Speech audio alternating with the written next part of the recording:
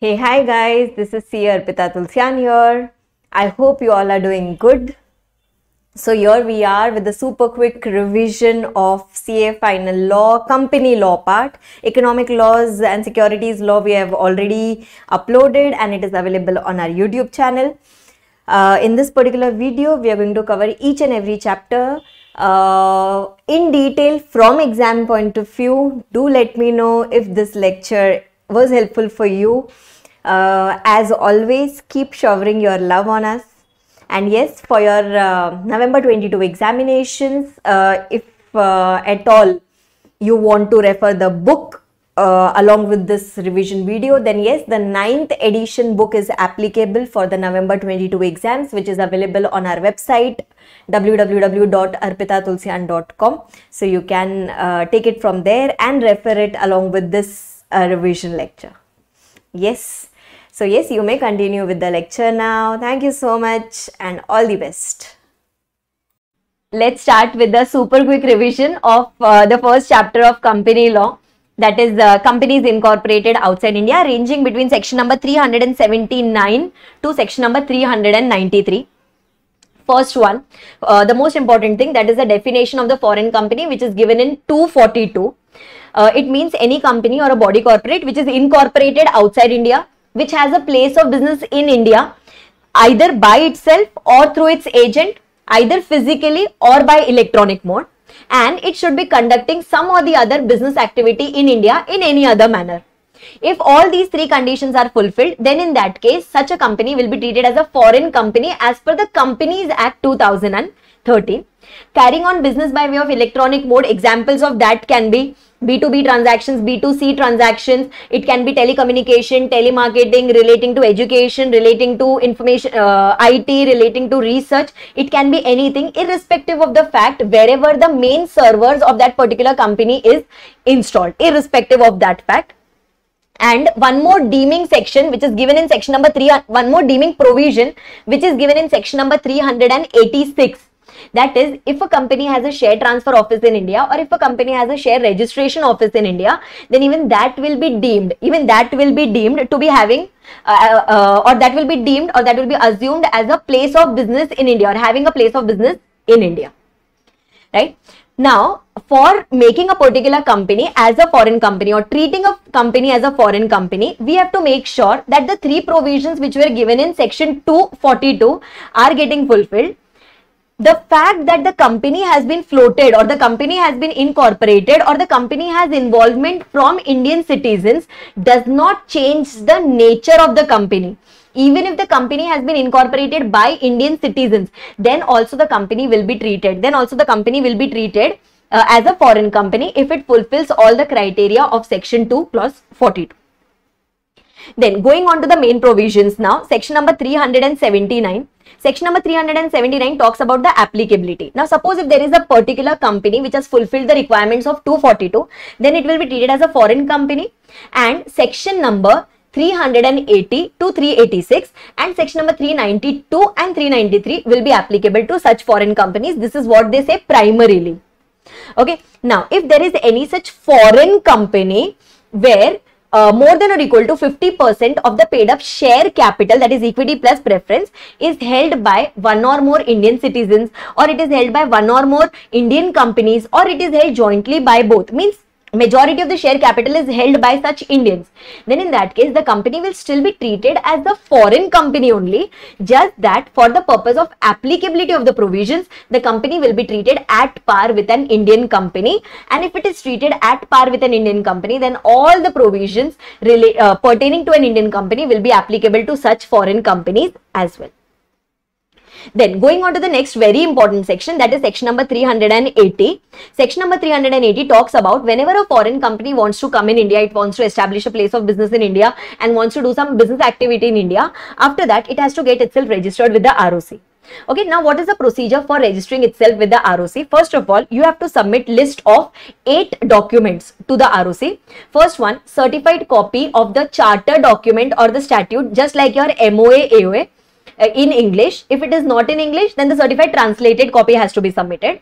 Then we have to give the address of the principal office, that is outside India. we have to give the address of the registered office in India. Then we have to give the name of the authorized person, name and address of the authorized person who is authorized to receive the or who's authorized to transact the business in India, or authorized to receive the documents or notices in India. Will give his details. Then fifth point, we are going to give the details of all the directors and the secretaries. Their full personal details will be given. Their name, their address, their passport number, their PAN. Then if it's a secretary, then the secretary's membership number, their email ID, their date of birth, father's name, mother's name, spouse name, and nationality, email address, etc. Everything has to be provided there. Then after that, 5 points done out of 8. Then after that, we are going to give the information about the past dates. If we had ever opened a place of business in India, when did we open it and when did we close it, that details has to be submitted. Then we have to give a declaration which will be given by all the directors that they are not convicted from incorporating a company either in India or abroad. That declaration will be signed by the directors and the authorized person. And last, if there is any other information as may be required by the ROC, then we'll have to give those details. Okay, this was the list of 8 points. So now we are going to use form number FC1. We'll use form number FC1, plus we'll pay the fees, plus we'll attach this eight list of documents along with the form, plus we will give the attested copy of approval that we have obtained from the RBI as per the FEMA Act 99, plus attested copy of approval from any other regulator if at all it is required, and if not required, then in that case we'll give a declaration that no such approval was required. All these things will go and submit it to the ROC having jurisdiction over New Delhi, irrespective of the fact that wherever the place of business of this particular foreign company is situated. And anyone who had started the procedure of registering a foreign company as per the old law will have to continue in the old law itself. They need not transit themselves into the new law.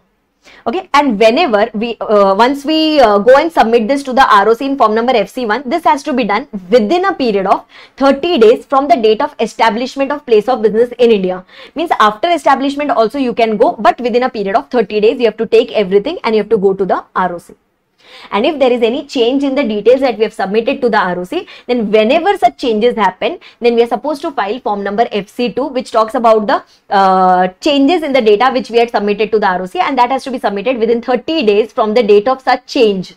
Whenever that change happens, from that day within 30 days will go to the ROC. And last point, that is whenever the place of business in India is to be closed. Okay, whenever a place of business in India is to be closed, then in that case we are just supposed to give a notice to the ROC that sir, we are closing down our place of business in India, and from that day all our obligations of submitting the returns or submitting the information or documents to the ROC gets over then and there itself. This was contained in section number 380. Now going on to section number 381, which was very, very simple, talking about the accounts and audit of the foreign companies. So every foreign company is required to prepare their financials, their books of accounts, their balance sheet and the P&L in the prescribed manner, containing the prescribed details, and such documents should be attached as may be prescribed. Okay, then in the later part of the section, they'll also say that they have to try to prepare their accounts to the extent possible, or they have to try to prepare their financials to the extent possible in the Schedule 3 format. That has to be done. These financials has to be prepared in English language. If not in English, converted into English. This will be prepared and this will be submitted to the ROC in every year or in every calendar year. Every year this is going to be done, and this has to be done within a period of 6 months from the close of the financial year, whatever is applicable to them. If there is any sufficient cause for delay, then in that case, ROC can provide you an extension of maximum 3 more months for submitting these financials to the ROC. While preparing the accounts, we have to make sure that section number 128 to 138 provisions are fulfilled. These accounts should be audited by an Indian CA. While doing that, the provisions of section number 139 to section number 148 will be applicable. Along with these financials, we have to also attach the consolidated financials of the entire entity, plus we have to attach the details about the related party transactions, plus about the repatriation of profits and repatriation of funds to their home country. All these details will be taken up together, and then these will be submitted to the ROC within 6 months plus 3 months if it is required at all. Okay.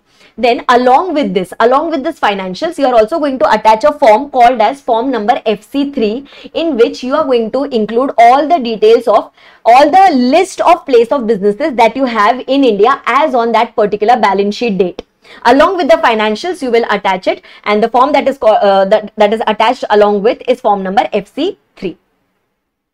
Then after that, going on to the next section, that is section number 382, which talks about display of name. Every foreign company, it has to display its name, its country of incorporation, and the fact that the company's liability is limited.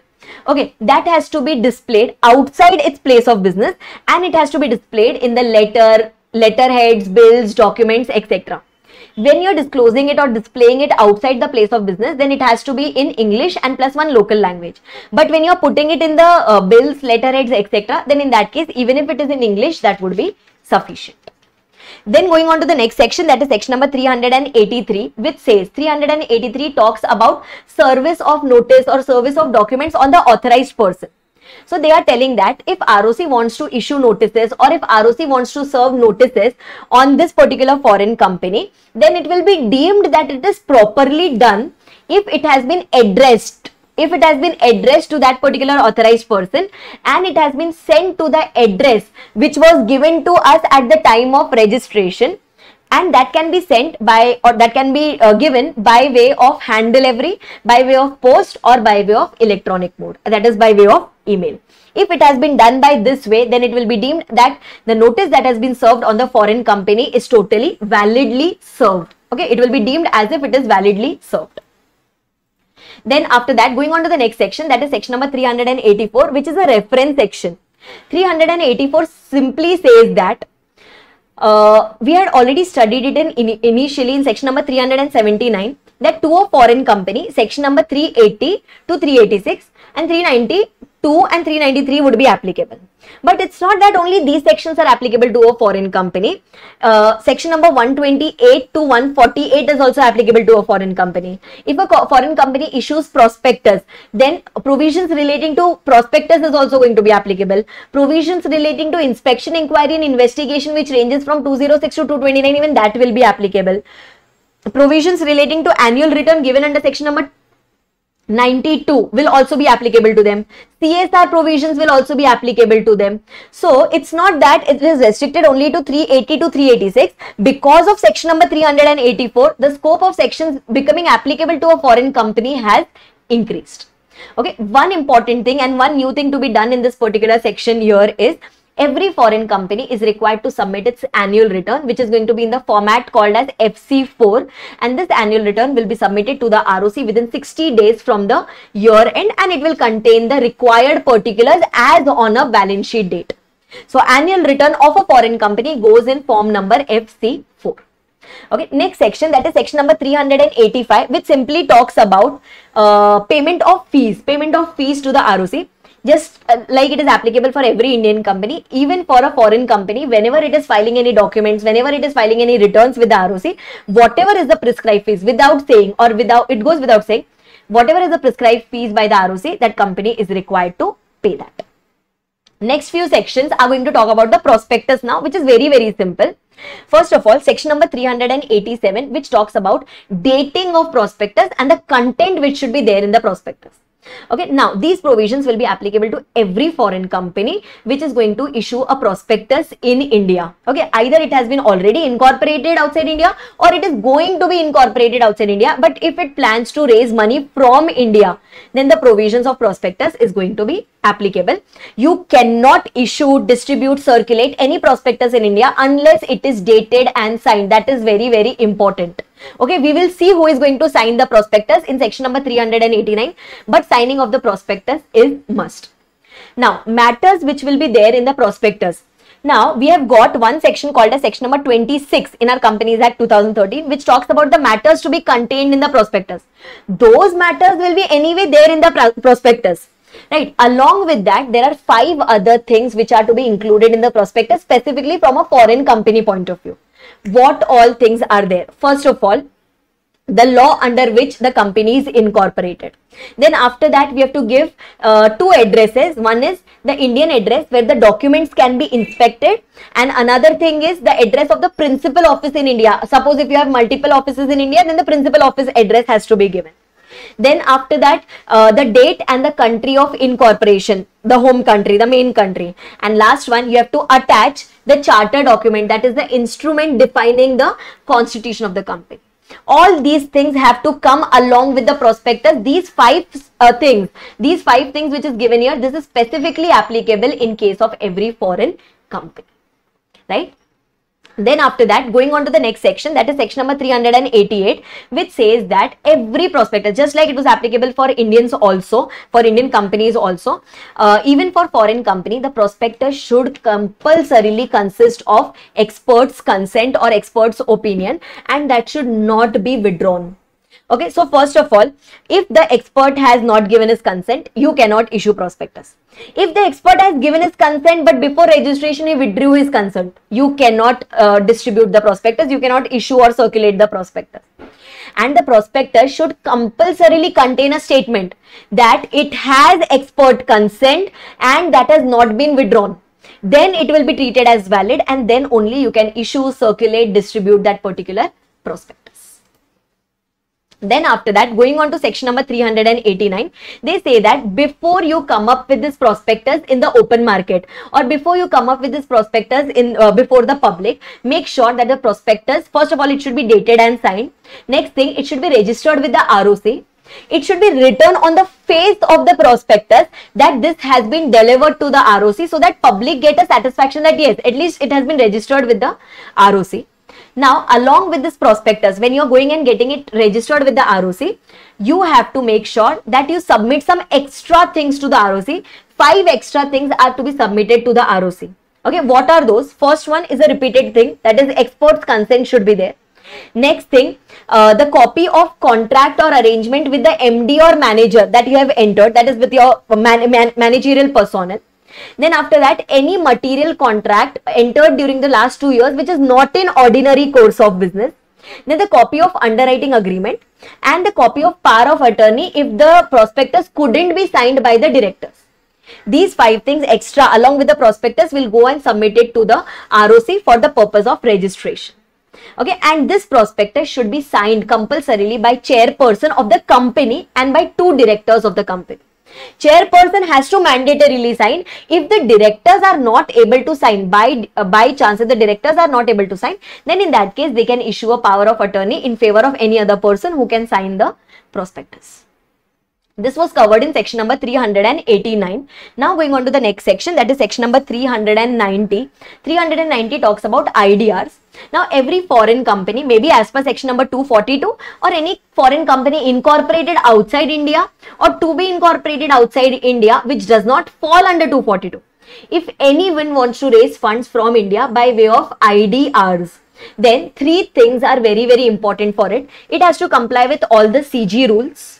Okay, it has to comply with the SEBI ICDR regulations, and it will also have to comply with the RBI directions if at all given by the RBI.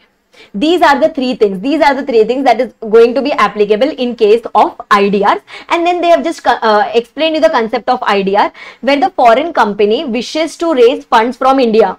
So with the help of a domestic depository, they issue IDRs in India, which is denominated in Indian currency, and ultimately the capital flows from the Indian investors to the foreign company through the domestic depository. Then after that, the next section, that is section number 391. 391 talks about 2 subsections. First subsection simply says that any foreign company which is issuing any prospectus, or any particular foreign company which is going to issue its IDRs, in that case they will still be liable, like if at all there is any misstatement in the prospectus, or if say for example they are fraudulently trying to induce people to invest the funds in the company, fraudulently trying to induce, then in that case they will be liable under section 34 to 36. 34 talks about criminal liability, 35 talks about civil liability in case of misstatement of the prospectus, and 36 talks about punishment for fraudulently inducing persons to invest in the company. So this section will be also applicable on the foreign company. This is what they are trying to say, right? And then section number 391 subsection 2, where they say that, say for example, if there's a foreign company which has raised some funds from India and now it has done some default in redeeming those securities, or either redeeming or for repayment of those securities, then in that case Indian Companies Act has the power to do the winding up of the Indian operations of such foreign company as per chapter number 20 of the Companies Act. This power has been given to the Indian government, or this power has been given to the Indian laws by way of section number 391 subsection 2. So that was section number 391. Now going on to section number 392, which is super duper important. 392 simply says that if you have contravened the provisions of this particular entire chapter, anywhere if you have contravened the provisions, then in that case you will be liable for punishment. The foreign company will be liable for fine, which is going to range between 1 lakh to 3 lakhs. In case of continuing offense, it can go up to 50,000 rupees per day. And in case of persons in charge, we will be liable for fine, which is going to range between 25,000 rupees to 5 lakh rupees. Earlier we used to have imprisonment here. Now the imprisonment provisions have been totally removed and amended. Then after that, going on to the next section, that is section number 393. Suppose if there is any particular foreign company which has contravened the provisions of this particular chapter, then what will be the effect on such foreign company? So all the agreements, all the contracts which has been entered into by the foreign company will still be deemed to be valid. Okay, we can sue them. They cannot institute any legal proceedings against us, and they cannot claim any set off in debts. They cannot claim any set off in the debts at the time of payment to any particular party in India. Then the last section, that is section number 393A for the chapter, which says that central government can anytime exempt any foreign company or would-be foreign company from any provisions of this particular chapter, from any sections that we have studied in this particular chapter, if it thinks that it is necessary to do so. And that can be done by way of passing a notification in the official gazette and by placing that notification before both the houses of the parliament. And wherever, as per rule number 12, wherever the central government is of the opinion, or wherever the ROC is of the opinion, or the act is of the authorities under the act are of the opinion that we are fraudulently dealing or trading in the name of a foreign company. Okay, we are not a foreign company, but we are fraudulently dealing or trading in the name of foreign company, then it can do the investigation under section 210. It can do the investigation under section 210 of the Companies Act 2013. This was all about the provisions of companies incorporated outside India. I hope you were able to recollect. Okay, so let's start with a super quick revision of the next chapter, that is NCLT and the NCLAT. We have got a few sections from this particular chapter. One is section number 407, and then we have got from section number 420 to section number 434. Yes, so now NCLT, NCLAT are basically your appellate tribunals. It talks about the authorities who are going to deal with appeals under the Companies Act 2013. Full form of NCLT is National Company Law Tribunal. NCLAT stands for National Company Law Appellate Tribunal. Yes, now there are going to be certain authorities who are going to be there in this particular function. Let's talk about NCLT first. NCLT has got a head called as president. Okay, so we have got a president of NCLT, and within NCLT you have got two types of members. One is your judicial members and another one is your technical members. Okay, so head is called as president, then you have got judicial members, you have got your technical members. This was for your NCLT.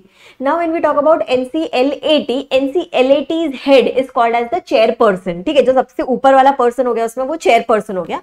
And फिर NCLAT के अंदर within NCLAT we have got our judicial members as well as our technical members, right? So this is basically the composition of your NCLT and the NCLAT. Head of NCLT is president, head of NCLAT is chairperson. Both of them are going to have judicial members and technical members within it. Very clear with this? All these definitions are given in section number 407. Okay, now going on to the next series of sections, starting from section number 420.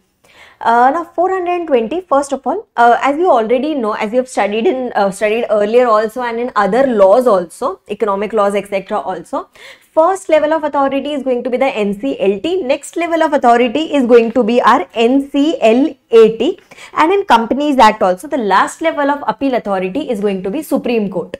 Okay, so now I hope you are aware with the hierarchies now. First one is NCLT, next one is NCLAT, and the last one is your Supreme Court.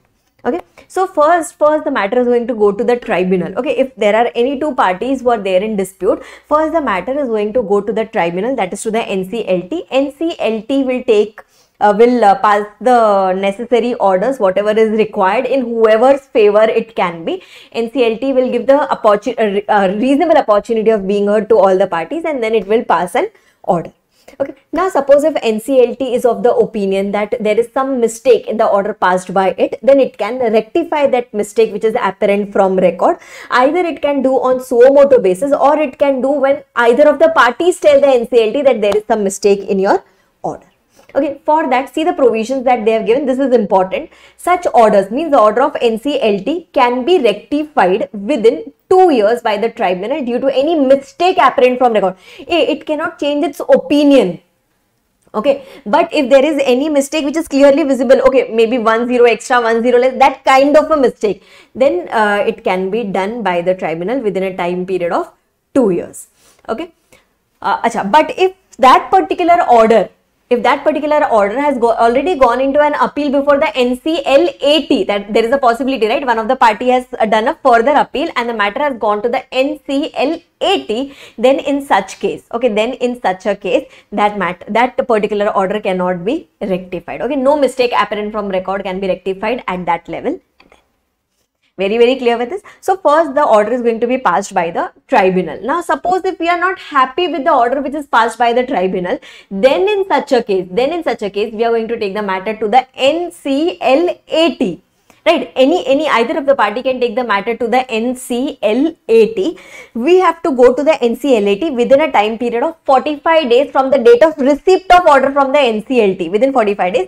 But if there is any sufficient reasons that we could not go within a time period of 45 days, then it can be further extended by 45 days. Means you can get an extension of another 45 days, but only if there is a reasonable cause to believe that yes, the delay was due to some genuine reasons. Okay, we went to the NCLAT. NCLAT will give ROBH to all the parties and then it will pass the final order. It can confirm, modify or set aside the order which was passed by the NCLT, and all these, be it the NCLT, be it the NCLAT, these people have to try to do expeditious disposal of the appeal. Means as soon as possible, please solve this particular appeal, and that has to be done within a time period of 3 months. Okay, that has to be done within 3 months from the date of filing the appeal. Means whenever we take the appeal before them, they have to try to dispose it of within 3 months, and it can be further extended by maximum 90 days. But in that case, the president or chairperson, president of the NCLT, chairperson of the NCLAT, they can extend this period of 3 months by maximum 90 days by recording the reasons in writing. Okay, they have to record the reasons that why there is a delay and why extension has been provided. Very clear with this? Okay. Next, suppose if we are now not satisfied with either of the parties not satisfied with the order of the NCLAT, then we can finally take the matter before the Supreme Court, but only if it involves question of law. Okay, only if it involves a question of law, you can take the matter to the Supreme Court within a time period of 60 days, which can be further extended by 60 days if there is a sufficient cause. Okay, and we cannot tell that Supreme Court has to dispose of the matter within how much time. Okay, Supreme Court will take its own sweet time, but we have to go and file an appeal within a time period of 60 days from the date of receipt of NCLAT's order. Okay, so first was NCLT, next is NCLAT, and the last is your Supreme Court. Very, very clear with this? Yes? Okay, so till here basically all your sections were super duper important. Okay, till section number 423. All the sections were very, very important. After this, right from section number 424 to the last section, these all are one-time read sections. We'll just have an overview of the important points given up here. Now, what they are telling us here is NCLT, NCLAT, they have got all the powers as vested in a civil court, but they are not bound by those powers. Means they just do not have only those powers. They can regulate their own procedure. Okay, so they have all the powers as vested in civil court, means they have all the powers as given in code of civil procedure, but they are not bound by it. Okay, they are not restricted by those powers only, and whatever proceedings are going on before the NCLT, NCLAT, those will be deemed as judicial proceedings as if it is going on in a court of law.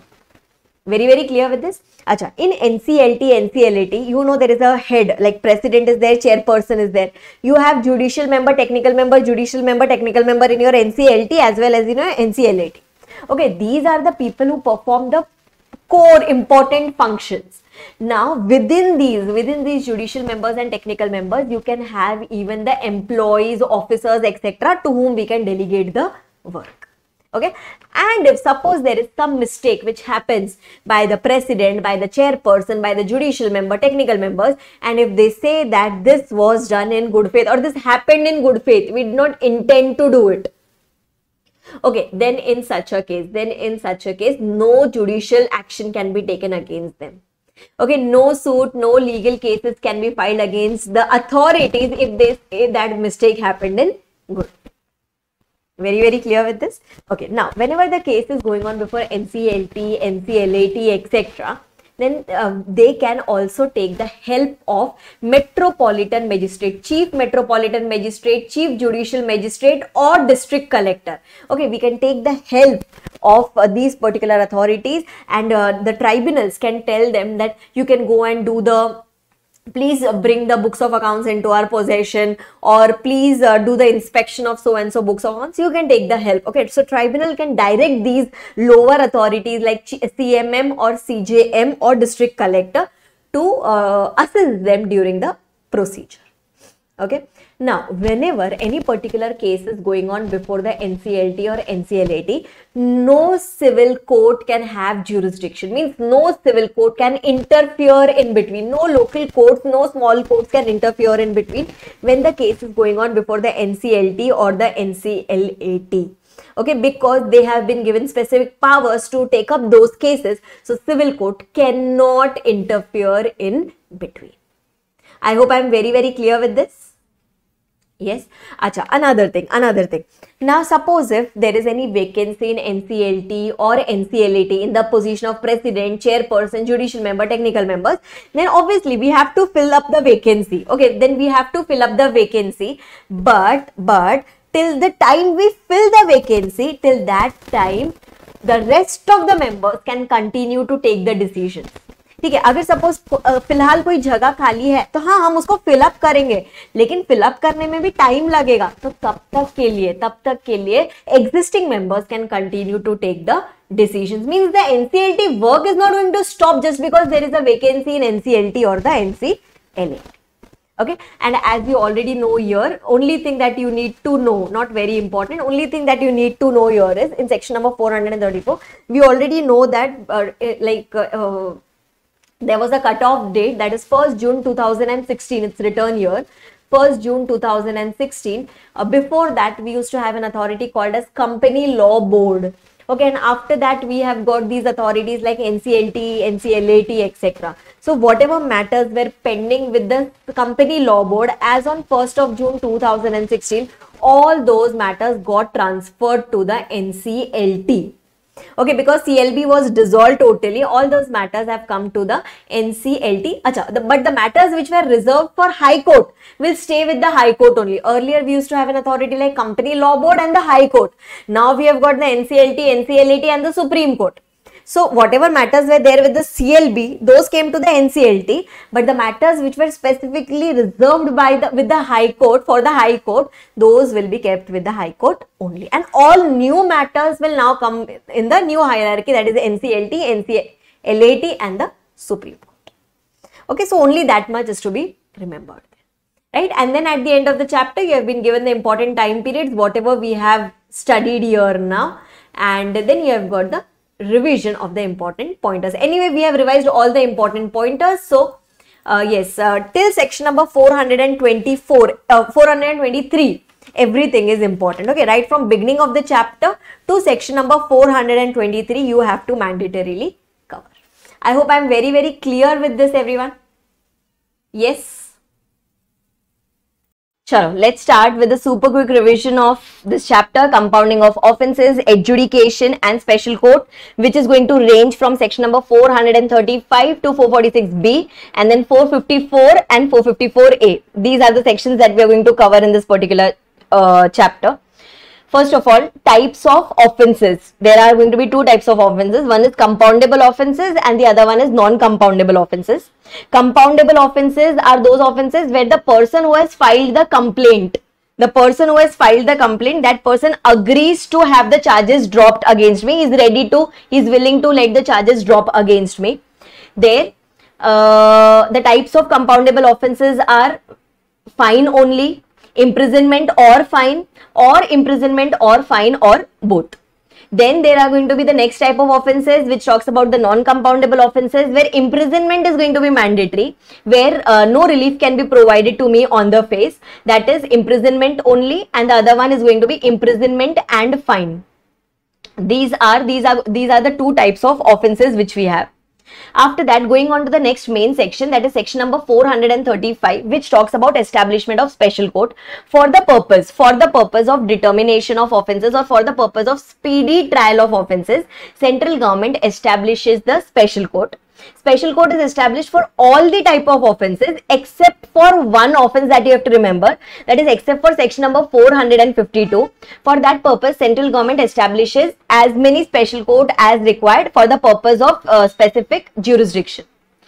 Special court is going to have judges within that. Where there is a case where imprisonment is of 2 years or more, at that time the cases will be handled either by a session judge or by an additional session judge. When in case of other cases, the cases will be handled by the metropolitan magistrate or judicial magistrate of first class, and these people will be appointed by the central government in concurrence with the Chief Justice of High Court for the respective jurisdictions. This is how the special courts are established. Okay, now going on to section number 436, which talks about doing the trial, means how the trial is done by the special court. So first of all, whatever offences were written in the previous section, that is section number 435, that is all the offences under the Companies Act 2013 except for 452. All these will be tried by the jurisdictional special court. Jurisdictional special court means that particular special court wherever the registered office of the company is situated.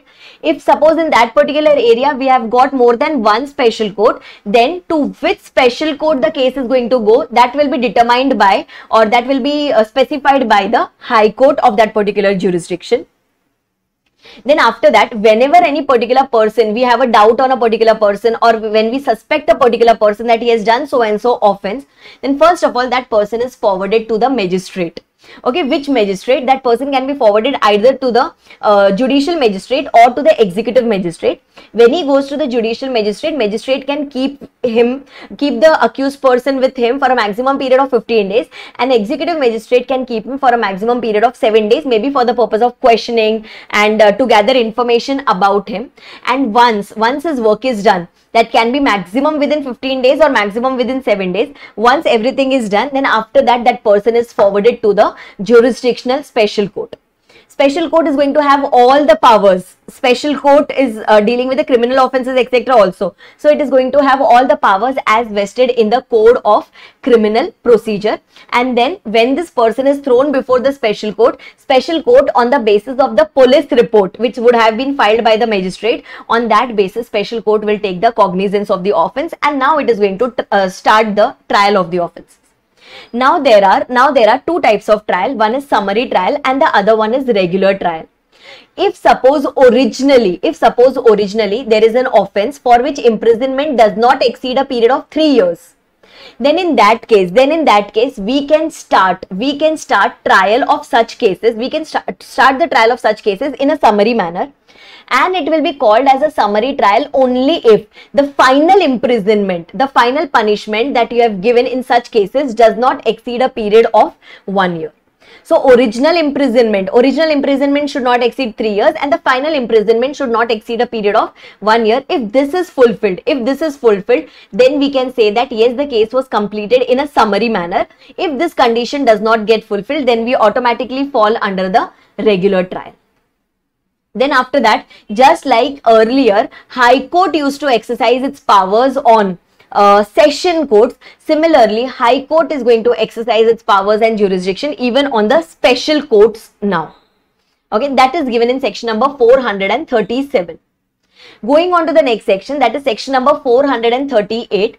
Whenever we talk about these proceedings which are going on before the special court, which code is going to be applicable, that we have already studied. That is code of criminal procedure is going to apply whenever any trial is going on before the special court. The person who does this trial, or the person who judges, or the place where it is done is called as, that special court is going to be deemed as court of session, or the court of metropolitan magistrate, or the court of judicial magistrate of first class. So special court is deemed as this, and the person who is conducting the prosecution before the special court, that person is called as a public prosecutor. He's got all the rights, powers, privileges, etc., which is vested in a public prosecutor. Going on to the next section, that is section number 439, which is important. Now they say that all the offences under the Companies Act 2013, all the offences are non-cognizable and bailable. Non-cognizable means arrest cannot happen without an arrest warrant, and that person can also be released on bail. Okay, except for one offence, that is Serious Fraud Investigation Office, the offence which is determined by the SFIO under section 212 that we are going to study in the inspection, inquiry and the investigation chapter. Except for that, all will be non-cognizable and bailable. Everything will be non-cognizable and bailable. Now they say that whenever you want to give cognizance of the offence, against, whenever any offence has been committed by a company, whenever any offence has been committed by any person in charge, etc., then in that case, cognizance, the court or the magistrate will take the cognizance only when there is a written complaint which is given by any of the four persons, either by the ROC or by the shareholder or the member, or by the company, or by any person authorized by the central government. If these people go and give the cognizance, then only that offence will be the trial of that particular offence will be started. And when we talk about offences done in respect of securities, that is, if there is any offence done in respect of issue or transfer of securities, or where the company has declared the dividend but not paid it, then in that case the courts or the magistrate can also take the cognizance when it is when the cognizance has been given by a person who has been specifically authorized by the SEBI. This person is an extra person who can give the cognizance. Now, whenever ROC is giving the cognizance, or whenever CG authorized person is giving the cognizance, then in that case, their physical appearance before the court is not mandatory until unless the court specifically asks them to be present in the court. Means they can send any authorized person on their behalf. And the entire section is not applicable when the company wants to proceed against its officers. Okay, if company wants to proceed against its officer, then this section is not going to be applicable. However, if the company wants to proceed against the liquidator, then it can proceed, because liquidators are not the officers of the company. And suppose if we want to, suppose if in case of a government company, if we want to file any complaint against the government company, etc., then in that case cognizance can be given. Then in that case cognizance can be given by, it can be given by your CG authorized person. It can be, in case of securities, it can be given by SEBI authorized person. The words ROC, members and shareholders have been totally omitted from that four list. From the four persons list, the word ROC and members and shareholders is totally omitted. Those are not allowed to give cognizance in case of a government company. This was all about your section number 439, that is offences under the Companies Act. Just remember this much: offences under the Companies Act except for 212 will be non-cognizable and bailable. Non-cognizable means arrest cannot happen without an arrest warrant, and bailable means that person can be released on bail or bond. Going on to the next section, that is section number 440, which says that till the time the special courts are established, till that time the session court or the judicial magistrate or the metropolitan magistrate will continue in that particular area. There is no problem in that. Then going on to the next section, that is section number 442, which talks about mediation and conciliation. Whenever there is any dispute between the company and between the authorities. Who are the authorities here? Central government, ROC, NCLT, NCLAT. Then in that case, instead of going for the appeal, we can even plan to go for mediation or conciliation. Now this mediation, and for this we are not supposed to go under the Arbitration and the Conciliation Act. The provisions have been provided under the Companies Act itself. So central government is going to maintain a panel of experts, that is mediators and conciliators, and that panel is going to be called as mediation and conciliation panel, which is going to have respective number of mediators and conciliators who are ready to take up the cases, so that there is a speedy resolution, or so that there is a speedy solution that is that the company or the person in charge of the company is going to get. So either the authorities will tell us that please go to the mediation and the conciliation panel, or we can even suo moto go and make an application to the authorities. Sir, you will take a hell lot of time, so instead of that, please send the case to the mediation and conciliation panel. Once the matter is referred to the mediation and conciliation panel, they will take a time period of 3 months to determine the case. They will give their recommendation to the authorities, and then the authorities will simply do the work of approving that particular decision. This way we are saving on some time. In respect of the authorities. Otherwise, they were required to do the entire appeal, entire procedure thing. But now they are not required to do the entire thing. They are just supposed to approve the decision of the mediation and conciliation panel. Okay. Then after that, going on to the next section, that is section number 443, which talks about CG appointing company prosecutors. Now, whatever the offences trial thing was happening, that was happening before the special court. And the person who conducts the prosecution, before the special court, that person is treated as what? That person is treated as a public prosecutor. Okay, the person who has got the knowledge of company law matters, that person is deemed as the company prosecutor. I mean, public prosecutor is there. By qualification, this person is a public prosecutor only.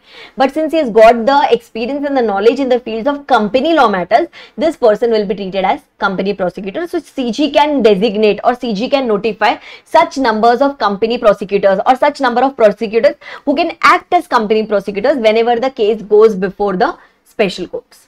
And they have got all the same powers. As vested in a public prosecutor. Then after that, going on to the next section, that is section number 444. Appeal against acquittal. Okay, for this, just try to understand the term called as acquittal. Acquittal means a clear verdict or a clean verdict. Suppose if the court has passed an acquittal order for me, means the court is telling that I am not guilty, I am a clean person. The court has passed such kind of judgment. Now suppose if there is any court except for the High Court. Okay, if there is any court except for the High Court which has passed an acquittal order for the company or for the person in charge for the company, then in that case, the revenue, who is the other party, the ROC or the central government, whoever is the other party, can I say they will be aggrieved because the court has treated me as a clean person. So now they can appoint company prosecutor to file an appeal against this acquittal order. They will now proceed to file appeal against this clean order. So CG can do so. CG can appoint company prosecutors who will be filing an appeal against my order now. But the appeal cannot be filed against the order which has been passed by the High Court. So if acquittal order has been passed by the High Court, then CG cannot appoint company prosecutors for that. But if the acquittal order has been passed by any other authorities, then CG has got the powers that it can appoint company prosecutor to proceed against me in form of an appeal. Then going on to the next section, that is section 445, which is very, very simple.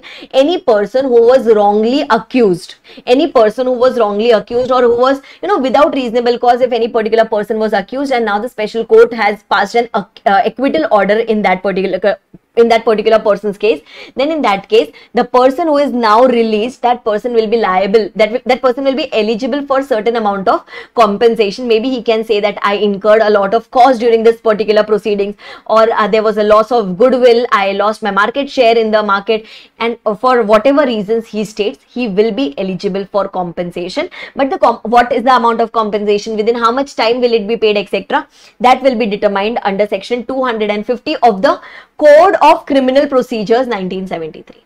That is not determined under the Companies Act. Companies Act simply says that yes, you can pay as per that particular law. Then after that, going on to the next section, that is section number 446, they say that whatever fines are collected by the court, okay, whatever fines are collected by the court, either by the session court, special court, or whatever, that fine is going to used, that is going to be used for meeting the expenses of the proceedings. That is one thing. And another thing is the person, the whistleblower person who gave the information about this particular offense, on the person who said that so and so offense is being happening, if that comes out to be true, then in that case we are going to reward that particular person out of the fines that we have collected. Then going on to the next section, that is section number 446A. 446A talks about the factors that we are going to use, or that we are going to take the help of while determining the level of punishment. Okay, while determining the level of punishment or penalties under section 454. Like less amount of penalty or punishment should be imposed, or high amount in case of range. So that depends on size of the company, that depends on nature of this particular company, that depends on how much loss has been caused to the public interest, how much gain have we made out of this by doing the contravention, and the repetitive nature of default. On this basis, we are going to determine whether penalty should be levied on the lower side, or penalty should be levied, or penalty or punishment both, should it be levied on the lower side or should it be levied on the higher side. Then after that, going on to the next two sections, that is next section, that is section number 446B. 446B talks about lesser penalties, only monetary penalties in case of contravention, in case of certain companies. Okay, in case of certain companies, that is 4 types of companies: for OPC, small company, then startup private company, and for producer companies. If these people do any kind of contravention under the provisions of this particular act, for which a penalty has been provided in the law, then in that case, just because these people are small, their penalty will be reduced to half. Okay, straight away their penalty will be reduced to half, and that too subjected to a cap limit of maximum 2 lakhs in case of a company and maximum rupees 1 lakh in case of person in charge. This is the amount of penalty that is going to be levied in case of these 4 small persons. Then after that, going on to the next section, that is section number 454, which is very, very simple, which talks about adjudication of penalties. Whenever any contravention happens under the act, then the penalty is applicable. This penalty is determined by the adjudicating officers.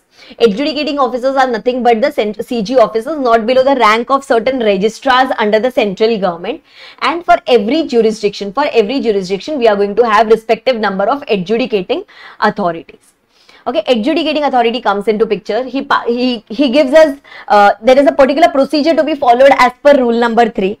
After that, he is ready with his order. He imposes the penalty, plus he tells us to rectify the default. Okay, he'll tell us to pay the penalty also, plus he'll tell us to rectify the default also. Okay, exception for the purpose of section number 92 and section number 137 for these: annual return and filing of FS with the ROC.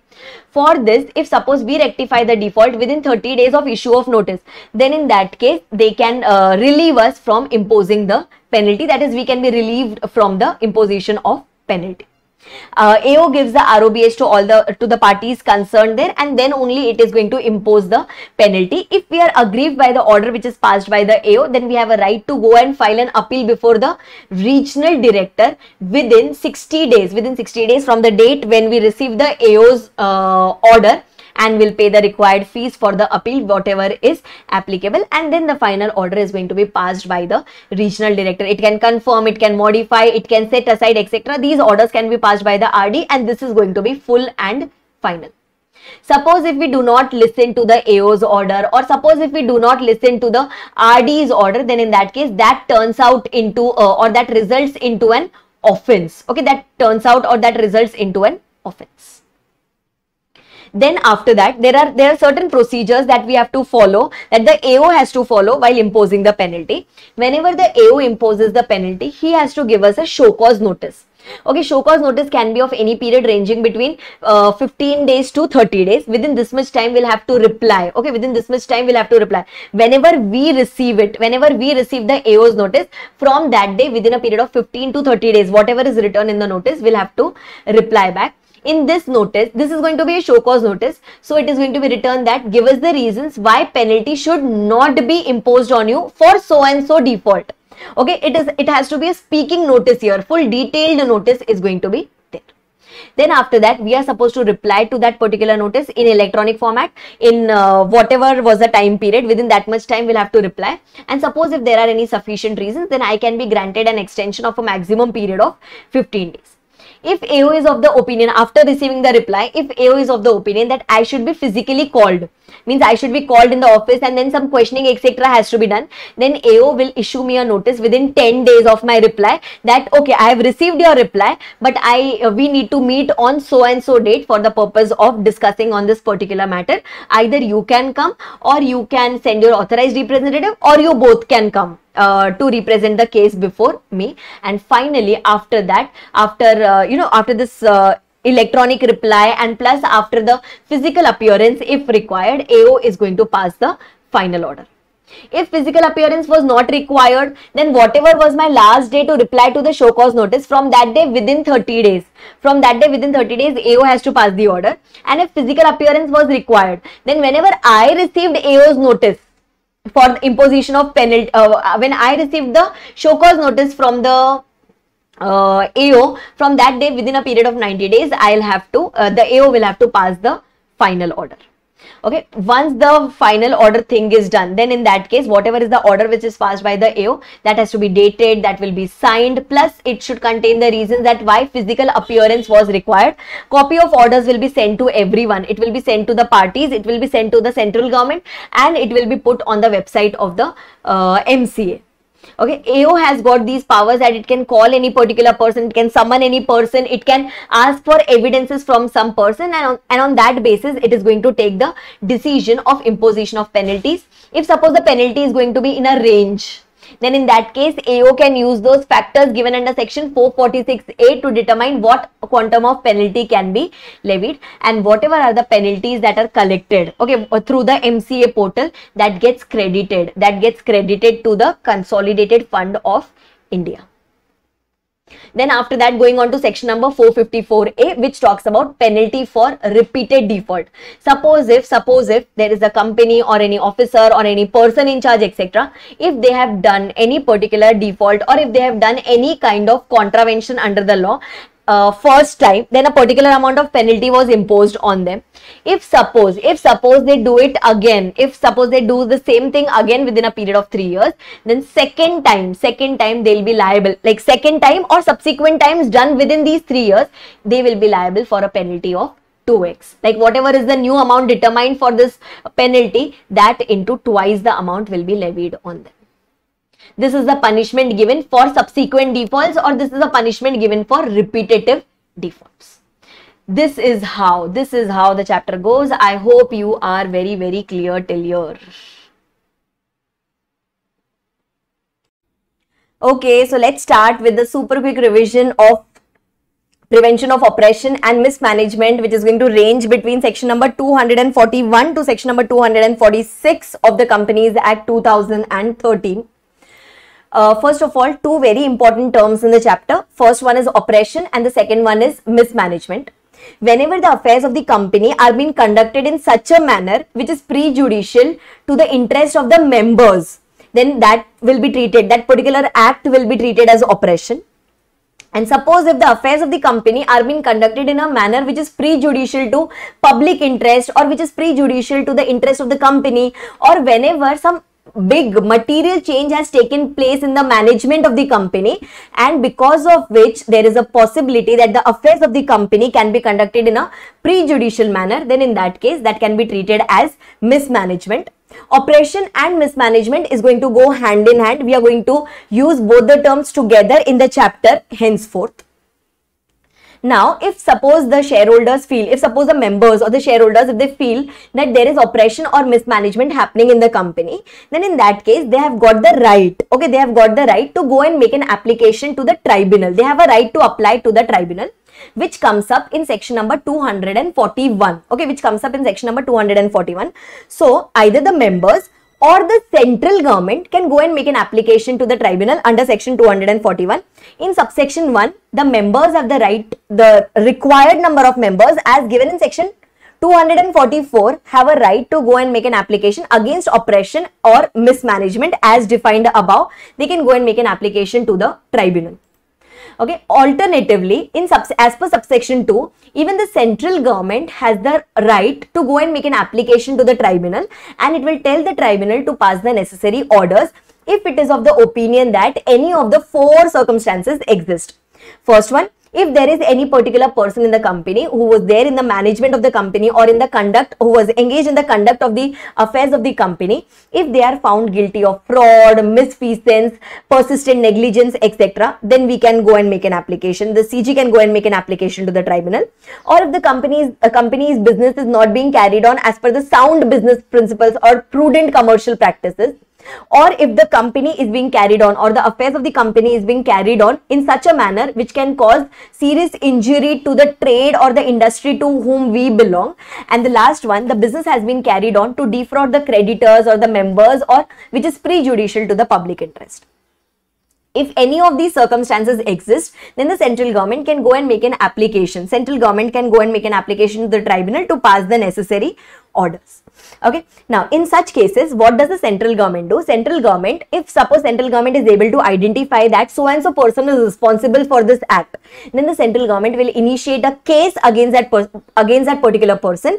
It will give the case in the hands of the tribunal and will tell the tribunal to record a decision, or to take a decision that whether this particular person is eligible to hold the office in the company's management or not. And then this becomes a proper case. The person against whom we have filed a case, that person becomes a respondent, means he becomes one of the party to that particular case, right? And whenever the central government goes and makes an application to the tribunal, that has to be properly dated, signed as per the code of civil procedure, and it should contain all the facts that why, as per the central government, it feels that there is oppression and mismanagement happening in the company against the members of the company.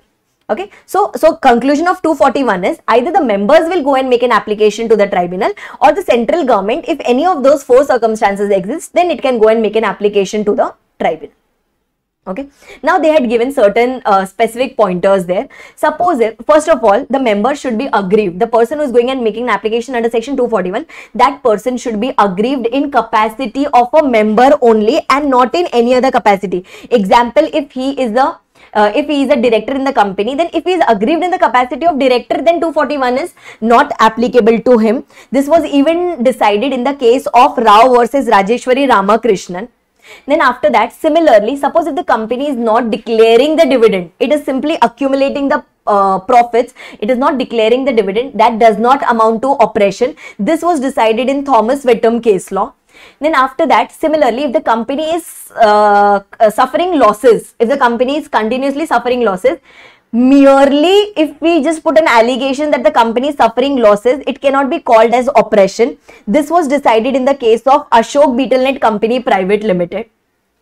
Similarly, suppose if the company has issued new shares in the public, and because of which the holding or the percentage holding of the existing shareholders has reduced. Just because new shares have come up in the market, because of that my shareholding or the old shareholder shareholding has reduced, that does not lead to oppression in the company. The company has full right to issue new shares to the public.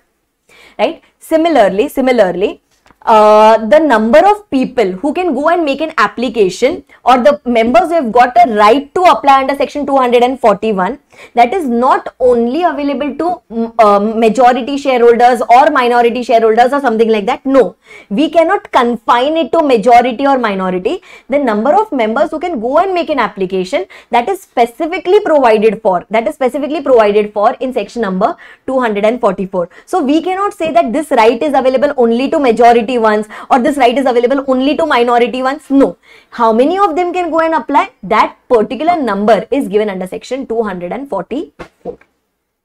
Okay.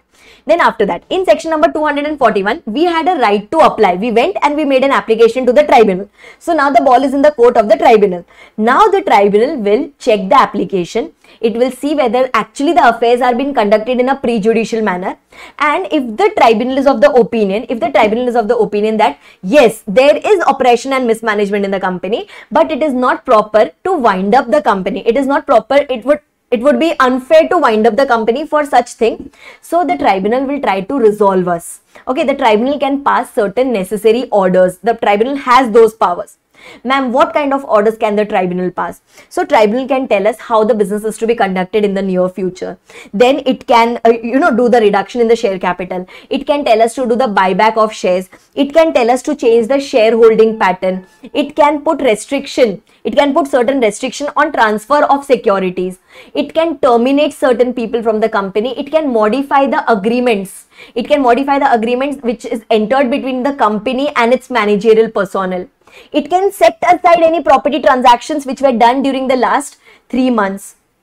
It can remove any managerial personnel. It can, if any managerial personnel has earned some gains, some wrongful gains from the company by doing some default, we can recover those gains from the managerial personnel. We can tell the company to report to the tribunal from time to time, or we can appoint some person who can keep an eye on that particular company to who can ultimately report it to the tribunal. And if required, if we need to punish the company for the wrongful things that it has done, then some penalty or fine can be imposed on that particular company by the tribunal. By doing this, tribunal is hopeful. By doing this, the tribunal is hopeful that yes, we will be able to revive the company. We will be able to resolve the company.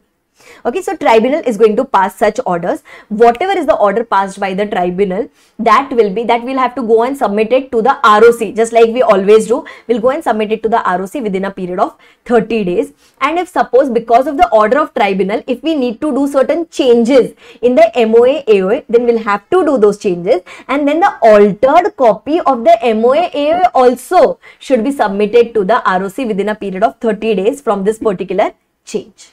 Okay, and then remember, CG had filed a case against that particular person under section 241 that whether this person should be continuing in the company or not, whether that respondent should be continuing in the company or not. So tribunal will take a decision for that particular person also, that whether he should be continuing in the company or no. If you do not comply with the tribunal's order, example, they had told you to change your MOA, AOA, you did not change it, or you are acting against the tribunal's order. If you are basically not complying with the tribunal's order now, then in that case, that will be treated as an offense. On the company, there will be a fine ranging between 1 lakh to 25 lakhs. On the defaulting officer in charge, the fine that will be applicable will range between rupees 25,000 to 1 lakh. Okay, so these powers were exercised by the tribunal under section 242. Now going on to section number 243, where suppose if the employment agreements are altered, or if suppose any particular person is terminated, or his terms of employment are modified, then in that case he won't be eligible. Okay, such people won't be eligible for any compensation for loss of office. Whatever are his due amounts, that he can take, but any extra compensation will not arise. Okay, any claim for compensation is not going to arise. That is one thing.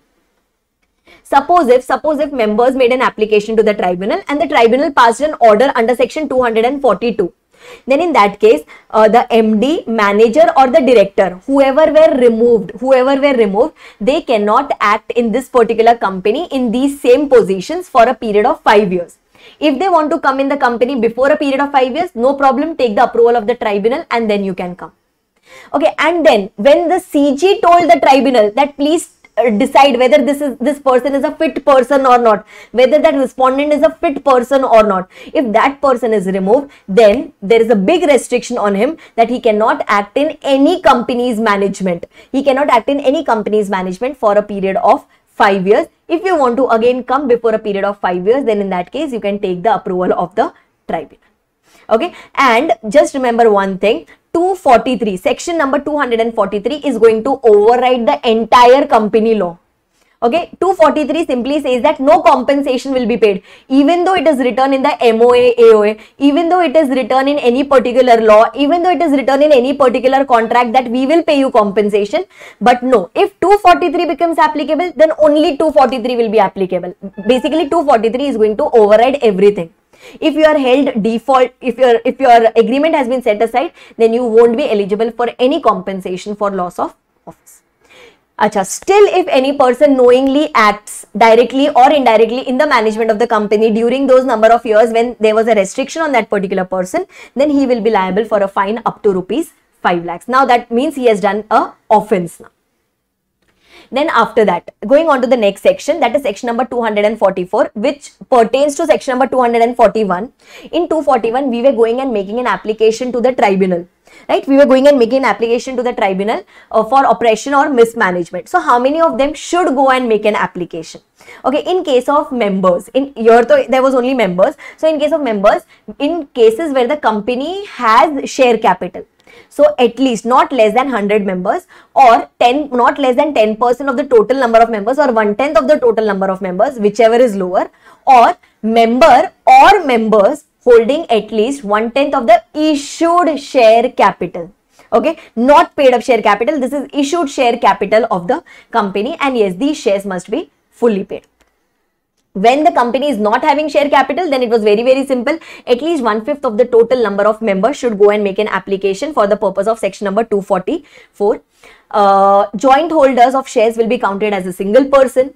If some person wishes to withdraw their consent after the petition has been filed, then we just have to check the status on the date of filing the petition. Later, even if some people withdraw their consent, like if 100 was required but 5 of them has withdrawn after the petition has been filed, that is going to have no effect at all. Okay, this was even decided in the case of Rajamundry Electric Corporation case. Then after that, the next one is when the members are going and making an application, it's not necessary that everyone should go to the office of the tribunal to make this application. One of them, after taking the consent from everyone, or an authorized representative on behalf of all these people, can go and make an application to the tribunal. That is allowed. And last and the most important point here is, suppose if you are not able to meet the requirement of section number 244, that is the minimum number of members, but you are able to satisfy to the tribunal that, sir, actually oppression and mismanagement is there, then the tribunal can waive off these conditions and it can accept your application. Right? This was given in section number 244. Now going on to the last section, that is section number 245, which talks about the class action.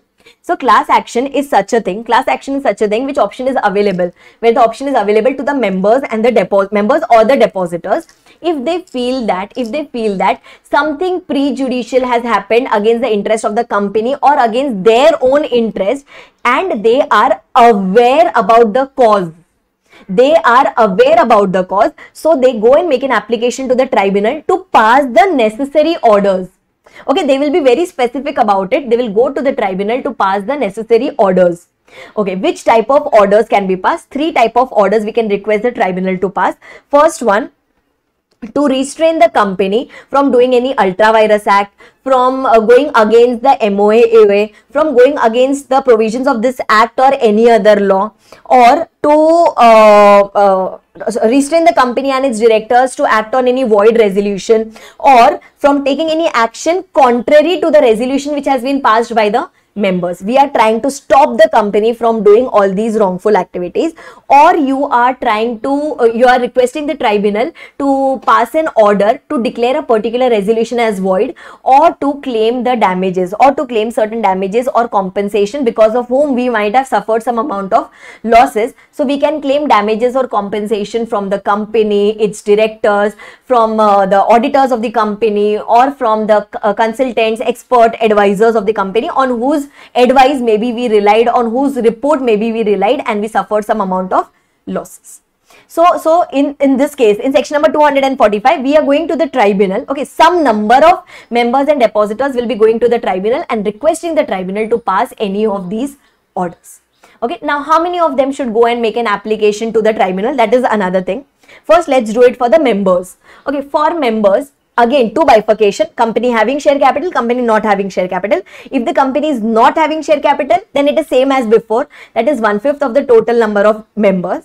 If the company is having share capital, then again at least 100 members, or 5% of the total number of members, whichever is lower, or member or members holding at least 5% of the issued share capital if it is an unlisted company, and 2% of the issued share capital if it is a listed company.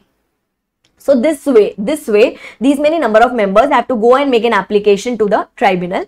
And when we go to the depositors, then in that case, 100 depositors, or 5% of the total number of depositors, whichever is lower, or depositor or depositors to whom the company owes at least 5% of the total deposits.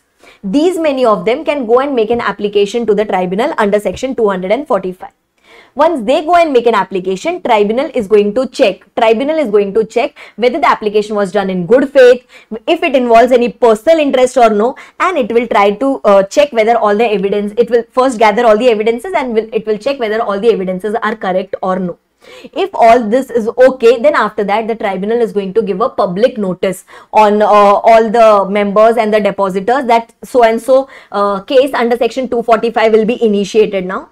Similar applications will be consolidated into one. Same cause of application will be rejected if we have multiple ones, and whatever are the costs for doing the section 245 will be ultimately recovered from the company, or the person who is ultimately held liable, we are going to recover it from that particular person.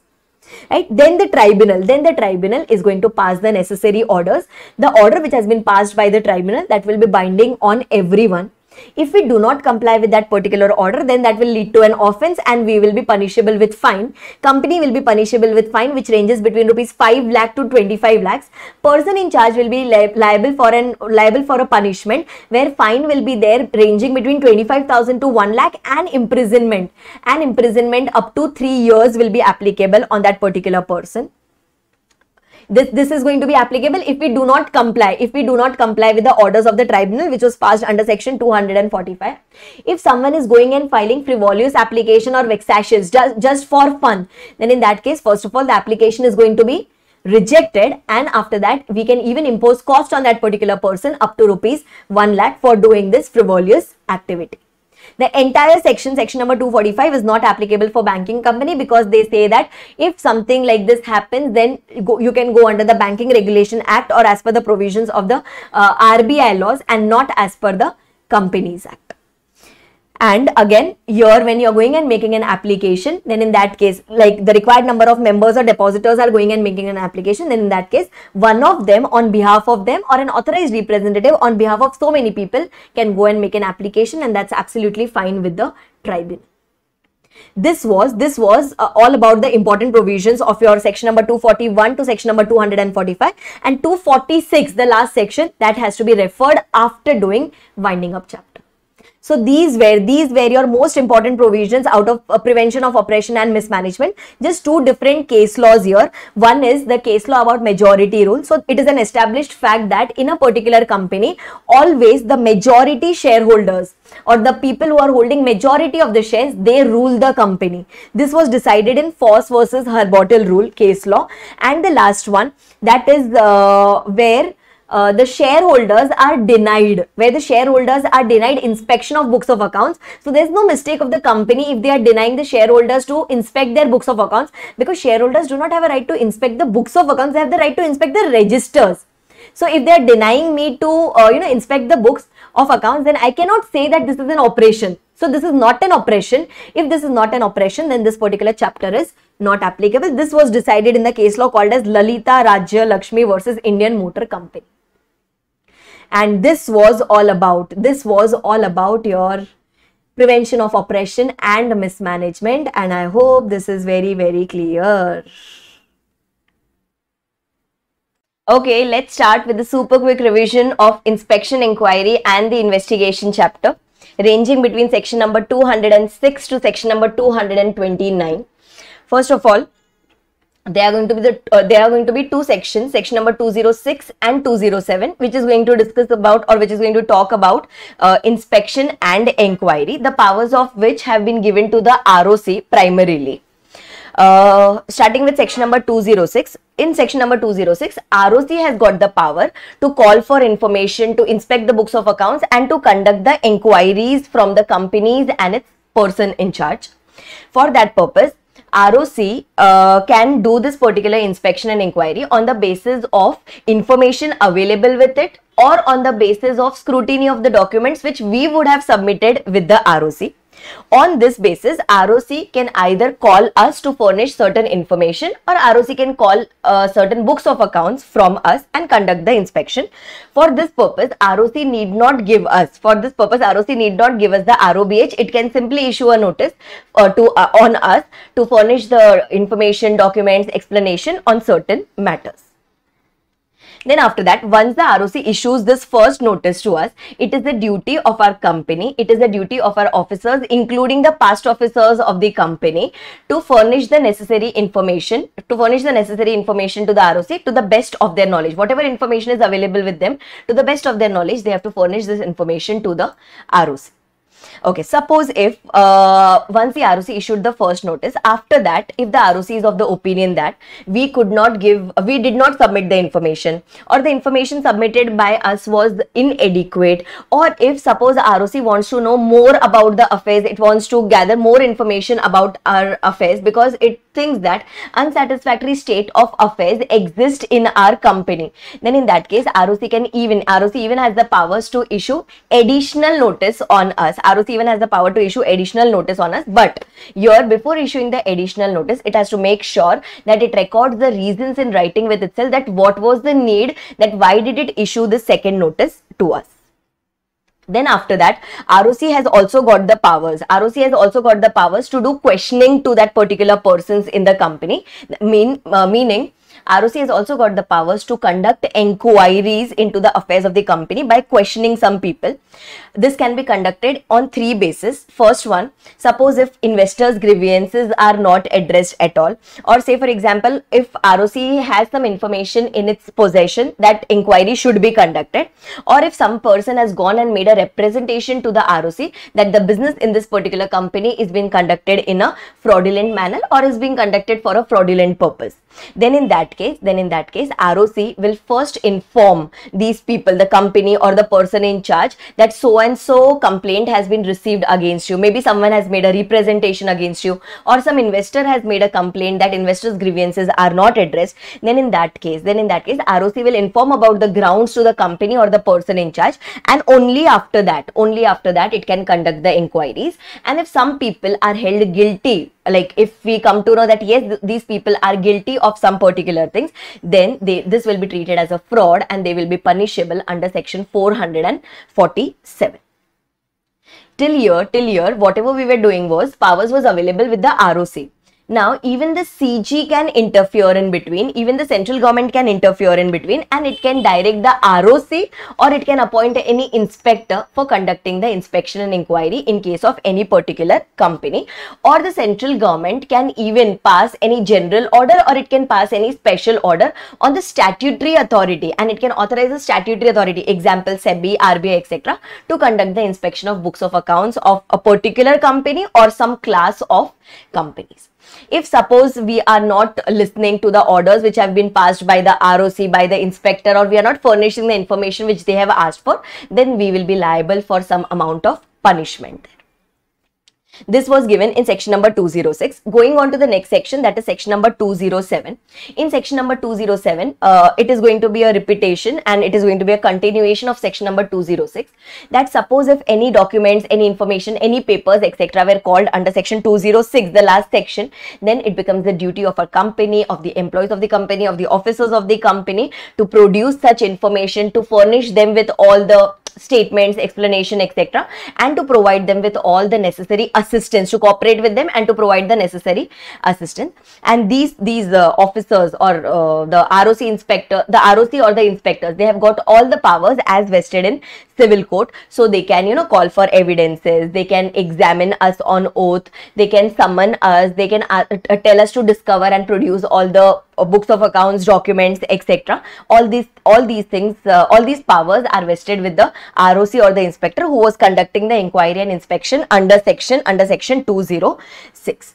Right? And whenever they are doing inspection, they have got the right that they can put the identification marks on the books, and while returning the books, they can with themselves, since they are going to return the original books, they can keep the copies of the books of accounts with themselves.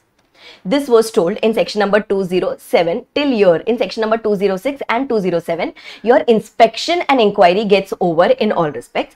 Now going on to the next section, that is section number 208, which talks about report on inspection. Once the inspection and inquiry was conducted under section 206, after that the ROC or the inspector, whoever was there, that person will have to make a report about their inspection and inquiry, and they'll have to submit it to the central government. And that report may include a recommendation that whether further investigation, detailed investigation into certain matters is required or not. This is not mandatory. This recommendation is not mandatory. It may include in its report. Okay, this report we went and submitted to the central government, and suppose if as of now practically the powers of central government have been delegated to the regional directors. So the report is practically gets submitted to the regional director. Anyway, in the law it's still written as the report will be submitted to the central government, just like it's written here in the first point. Okay, after that, going on to the next section, that is section number 209, very important section, which talks about search and seizure.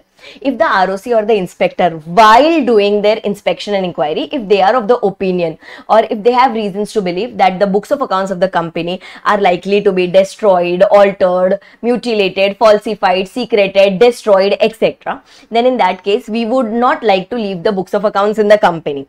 So, ROC or the inspector has the power to enter and search the places wherever the books of the company has been kept, but this it can do only after obtaining an order from the special court. And after that, once it has obtained the order from the special court, after that it can seize such books, papers, documents, etc. When we are seizing the original books, we can allow the company to keep the copies or the extracts of such books of accounts. We can keep it with us. The ROC or the inspector are keeping it with themselves for a period of 180 plus 180 days maximum. And now when we return it after that 180 plus 180 if any, then at that time we can put the identification marks on it, and now we can keep the copies or the extracts of the books of accounts. Right? Then going on to the next section, that is section number 210. From here starts your investigation. Okay, from here starts your investigation. So now in section number 210, we are going to study the basis. On what basis further investigation can be conducted into the affairs of the company, and this is being ordered. This is going to be ordered by the central government. So there are 4 bases on which the central government can order for investigation. First one, on the basis of report submitted under section 208, or if the company, if the shareholders pass a special resolution that sir please conduct investigation, or if the central government thinks that it is in public interest to carry on that investigation, or if any order has been passed by any court or tribunal, then it becomes, in the 4th point, it becomes mandatory for the central government to conduct the investigation. And for physically doing the investigation, for actually doing the investigation, the central government is going to appoint inspector. Either it can be a single inspector or there can be multiple inspectors who can be appointed for the purpose of investigation, and they are going to report to the central government. Right? In the second case, where the shareholders were passing a special resolution and they were requesting the central government to conduct the investigation, in that case, central government may ask these people to pay a security deposit up to rupees 25,000, about which we are going to study in a further section. Okay, so now once this is done, after that going on to the next two next two group of sections, that is section number 211 and section number 212. Okay, section number 211 talks about and 11 and 12 talks about your SFIO, that is Serious Fraud Investigation Office. In section number 211, we are going to establish, we are going to constitute this SFIO, and the investigation is going to happen in section number 212. In section number 211, SFIO is first of all constituted by the central government only. It is going to do investigation into the serious frauds of the company. SFIO is going to be headed, okay, it is going to be headed by a person called as director. This director is not below the rank of joint secretary to the government of India and having knowledge in the field of corporate affairs. Okay, and then within that we are going to have people we are going to have experts from different fields like banking, taxation, accounts, finance, IT, capital markets, law, etc. We are going to have different experts, and the respective cases will be handled by respective experts as required by that particular case. So this way the SFIO is constituted. Okay, now after that, within this SFIO, you first had the directors, within that you had the experts, and within that also you are going to have some number of officers and employees who are actually going to do the groundwork. So their appointment, their terms and conditions, their salary and allowances, their service conditions, etc. will be as may be prescribed. We do not have those provisions for us. Then after that, let's conduct the investigation. Now, investigation will be conducted by the SFIO. So, if once the central government is of the opinion that yes, investigation is necessary, and that too there exists a serious fraud in the company.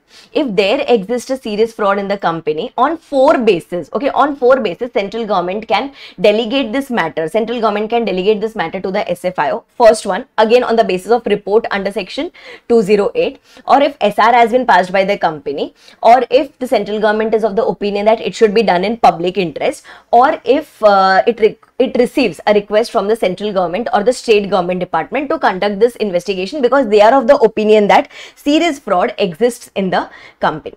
Then in that case, central government will assign this task to the SFIO, and then the required, like to SFIO means it is going to give it to the director, and then the director is going to prepare its team that who all experts will be proper to conduct this particular investigation.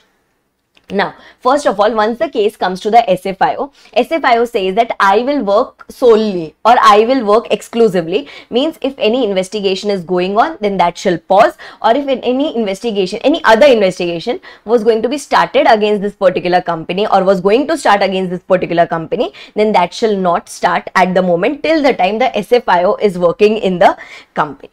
Okay, after that the SFIO is going to conduct its investigation. It is going to submit the report to the central government within whatever is the time period specified. That the people who are working under the SFIO, they are just deemed as inspectors. Okay, they are experts, but ultimately they are deemed as inspectors. So they have got all the powers of inspectors that we will study in section number 217.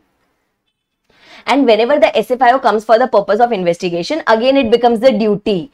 Again it becomes the duty of the company, of the officers of the company, including the past officers of the company, to provide them with all the necessary information as asked for. Okay, now here, since we are held guilty of this particular serious fraud under section 212, then in that case we become guilty under section 447 of the act, that is fraud. And all these offences shall be cognizable and non-bailable, just like your PMLA. Okay, just like your PMLA. So here that person cannot be released on bail, and that person can be arrested without even an arrest warrant. Okay, now that person cannot be released on bail, that is the by default rule, but there are certain exceptions in that.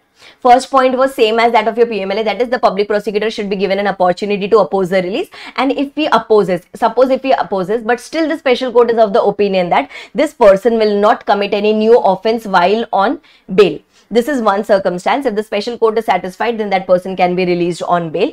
Or if there is any woman, or if there is any person who is under the age of 16 years, or if there is any person who is sick or infirm, then if the special court directs, then even these people can be released on bail. Okay, now here, since it is a case of fraud, the code of criminal procedure becomes applicable. So the matter is going to go to the special court. But special court will have to go and give the cognizance to the special court. So who can give the cognizance to the special court? The main head who was working under this particular section, that is the director of the SFIO. Director of the SFIO or any person authorized by the central government, that person has got the right that please go and give the cognizance to the special court, so that now the punishment etc. can be announced by the special court. Okay, then similarly in the directors, in this director of SFIO, we have got different types of directors. We have got different levels of directors. So the director not below the rank of assistant director of SFIO, that person has the reason, that person has the powers that he can go and arrest any particular person. We anyway do not require an arrest warrant. We just have to inform that person about the grounds, that why are we arresting you. We will just inform that person about the grounds, and we can simply go and arrest him. Once I go and arrest any particular person, after that I will inform it to the SFIO that sir, I have arrested, or the director of the SFIO that sir, I have arrested so and so person. Okay, once that person is arrested, after that that person is presented before the special court within 24 hours excluding the travel time, before the special court or before the judicial magistrate or before the metropolitan magistrate. We present that person there. Suppose if the investigation is going on for a long period, then in that case SFIO may also be required to submit an interim report to the central government if required. Otherwise, once the investigation is completed, we are going to submit a final report anyway. Okay, now if you want to go and obtain this copy of the report, you cannot obtain it from the central government. We'll have to go and make an application to the court, that is to the special court, and only from there we can obtain the copy of this particular investigation report. Okay, once the report is the central government and once the court receives the report, after that we are going to start the prosecution against the employees, officers, or any person who was involved in that particular serious fraud. And if there is any person, if there is any director, officer, employee of the company who has earned some undue profits or undue gains from the company, then in that case we will take the help of the NCLT for the purpose of disgorgement. That is, we will recover the undue gains that they have done from the company. Right, and there's one responsibility of the SFIO, that whenever the SFIO is working, it can seek help from the other authorities, any central government department, state government department, or any other law, or from police authority, etc. We can take help from them. And plus, once the investigation is completed, now we have a whole lot of information available with us. So even we are responsible for sharing this information with the other authorities. Sharing of information, disclosure of information, just like we had studied it in our PMLA chapter. And one extra point here coming up here is, suppose if the arrest is done in case of a government company, or if arrest is done in case of a foreign company, then arrest can be done only after taking a written approval from the central government. That is one thing. And suppose if the arrest pertains to government company, then in that case we are supposed to inform the MD or the person in charge of the government company that so and so person has been arrested from your company. And suppose if the MD or person in charge itself is arrested in case of that government company, then we will go and intimate it to one of the ministries called as administrative ministry. To his secretary, we will go and inform that we have arrested the MD or person in charge of so and so government company. That was one extra requirement there. So this was all about your section number 212. This was all about your section number 212. That is where the investigation was conducted by the SFIO. Then going on to section number 213, where the investigation is going to be ordered by the tribunal. Okay, now there are four bases again. Okay, there are four bases where the investigation can be ordered by the tribunal. First one, if the business is being conducted to defraud the creditors, members, or the business is being conducted for unlawful purpose or fraudulent purpose, etc. Or if the company itself was formed for a fraudulent purpose right from beginning. Or if the promoters have been found guilty of fraud, misconduct, misfeasance, etc. And last, if the members are not given all the information which they should have been given. If any of these bases exist, then in that case, either the tribunal can suo motu order for investigation, or any person can go and make an application to the tribunal for conducting the investigation under section 213. This any person includes members, it can include creditors, it can include any particular person. So now once if these 4 bases are established, then after that the tribunal is going to give a ROBH. Tribunal will conduct the investigation, it will pass the order, and it will give an ROBH, and then it will proceed for the prosecution if any particular person is held guilty. Now, how many members should go and make an application? In case of, the numbers have been given only in case of members. If the company is not having share capital, then same as our operation and mismanagement, that is 1/5 of the total number of members. 1/5 of the total number of members can go and make an application. If the company is having share capital, then in that case, 100 members or members holding at least 10% of the total voting power, these many of them can go and make an application to the tribunal for the purpose of making an application under section 213. And if any person, if suppose we come to know that yes, the business was conducted in a fraudulent manner, or if the company was formed for a fraudulent purpose, or if the promoters etc. are guilty of this, that is if you fall under the first 3 bases. Okay, if you fall under the first 3 bases, then in that case it will be treated as a fraud and you will be liable under section 447. This was all about your section number 213. Let's go to the next section, that is section number 214.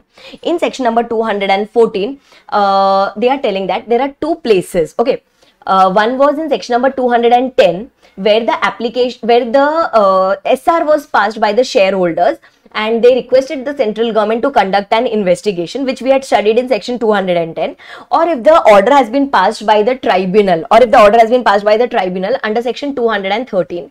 In these 2 cases, the central government, even before appointing an inspector for that particular purpose of investigation, it will tell the applicant to pay a security deposit of up to rupees 25,000. If suppose this investigation results into prosecution, means if it is a good case, means if it turns out to be the claim of the shareholders etc. turn out to be correct, then in that case they will get the refund of the security deposit that they would have paid. Okay, now this up to rupees 25,000, this ranges on the basis of the turnover of the company.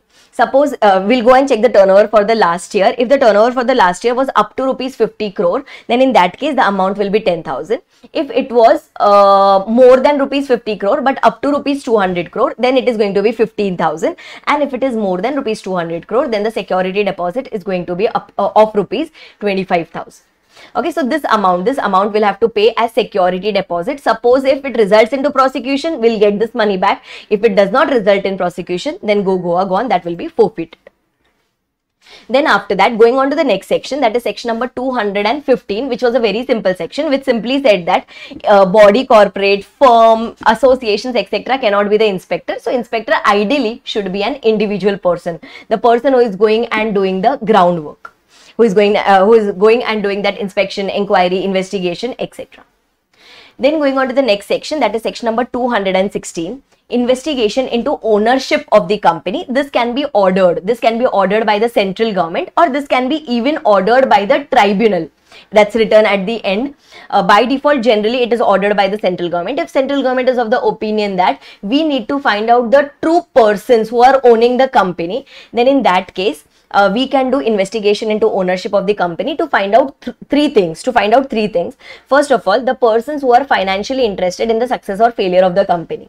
Then the persons who materially influence the policies of the company or who control the policies of the company. And the last one, we were checking the beneficial owner of the shares of the company, or the people who are having beneficial interest in the shares of the company. So to check about these three things, we can do the investigation. That investigation happens under section 216. Okay, so this can be ordered either by the central government, or the tribunal can also direct the central government to conduct the investigation into ownership of the company, and at that time everything, the scope etc. will be decided, and that can even be limited by the central government. This was all about your section number 216. Going on to the next section, that is section number 217, which is a one-time read section. 217 simply talks about the powers of the inspector. Now, whichever type of inspector is appointed, maybe for the purpose of inspection inquiry, or for the purpose of investigation, or for the purpose of SFIO, or in any of the sections, if there is any inspector that is appointed, if he comes in the company, then it becomes our duty. Okay, it becomes the duty of the company, it becomes the duty of the officers of the company, past officers of the company, employees of the company, agents of the company, etc., to provide the necessary information. To, for first duty is to preserve the documents, then to produce those documents before the inspector, and then to provide all the necessary assistance. That is our duty, we have to do it. Okay, now once they are coming in our particular company for the purpose of inspection, inquiry, investigation, then they can ask for the necessary information. While doing my investigation, they can even go to any other company, my related companies, and they can conduct their investigation, etc. also. But before doing that, the inspector has to take the prior approval. The inspector has to take the prior approval of the central government. And suppose if SFIO was going on in my case, and now it wants to switch on and do the investigation of the other company, then we'll have to, the inspector will have to take the prior approval of the director of the SFIO before it gets into the books of accounts of the related companies of my company. Then these people, these inspectors have got all the powers as vested in a civil court. So discovery of documents, examination of any person on oath, taking evidences on oath, etc. These powers are available with the inspector. And if you do not obey, a general punishment has been given. If you do not listen to the directions which have been given by the inspector, then in that case it will be treated as an offense and we will be punishable. Okay, then whatever, after doing the inspection and inquiry, the inspector has the powers that it can take down the examination notes. It will read it out before me. I will have to sign it that yes, he asked me this and I gave so and so answers.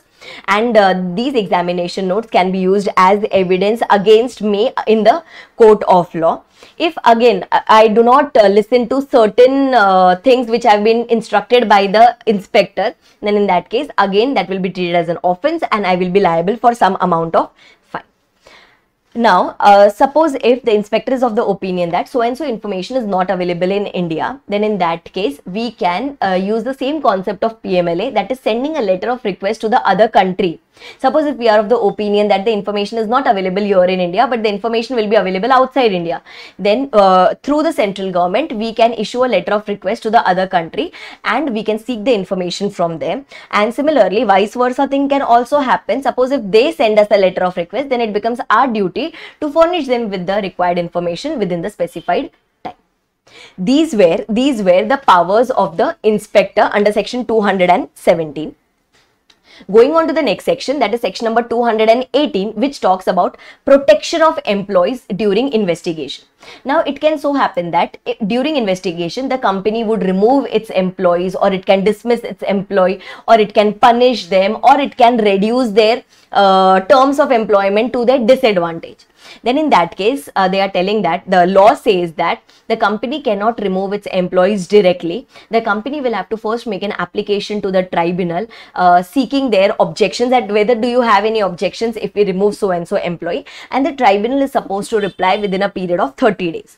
If suppose the tribunal says that okay, it replies within 30 days and it says okay, remove so and so employee, then that particular employee can be removed, Suppose if the tribunal says no, you cannot remove, then in that case by default the company cannot remove that employee.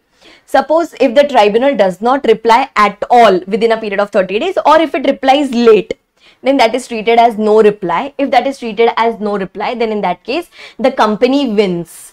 The company wins means the employee can be removed in that case.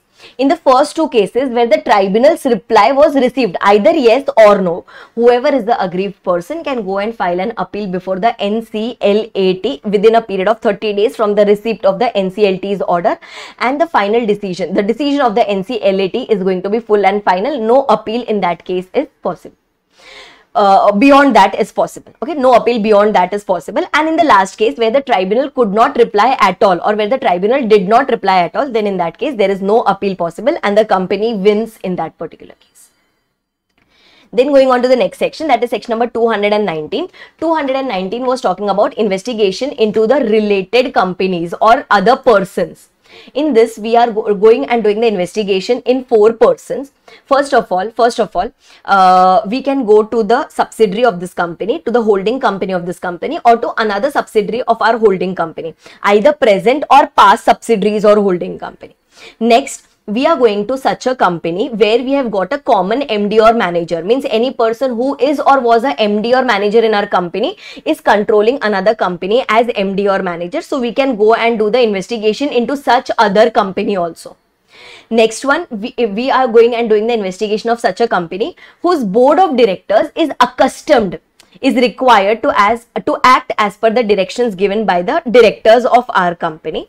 And the last one, we are going and doing the investigation of the company's MD, manager, employee, be it past person or be it the present person. We can do all these 4 things. Okay, we can do all these 4 things, but only after taking the approval of the central government. Because whenever we want to jump to any other company, from our company, if we want to go and do the investigation of some other company, then always the prior approval of the central government will be required. Otherwise, the inspector cannot act in that behalf. Then going on to the next section, that is section number 220, which talks about the search and seizure. Okay, now here the search and seizure that is happening, that is being conducted by the inspector during investigation. Okay, in 209, the search and seizure that happened, that was during inspection and inquiry. So here, if the inspector is of the opinion that while doing the investigation, if it comes to know that if we leave the original books of accounts in the company, then that can be altered, falsified, destroyed, mutilated, and all those secreted, etc. Then in that case, inspector has the power that it can enter such places, it can search the place where the books of accounts have been kept, and then it can seize the books of accounts after allowing the company to keep the copies of the same. These have to be returned back to the company maximum till the end of the investigation. Means here there is no that 180 plus 180 time period is not available. And once we are returning it back, then in that case we can put the identification mark on it, and we can now keep the copies of the books of accounts or extracts of the books of accounts. So till here the investigation part of the chapter gets over. Going on to the next section, section number 221. 221 talks about freezing of assets in case of a company. Now suppose if the tribunal is of the opinion, that we can sell off our assets to defraud the creditors, members, etc., then the tribunal has the power that it can pass a freezing order on us for any particular period, but not exceeding a period of 3 years, if it is of the opinion that it is necessary to do so in the interest of the company, in the interest of the shareholders, in the interest of the creditors, then it can definitely do so. Tribunal generally does this when an order has been passed in the 5 circumstances, or tribunal passes an order in the 5 circumstances. Suppose if central government has told the tribunal to do so, or suppose if tribunal itself conducted certain investigation under section 213, it ordered investigation under section 213, and then it is of the opinion that we should pass the freezing order, or if someone has come and filed a complaint for that oppression and mismanagement under section 244, or if the application has been made by a creditor whose outstanding amount is more than or equal to rupees 1 lakh, or if complaint has been filed by any other person. Means basically, if central government has told, or if tribunal has told, or if some members or creditors have come and made an application, basically that way. So the tribunal can pass a freezing order under section 221, and if we contravene this freezing order, then we will be liable for certain amounts of punishment. Then similarly, going on to the next section, that is section number 222, where the tribunal imposes a restriction upon our securities. Okay, if the tribunal is of the opinion, if suppose tribunal is of the opinion that it needs to find out, okay, you remember we did the investigation under section 216 about the ownership of the company. So after doing that investigation, suppose if we are of the opinion that we need to find out more about the shareholding pattern, about the shares in the company, about the securities in the company, then, and if the tribunal is of the opinion that we cannot find out more information until and unless we put the restriction on the securities, so in that case the tribunal can impose the restriction on the securities for any period, but not exceeding a period of 3 years. Okay, this generally the tribunal does whenever the investigation was done under section 216, or if suppose someone goes and makes a complaint to the tribunal that, sir, you should be checking the securities of the company, then in that case tribunal will exercise its powers under section 222. What all powers does the tribunal have here? it can tell us that if you were going to issue new shares, then just stop for the moment. You cannot transfer any shares. If you transfer any shares, then that will be treated as void. You cannot exercise any voting rights in respect of the shares. No dividend or any capital repayment should happen except in case of liquidation. No new shares is to be issued. No buyback etc. should be done. No reduction in share capital etc. can be done. These restrictions can be put up by the tribunal, but for a maximum period of 3 years. And if we still contravene the orders of the tribunal, okay, if we still contravene the orders of the tribunal, then in that case, again, that will lead to an offense and we will be liable for certain punishment. Okay, then after that, going on to the last few sections, that is the miscellaneous provisions, starting with section number 223, which talks about inspector's report. Now, in whichever section the inspector was appointed, the inspector might be required to submit the interim report to the central government if required, and if not required, then once the investigation gets completed, then in that case, the inspector is going to submit the final report. This report has to be in writing. If the members, creditors, or any affected person, if they want the copy of the report, then we can go and make an application to the central government and we can obtain the copy of the report. But the section is inapplicable to SFIO because we already know that in case of SFIO, if we require the copy of the report, then we'll have to go and make an application to the special court and then only we can take the copy. Okay, this report, the report of the inspector, has to be properly authenticated with the seal of the company. If suppose seal is not possible, then in that case it has to be certified by the public officer, just like we discussed about the gazetted officer. And this report, the inspector's report, can be used as evidence against us in any particular court of law, in any legal proceedings. That was told in section number 223 about the inspector's report. Now, once the inspector's report goes to the central government or to the special court, in that case, now we start taking action. Okay, now we start taking action against the defaulting persons. Basically, 5 actions can be taken. First of all, prosecution will be instituted. Means now punishment will be imposed on that particular person. That is one thing. Second thing is, 2 options are possible. Either you solve it as if it is a case of oppression and mismanagement, means you provide the relief from oppression and mismanagement, or if nothing works, then in that case we are going to do the winding up of that particular company. Okay, next one is we are going to recover the damages and compensation from the person because of whom we suffered this losses. Maybe the shareholders, creditors, or other people would have suffered some amount of damages and compensation. So we will recover it from the defaulting person. Then after that, the cost of the investigation, which was initially borne by the central government or by form of that security deposit, that will be recovered from the persons who have been held guilty. And the last one, if suppose if any officers of the company have involved themselves into earning any undue advantage or undue gains, undue profits, then now we are going to take the help of tribunal and we are going to do the disgorgement of such gains. These are the 5 actions that we are taking on the basis of the inspector's report, because now the case has totally got over. Then going on to the next section, that is section number 225, about which we have already discussed, that whenever the investigation expenses were borne by way of that security deposit under section 214, that was initial thing. Now suppose if that investigation had led into prosecution, then now we are going to get it reimbursed. Now we are going to get it reimbursed from the people who are held guilty, who are prosecuted, who are liable to pay the damages. We are going to get it recovered from those people. This was there in section number 225. Now going on to section number 226, where they say that suppose if investigation proceedings are going on against a particular company and some shareholders, maybe they come and, or the company, they come and make an application for voluntary winding up, or if they file a petition for winding up before the tribunal, voluntary winding up under IBC or normal winding up under the Companies Act, or if some group of shareholders come and make an application for oppression and mismanagement, then even though they want to run away from this investigation proceedings, then to voluntary winding up, oppression, mismanagement, these processes cannot stop. These processes cannot stop the investigation proceedings. Means the winding up order is going to be effective only on the basis of the conclusion of the investigation. So the company cannot run away. The company cannot run away from the investigation proceedings, meaning that investigation proceedings are going to override the liquidation proceedings.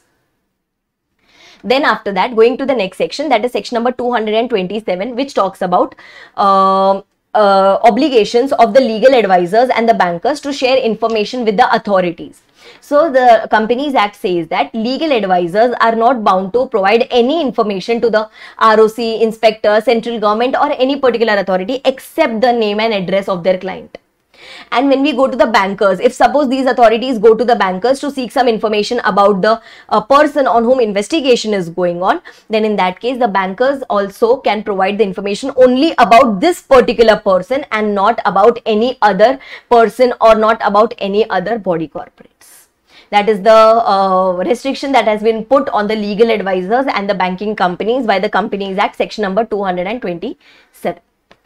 Then going on to the next section, that is section number 228, which was talking about inspection, inquiry and investigation in case of foreign companies. So whatever we have studied in the entire chapter, right from 209 to section number 229, each and every provision becomes applicable to the extent possible, obviously, to the extent possible, each and every section becomes applicable to the foreign companies also. And last, section number 229, which says that whenever the inspector, ROC, central government, etc., whenever they called for any information from you, and if you submitted false information knowingly, if you submitted false statements, or if you provided some information which you knew that this is wrong, then in that case, that will be treated as a fraud. And if that is treated as a fraud, then we will be liable under section 447 of the Act. And this was all about the provisions of inspection, inquiry and investigation. I hope you are very, very clear with that.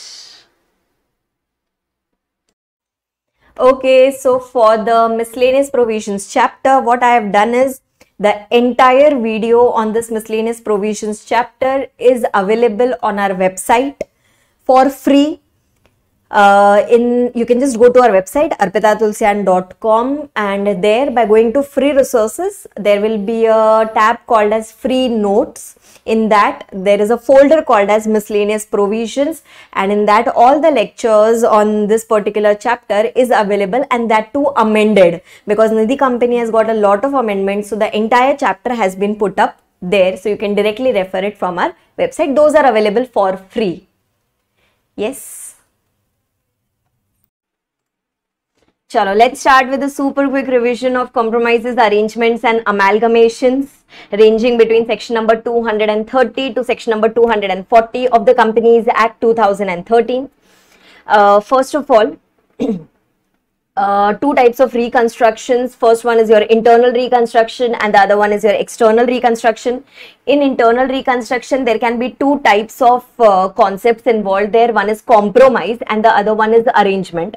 Compromise is such a thing, or it is such kind of settlement where the person is willing to forego a particular amount, where he is letting go some part of his debt. And arrangement means there is some kind of exchange of position. Example, maybe the creditors would get converted into equity shareholders or something like that, but there they are not, in case of arrangements, they are not letting off any of their debt go. Then next one, in case of external reconstruction, you have got your mergers, amalgamations, etc. Now when we talk about types of amalgamations as studied in our IPCC, we have got two types of amalgamation. One is amalgamation in the nature of merger and the other one is amalgamation in the nature of purchase. When we go to amalgamation in nature of merger, then in that case, if the five conditions which are given in the definition, if that gets fulfilled, then in that case it will be called as amalgamation in the nature of merger. First one, there should be transfer of all the assets and liabilities. Second one, the transfer should take place at the book value until unless it is required to bring in consistency with the accounting policies. Then shareholders holding at least 90% of the face value of the equity shares, excluding the cross holding in the other company. Those many number of shareholders should become the shareholders of the new company. Then the consideration that you are going to pay to the shareholder should be by way of shares only, except that for a fraction of shares you can pay the amount in cash, and the business is going to be carried on in near future. If these five conditions gets fulfilled, then we call it as amalgamation in the nature of merger. Otherwise, it is going to be called as amalgamation in the nature of purchase. Okay. Then after that, going on to the main provisions, that is starting from section number 230, which is the one of the most important sections of the entire chapter. Section number 230 talks about compromises or arrangement, and it is going to also talk about the procedures of the amalgamation, which we are going to study later on. So now there can be a compromise between a company or a creditor. There can be a compromise or arrangement between a company or a member. So either the company or the creditor or the members, these people can go and make an application to the tribunal that they wish to enter into such compromise or arrangement agreement, and they are requesting to the tribunal, they are simply requesting to the tribunal to allow them to call a meeting of the members or the creditors as the case may be. So here we are just going and making an application to the tribunal that please allow us to call for a meeting. Then after that, when we go and make an application to the tribunal, we have to take mainly 3 things along with us. First one, the financial details of the company, that is all the material facts about the company, its financial position, its liquidity position. We'll take all the information about that. Then along with that, if suppose in our compromise or arrangement we have proposed about the scheme of reduction in share capital, then we'll take the details of that. And suppose if we have proposed the scheme of corporate debt restructuring, CDR, then we'll be taking that scheme along, which has to be certified by at least 75% of the secured creditors in value. Whenever you have your corporate debt restructuring in your scheme, then in that case 5 more details are to be submitted. First of all is going to be your creditor's responsibility statement, that they are also going to that they are just a declaration that they are going to safeguard the interest of the other creditors also.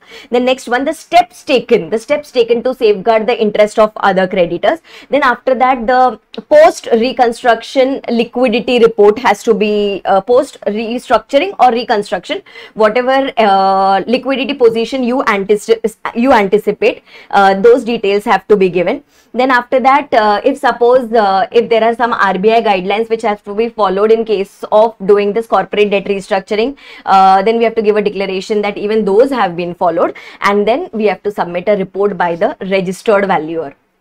These are the 5 extra things that we have to submit whenever our scheme is going to involve corporate debt restructuring. Then after that, once you have called the meeting, once you have taken the permission from the tribunal for calling the meeting, plus once you have submitted these 3 plus 5 8 3 plus 5 is equal to 8 documents to the tribunal, then after that, assuming that the tribunal agrees and it allows you to call for the meeting, then after that the notice is going to be sent to everyone. It is going to be sent to the members, it is going to be sent to the creditors, to all the debenture holders, then at their individual addresses it is going to be sent.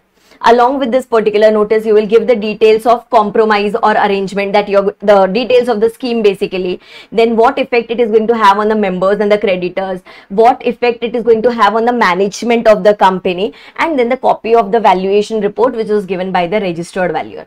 This you will attach along with the notice that you are sending to each and every one of them. This is one thing, and just sending them the notice is not sufficient. We'll have to even advertise about this particular notice. First of all, advertisement will be placed on the website of the company, if the company has any website. If the company is a listed company, then we are also going to forward it to SEBI and to the recognized stock exchanges so that they can put it on their website. Plus, we have to put it in 2 newspapers also, which is going to be in form number CAA2. The last point on the last page, the thing that we studied about creditors' responsibility statement, that was in CAA1, and this advertisement in newspapers is going to be in CAA2. So this way you're supposed to do the advertisement of the notice that you're going to give to each and every one of them. Then plus in the advertisement you will be writing that suppose if someone wants a physical copy of that, then that details will be given in the advertisement, that yes, the physical copies of this particular notices and the attachments along with that will be available in the company till so and so date, within so and so time, etc. So if anyone asks for the physical copy, then we will have to provide, okay, then in that case we will have to provide those copies. Then after that, in the notice, we will give them 2 things. We'll give them 2 options, or we'll say them about 2 things. First of all, that they are supposed to vote. Okay, they are supposed to vote within a period of 1 month. Either they can come in the company and vote whenever the meeting is going to be held, or alternatively, they can vote by way of postal ballot. And one more point that we're going to study later on is, if suppose here itself 90% of the creditors give their, if at least 90% of the creditors give an affidavit that they are okay with the scheme, then the tribunal can even dispense of calling with their meeting. Means the tribunal will say if at least 90% of the creditors have given their approval, then in that case we need not even call their meeting. Okay. And another thing is, if someone wants to raise objection against this particular scheme, then in that case, in case of members, the members holding at least 10% of the shareholding, and in case of creditors, people holding at least, or the creditors holding at least 5% of the total outstanding debt, these many people can raise the objection. And if the objection is raised, then we'll have to again reconsider the scheme, and then only we can proceed ahead. Acha.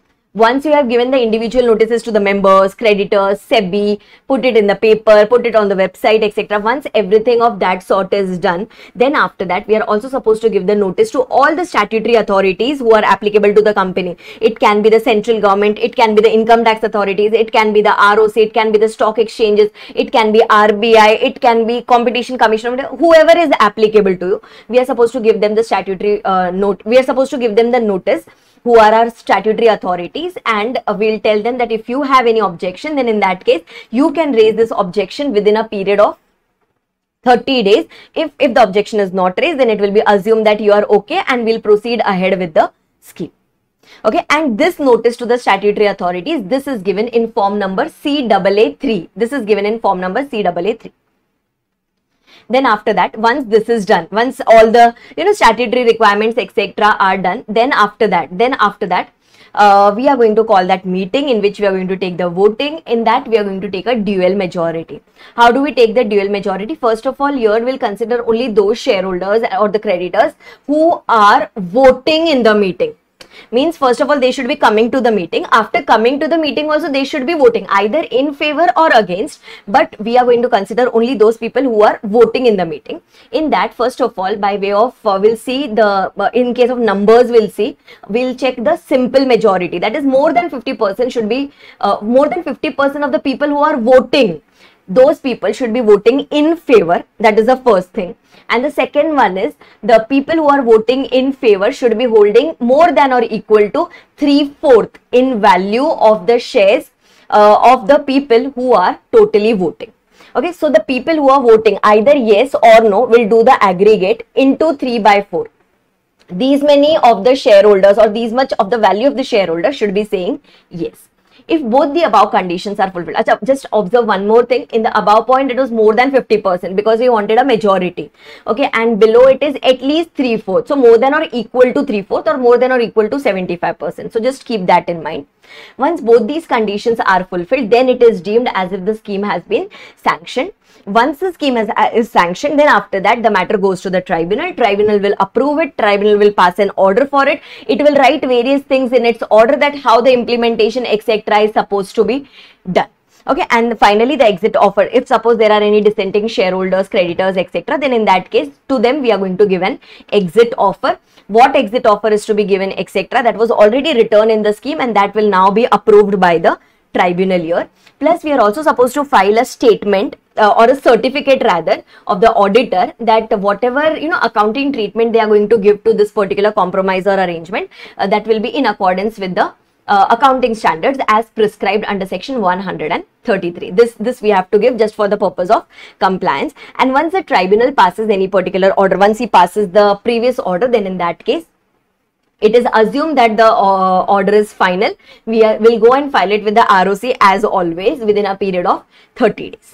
Okay, once we do that, then ROC also records that internal reconstruction or whatever compromise or arrangement happened in this particular company's case, and now the scheme is altogether sanctioned.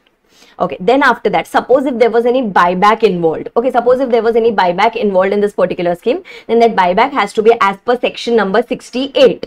But suppose if there is any reduction of share capital involved in the scheme, then that will be as per the scheme and not as per section number 66 of the Companies Act 2013. Okay, and the next one is suppose if the company whose internal reconstruction is going on, if that company is a listed company. Okay, and suppose if later on this compromise or arrangement gets converted into amalgamations, means the internal reconstruction gets transferred into external reconstruction. Maybe we had planned for internal reconstruction, but that could not work, so we went for external reconstruction. Then in that case, whatever takeover, mergers, amalgamation, whatever happens, that will be as per the SEBI provisions. Means it should also fulfill the SEBI regulations or SEBI requirements if that company is a listed company. right? And in the entire section, wherever the powers were delegated to the tribunal, suppose if this company would have been a government company, then in that case, instead of tribunal, the word or the authority who is going to come into picture is the central government. This was all about your section number 230. Now 231 is very, very simple. 231 simply says the post thing, okay, means it is going to be a provision which is going to be applicable once the scheme is sanctioned. Once the scheme is sanctioned, after that we'll have to look after the implementation of the plan. We'll have to see whether the plan is getting implemented properly, and we are going to give directions for that. Okay, who is going to give that? Obviously, the tribunal is going to give that. Tribunal is going to have the powers to supervise the implementation and to give the directions for proper implementation of this particular thing. And if the tribunal thinks that, no, it is not possible to implement this even after, putting efforts, etc., then in that case, it can pass an order for winding up. It will simply wind up there. And here also, instead of tribunal, the authority who is going to come up here is central government if the company is a government company. This was section number 231. Okay, this was section number 231. Now going on to the next section, that is section number 232, which is going to talk about mergers and amalgamation. That is mainly we are going to talk about external reconstruction here. So suppose whenever there is any transfer of assets or liabilities and there is a merger of two or more companies are coming together, and if there is transfer of assets and liabilities, then section number 232 will be applicable. Many of the procedures are going to be similar to that of section number 230, the first section. Okay, the first section that we had studied in this particular chapter, that is section number 230. So here also, we go and make an application to the tribunal that we are planning for this merger and amalgamation of two companies, and there is going to be transfer of properties which is going to be involved there. For that purpose also, okay, we are supposed to give the notices to everyone, just like we gave it in section number 230 subsection 3, and we'll give the notices, we'll put it in the newspaper, we'll give the advertisement, we'll put it on the website, SEBI website, etc. Then after that, we'll give them the opportunity to raise objections, just like we had done it there. Then after that, we are going to give the notice to the statutory authorities also, just like a section 230 subsection 5. And after that, we are going to take a dual majority, just like we took it in section number 230 subsection 6. So the provisions from section 230 subsection 3 to 230 subsection 6 is going to remain the same. It's just that mainly there is going to be change in the documents. Okay, there is going to be change in the documents that we are going to submit to different people. There we had submitted all the documents in relation to internal reconstruction. Here we are going to submit the documents in relation to your mergers, amalgamations. Okay, so now there is going to be a draft scheme regarding your merger and amalgamation that is going to be prepared. Then after that, there is going to be discussions about the exchange ratio. Then after that, the next one is going to be the valuation report. Then after that, we are going to go and submit all these things to the ROC also, because now the companies are changing, the nature of the companies are changing. And one different thing which is coming up here is we are also supposed to prepare a supplementary accounting statement. Okay, we are also supposed to prepare a supplementary accounting statement if suppose my financial statements are older than 6 months. Okay, then just to bring it to the current date, we are going to prepare a supplementary accounting statement. All these things are supposed to be submitted. All these things are to be supposed to be not submitted actually. All these things must be circulated whenever we are calling for the meeting. Okay, so this will be put up on the website. This will be given to the members, creditors, debenture holders, etc. You gave all these things, you called for the meeting, you took the dual majority. Then after that, the tribunal is going to pass the final order. It will write in that what exchange ratio is approved, how the transfer of assets and liabilities is going to take place, at what values it is going to take place, what are we supposed to do with the dissenting shareholders, what are we supposed to do with the NRI holders, what about employees, how are they going to transfer from one company to another, what about the legal proceedings of the old company, will it continue or will it get lapsed when it gets converted into a new company, and all those things, right? About these things, it will be written in the tribunal's order. A few specific things which can be provided in the tribunal's order is, suppose if the transferor company was a listed company and the new company, that is the transferee company, is an unlisted company. Transferee means the continuing company. Then in that case, If suppose the older one was a listed company and now we are an unlisted company, then because of this, the unlisted the transferee company does not by default become a listed company. For becoming a listed company, it will have to go as per the SEBI provisions, etc. for listing. Okay. Similarly, now if the shareholders of this listed company, if they are dissenting from the offer, then in that case they will be paid. They will be paid cash, right? They will we'll ask them to exit from the company. We will pay them cash as per a predetermined price formula, and this price should not be lesser than the price as fixed by the SEBI. Because they are the shareholders of which company? They are the shareholders of the listed company. So SEBI is also going to have an intervention there. Similarly, suppose if the transferor company had paid fees on the authorized share capital, and now after merger or amalgamation, if suppose there is some extra fees which is becoming payable on the authorized share capital of the transferee company, then the fees paid by the transferor company will be set off against the eligible fees for the transferee company. So the fees paid by the transferor company can be set off. Right, all these things will be provided in the tribunal's order, and once the tribunal's order is passed, then it becomes binding on everyone. Plus, similarly, just like we had done it in section number 230, auditor's report has auditor's certificate has to be submitted, or the company auditor's certificate has to be submitted, that whatever the accounting treatment is going to be given, that will be in accordance with the accounting standards prescribed under section 133. Once this is done, now the actual process is going to start. The transfer of assets and liabilities will take place. We'll go and submit the copy of order with the ROC within a period of 30 days. A particular date will be fixed as if this is the date of your merger and amalgamation. That date is called as an appointed date. Okay, merger amalgamation is an ongoing process, so a particular date has to be fixed on which date we are going to pass all the entries and all, which is going to be called as an appointed date. And then about its implementation, how the plan is getting implemented, etc. For this purpose, we are supposed to submit a form called as CAA 8. Okay, it is nothing but a compliance form actually, CAA 8, to the ROC for every financial year till the time the process does not get completed within a period of 210 days from the end of each financial year. And this has to be certified either by the CA, CS or the cost accountant. They have to certify it, and if any of the provisions are contravened, then this is the amended penalty that is going to be applicable there.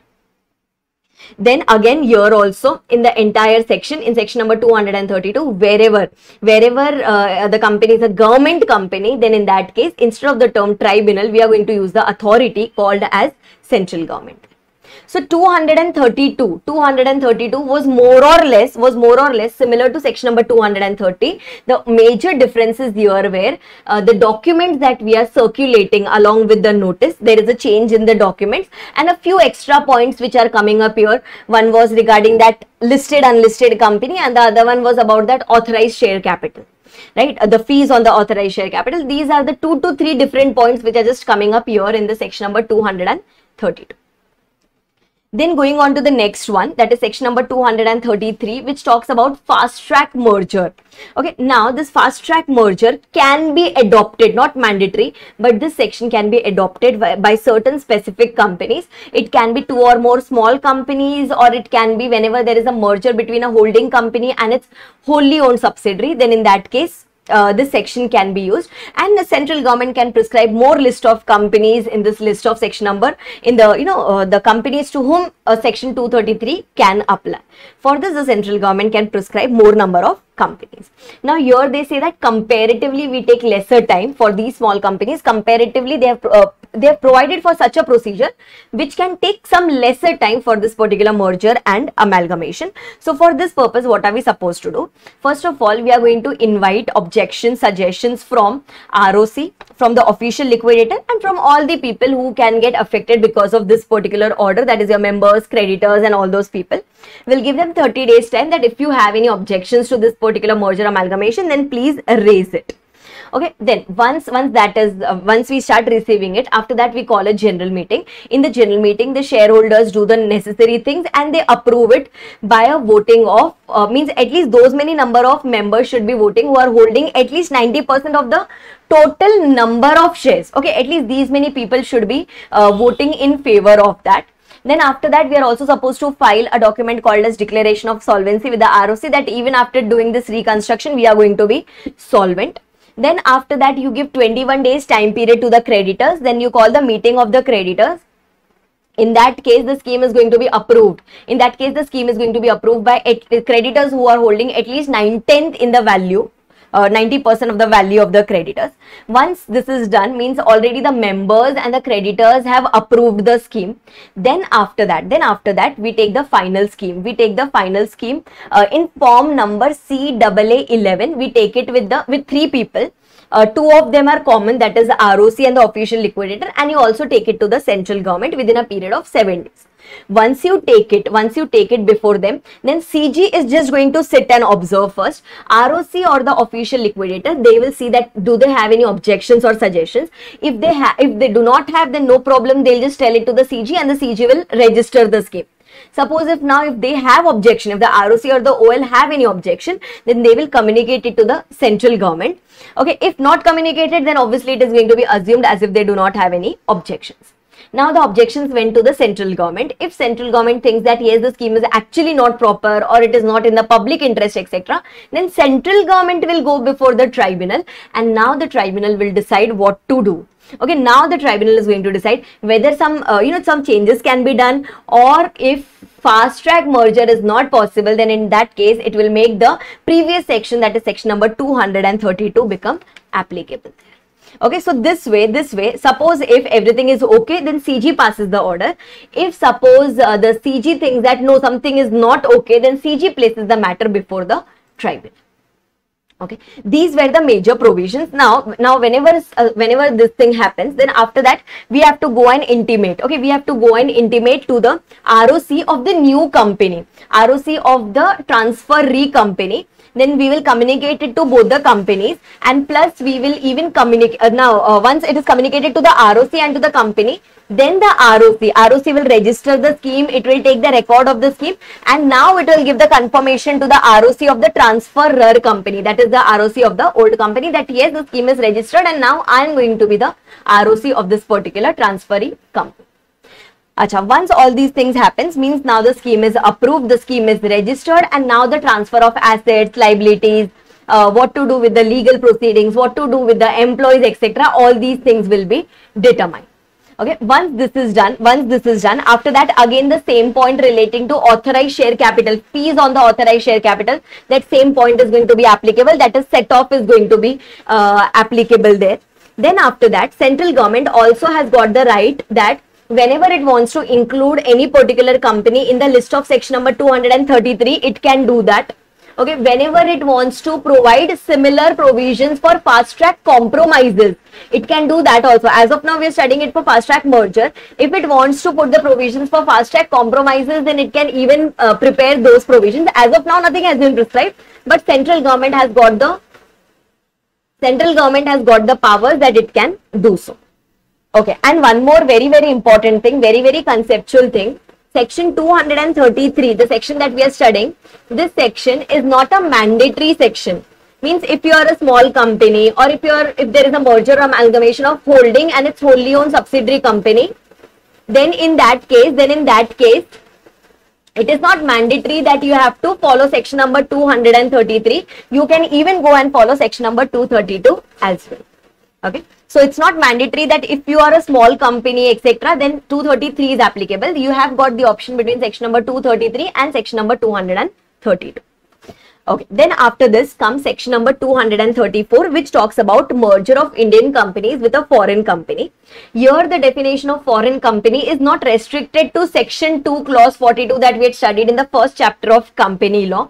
Here foreign company means any company which has been incorporated outside India, whether having a place of business in India or not. Right now, whenever this thing happens, that an Indian company is getting merged with a foreign company, or a foreign company is getting merged with an Indian company, then first of all, it is termed as cross-border mergers.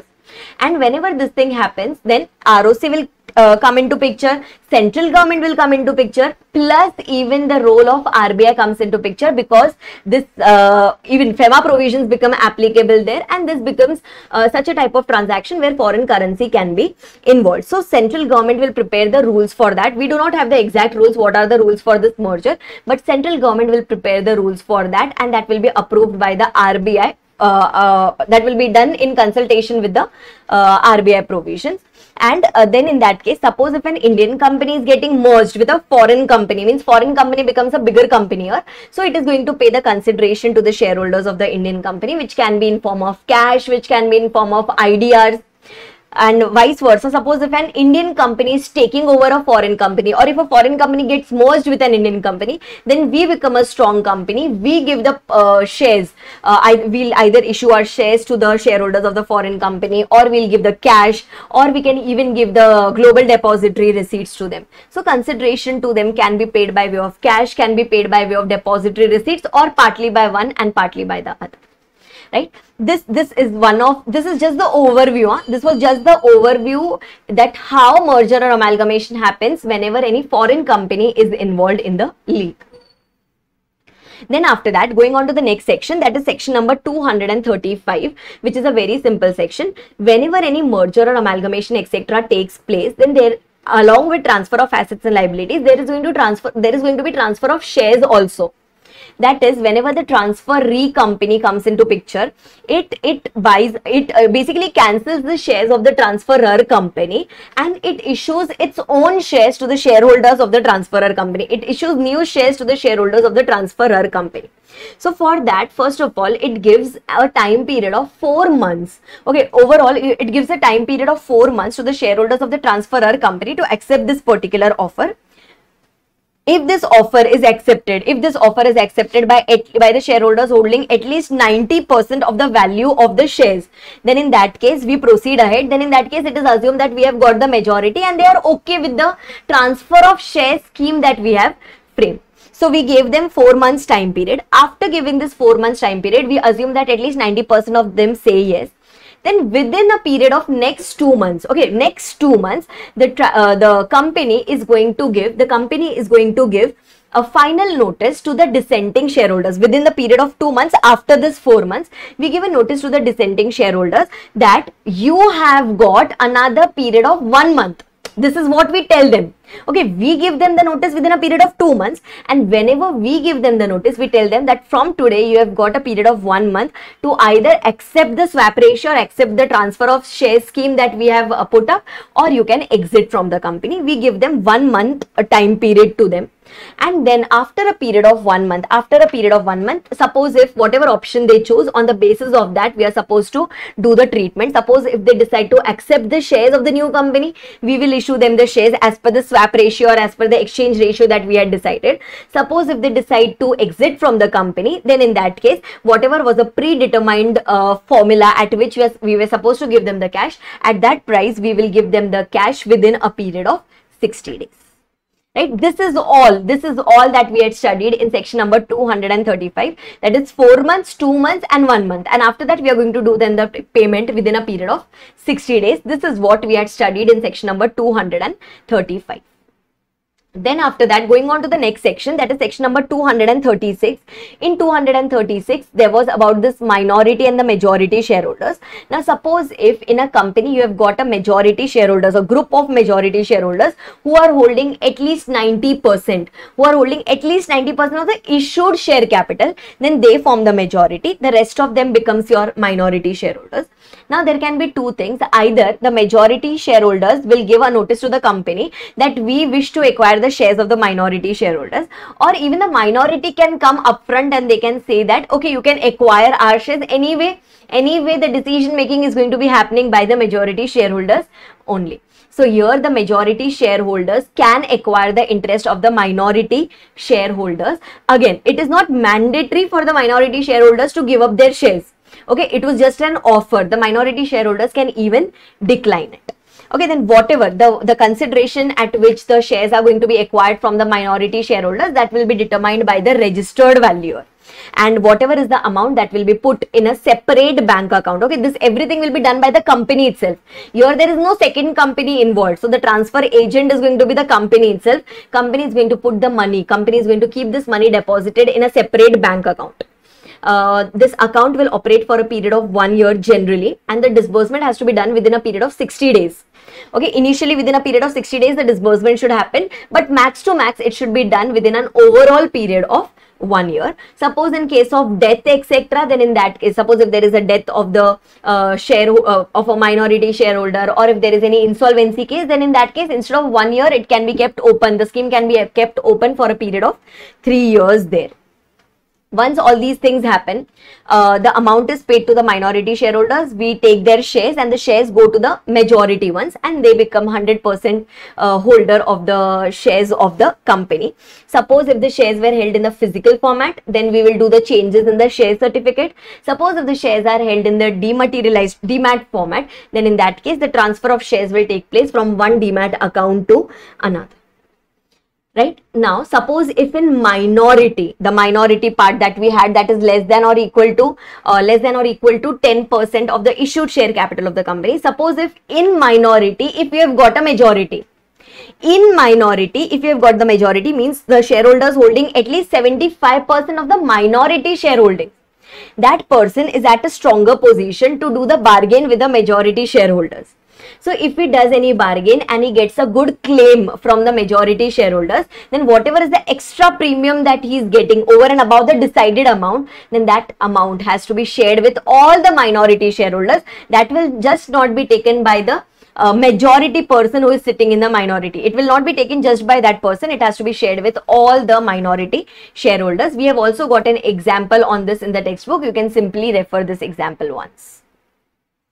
Then after that, going on to the next section, that is section number 237. 237 talks about the case where the merger or amalgamation happens or is done by the central government in public interest. That is, whenever the central government is of the opinion that it is advisable to do the merger of these two or more companies, or it is advisable to amalgamate these two or more companies, then it can do so by passing a notification in the official gazette, and after that providing for the merger or amalgamation of such companies.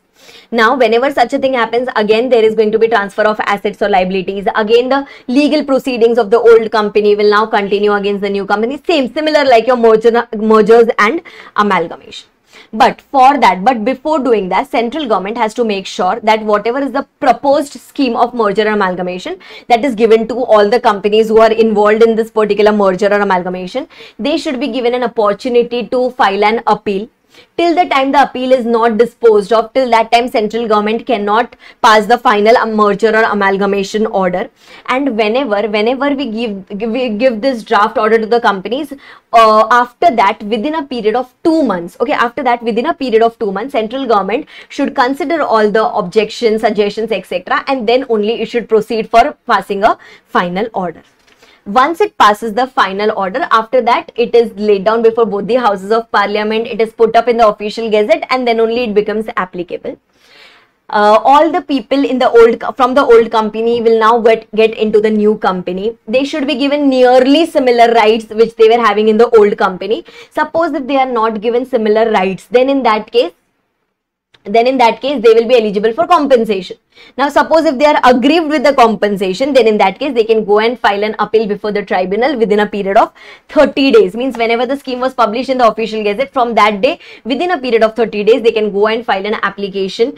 They can go and file an appeal application with the tribunal, and then the tribunal's decision on this is going to be full and final. Okay, so here basically this is nothing is happening voluntarily here. Everything whatever is happening here is compulsory thing, where the central government is of the opinion, after giving an opportunities definitely to both the companies, that yes, the company should be amalgamating there. Okay, then after that the next thing is section number 238, which pertains to, or which is in continuation of, or which pertains to section number 235. Actually, this section is applicable before we do section number 235. You remember in 235 we did that 4 months, 2 months and 1 month thing which was coming up there. So in that case, whenever you frame that transfer of share scheme and you know, or give it to the shareholders of the company, etc., before giving it to the shareholders, make sure that you have registered it with the ROC. Okay, now there are going to be three things which is very, very important here. First one is it should contain the details. The scheme should contain the details that how did you arrive at the swap ratio. That is the first thing that you have to check. Next thing is you have to kind of give a declaration of solvency that even after paying to the shareholders of the transferor company, you will be having sufficient cash in the company. And third one, this particular scheme or this particular circular has to be registered with the ROC so that it gives a sense of faith in amongst the shareholders of the company that yes, at least ROC has checked this particular scheme or ROC has checked this particular circular. Suppose if the ROC thinks that no, something is not good in that, then the ROC can refuse. It can refuse to register this particular circular, and it will intimate the companies within a period of 30 days that your circular or your scheme is utter nonsense, so please change it. Okay, now suppose if I think that no, the ROC has falsely rejected it or falsely refused it, then in that case we can go and file an appeal to the tribunal against the ROC's refusal. Right? And suppose if the directors of the company or the management of the company, they do this, means if there is a contravention of section number 238, that is they were required to go and register it with the ROC, but if they did not do it, then in that case they will be liable for a penalty of rupees 1 lakh. So basically, before you come out with the transfer of share scheme, before the shareholders of the transferor company, before that you have to make sure that you go and register it with the ROC. Then after that, going on to the next section, that is section number 239, which talks about preservation of books of accounts of the company. Now, the books of accounts of the transferee company is going to continue in the future. So, what about the books of accounts of the transferor company? You have to maintain it as per the normal provisions of the Companies Act 2013. And before disposal, we have to make sure that we take the prior permission of the central government before its disposal. Central government will appoint some person who will do the inspection in this particular books of accounts. Suppose it wants to find out that if any fraud, misfeasance, or if any offense has been done in the company prior to this merger, amalgamations, etc. So only after taking the prior permission of the central government, we can dispose of the books of accounts of the transferor company. And the last section, that is section number 240, which said that even if merger amalgamation happens, suppose if before merger or amalgamation, if there were any offenses which were committed, then the officers of the company, that is the management of the company, will still be liable. They will still be liable for the offenses which were done prior to that mergers or amalgamation. They do not get, relieved from the liability once the merger or amalgamation happens. And then we had got the two case laws here from the old law. One was that suppose in case of whenever in the old times, whenever the exchange ratio was decided, no person can go and raise objections in regards to those exchange ratio before the court until unless that person is able to prove that there is this exchange ratio is grossly unfair. Till that time, the court is not going to interfere in between. And similarly, whenever any valuations happen, just like earlier valuations were done by chartered accountants, merchant bankers, etc. Now it is being done only by the registered valuer. So earlier, whenever the valuations, etc. were done, if the valuation was done by a reputed firm of chartered accountants, and if it was approved by majority of the shareholders, then a few minority shareholders cannot raise the objection. And even if these minority shareholders raise the objection, then that objection will not be considered.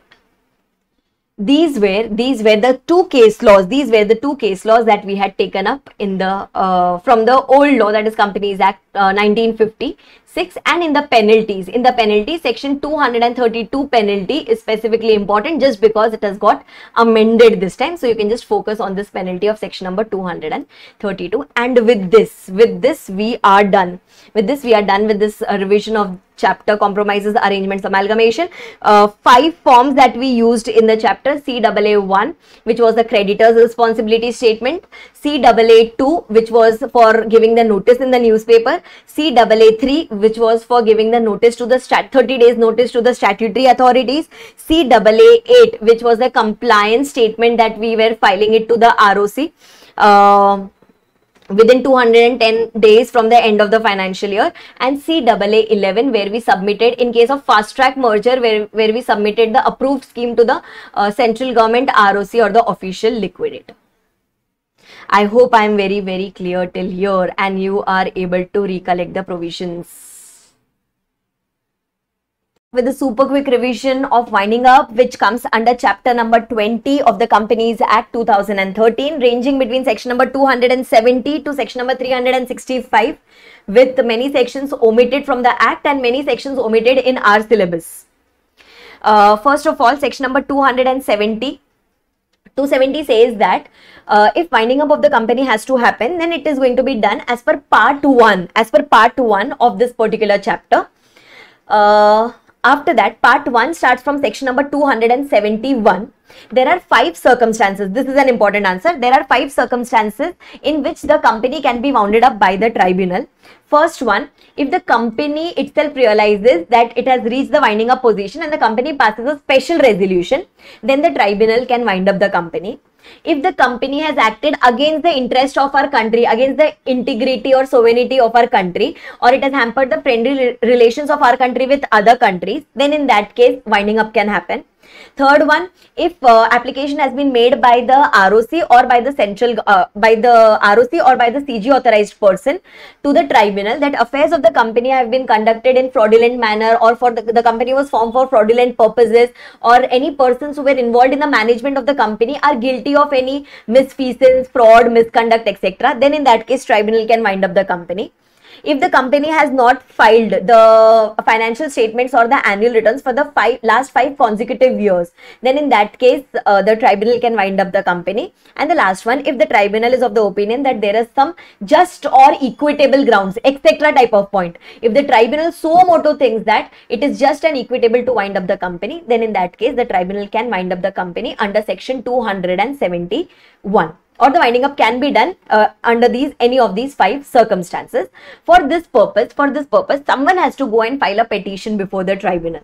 Okay, either the company or the shareholders or the ROC or CG authorized person, or in case of that sovereignty integrity, it can be filed by the CG or the SG. These people can go to the tribunal and they can go and file a petition for winding up. Before ROC goes, ROC will have to take a permission from the central government. Before it goes and files a petition before the tribunal, it will have to go to the CG, take the approval of the CG, and then CG will make sure that company has been given a ROBH. Company has been given a reasonable opportunity of being heard before the ROC proceeds for winding up before the tribunal. All the details will be attached. Along with the application. And whenever the application is filed by the company or its shareholders, we have to make sure that along with that, the statement of affairs of the company is attached. Means whenever the company is going suo motu for its winding up, it has to attach the statement of affairs along with the application before it goes to the tribunal. Okay, and then this copy of petition which was submitted to the tribunal, whoever goes and files a petition before the tribunal, that person should also submit a copy of this petition to the ROC also, because the company is ultimately registered with the ROC. We have to submit this petition to the ROC, and then ROC will submit its views to the tribunal within a period of 60 days. ROC will submit its views that whether winding up should happen or whether winding up should not happen. This happened in section number 272. 5 circumstances were mentioned in section number 271. Now, after that, once the petition reaches the tribunal, then the tribunal will start taking action on it. It can pass different type of orders. Either it will dismiss the petition altogether, or it will make an interim order. Making an interim order means it can say that, okay, on so and so basis, we think that winding up should happen, but this is not the final one. And so in that case, it can even appoint a provisional liquidator. So that it can take the help of provisional liquidator and determine whether winding up should be done or not. Or it can modify the order. So basically it can confirm, it can modify, it can set aside, and whenever it is passing any interim order at that point of time, it can appoint a provisional liquidator as well. But whatever type of order it has to pass, tribunal, this is important, tribunal has to make sure that it passes an order within 90 days from the date of presentation of petition. Means winding up order has to be passed within a period of 90 days from the day when the winding up petition commenced, or the day when we presented the petition before the tribunal. Then after that, whenever the tribunal is of the opinion, that winding up is happening due to insolvency, then in that case, we will not do the winding up here. We'll take the winding up under IBC voluntary liquidation thing, right? And before tribunal takes any action against the company, it has to make sure that a reasonable opportunity of being heard is given to the company before any winding up order is passed. Then after that, you remember in section number 272, when the company was going and filing a petition, along with the petition, it submitted its statement of affairs to the tribunal. Now, when the petition is filed by any other person, be it by ROC, central government, state government, etc., then in that case, once those people go and file the petition before the tribunal, tribunal will now direct me, that is the company, raise your objections and plus submit your statement of affairs within a period of 30 days. Okay, your extension can also be provided, but by default, the time period is 30 days within which we will raise our objections and we will have to provide the statement of affairs. Suppose if we do not file the statement of affairs, we say that no, I don't want to file my statement of affairs, then I will not even be having the right to raise objections. If I am not listening to the tribunal, then tribunal won't accept my objections also. Okay, and at the top of that, we will also be punishable. The company or the directors of the company, etc., they will be punishable for not submitting the statement of affairs, right? Then after that, whenever we are punishable here for not filing the statement of affairs or for not submitting the statement of affairs, we are liable for fine or imprisonment. Okay, that is applicable. And in case of imprisonment, the cognizance of offense has to be given. The cognizance of offense has to be given before the special court. So then only the special court will come into picture and it will determine the final period of imprisonment. Then after that, going on to the next section, that is section number 275, which talks about appointment of the liquidators. Whenever we pass the interim orders, the tribunal had appointed a provisional liquidator. Later after that, you can appoint the same person as the company liquidator, or you can take up a new person as the company liquidator from the data bank of the IBC, or you can take some person as an official liquidator from the government's database. Generally, official liquidator comes in the case of government companies. Okay, nowadays we take liquidators, we appoint liquidators from the data bank of the IBC itself, that is under the IBC Act itself. And as soon as this particular liquidator is appointed, within a period of 7 days, he will have to give a statement about his conflict of interest and independence. If at all it is getting affected, then he will have to give that particular declaration. Now, suppose if he is involved, if this particular liquidator is found guilty of any misconduct, misfeasance, fraud, professionally he is incompetent to become a liquidator, or if there is any conflict of interest, or if there is any lack of independence, then in that case we can remove this particular liquidator after giving him a reasonable opportunity of being heard. Okay, and in such cases his work gets transferred to another liquidator.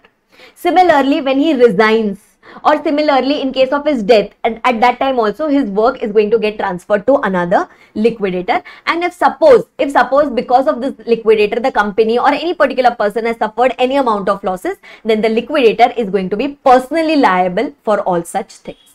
But yes, before putting any claim on him or before removing him from his office, we are supposed to give him a reasonable opportunity of being heard. Then after that, once the tribunal passes an order, either the interim order or once it passes the final winding up order, then after that it is going to disseminate the information. Okay, the tribunal should disseminate the information that winding up is going to be started in case of so and so company. So it will tell the CL or the PL that you are being appointed as the CL or the PL, and plus it will intimate the ROC. Then ROC will go and intimate. In case of listed companies, it will go and intimate to the stock exchanges. In case of unlisted company, this particular fact will be published in the official gazette. As soon as this winding up order comes into picture, it will act as a discharge notice that okay, all the employees, all the workmen of the company can now leave the company because the company is going to get wounded up, except in the case where the business of the company is going to be continued. Okay, then you're supposed to form a committee called as winding up committee.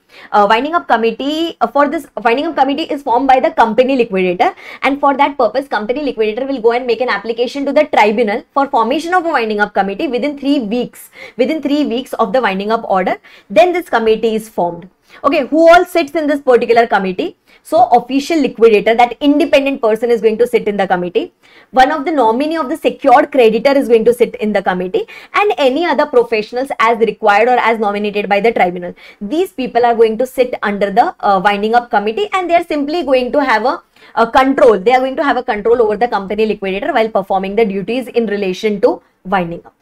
Okay, then after that they will start monitoring the company liquidator. Whenever the company liquidator is, selling off the assets, paying off the liabilities, whenever they are settling of the claims, whenever they are preparing the statement of affairs, etc., at that time all these things will be done by the CL only, but this will be monitored by the winding up committee. And whenever the CL has to submit anything to the tribunal, whenever the CL is supposed to submit anything to the tribunal, before that a draft report will be submitted to this winding up committee, and then only the matter goes to the tribunal.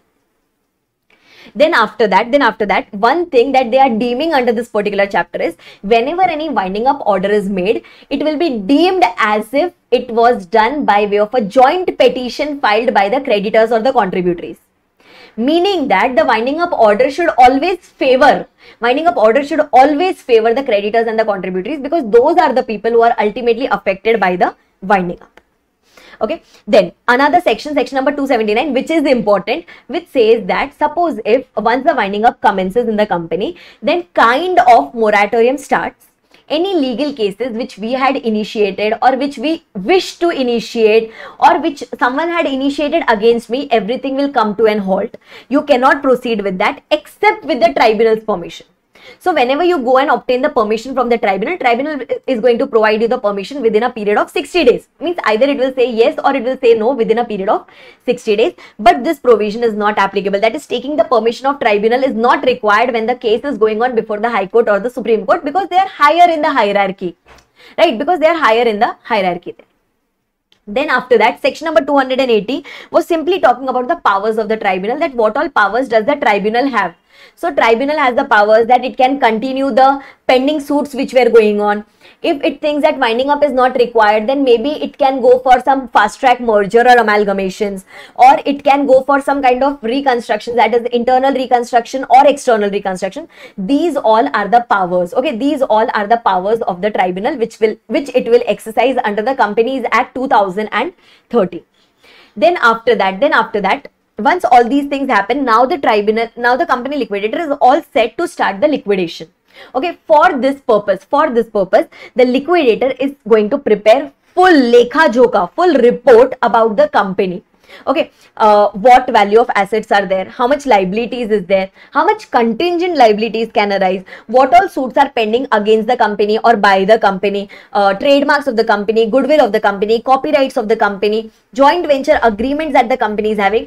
Each and every detail about the company will be submitted by the company liquidator to the tribunal within a period of 60 days, so that even the tribunal is aware about the facts of the company which is undergoing this winding up. Okay, then after that, here we will come to know that company liquidator will come to know about the viability of the business also, that whether the business can be continued in the future, whether the undertaking can be sold as a going concern or not, or are we supposed to purely liquidate it. So through all this information that we submitted to the tribunal, we will get an idea about that. Now, once this report goes to the tribunal, even the tribunal acts on this report which was submitted by the company liquidator. So, tribunal will come to know what is the quantum of this particular company. So, how much time will the company liquidator take for, or he should take for from winding up to dissolution, how much time will be taken, and later on, yes, if a particular time period is determined by the tribunal, later this time period can be revised also. Then the tribunal can also take a decision, should we sell off the entire undertaking as a going concern? That is just like I gave you the example of slum sale. Can it be sold as entirely as slum sale, etc. For this purpose, if required, we can appoint a committee called as, tribunal may appoint a committee called as sale committee, who is going to help the company liquidator to sell off this particular either undertaking or sell off the assets. Okay. Now, say for example, if on the basis of this particular report, if tribunal is of the opinion that some problem is there in the company and the company must be investigated, then in that case, tribunal can go to that section number 210 and it can make an application to the CG, and then CG will have to compulsorily conduct an investigation in case of this particular company. Okay, so basically here the tribunal is also taking steps in actively winding up this particular company, and if it thinks that investigation is required, then it can go for this investigation. It can make an application to the CG for getting this investigation done. Then after this, once winding up starts, now already the winding up has started, so CL will become active. CL or the PL, whoever was there in the company, either the same person or the new person who has come into the company, that person will take the custody of all the assets. That person will take the custody of all the assets of the company, all the properties of the company, all the books of accounts of the company. And another thing is, suppose if it is of the opinion, if suppose company liquidator is of the opinion that some assets of the company, some books of the company is kept with any employee, or it is kept with any shareholder, or if it is kept with any director officers of the company, then we will take the custody from them also. Because it is not the property of those people, it is the property of the company. So we will also recover it from them. So custody of everything comes in the hands of the liquidator. Acha, now after that, we have started taking the custody, we have started preparing reports. Now we also expect cooperation. Okay, we also expect cooperation from the officers in charge, from the promoters of the company, so that the company liquidator is able to discharge his functions effectively.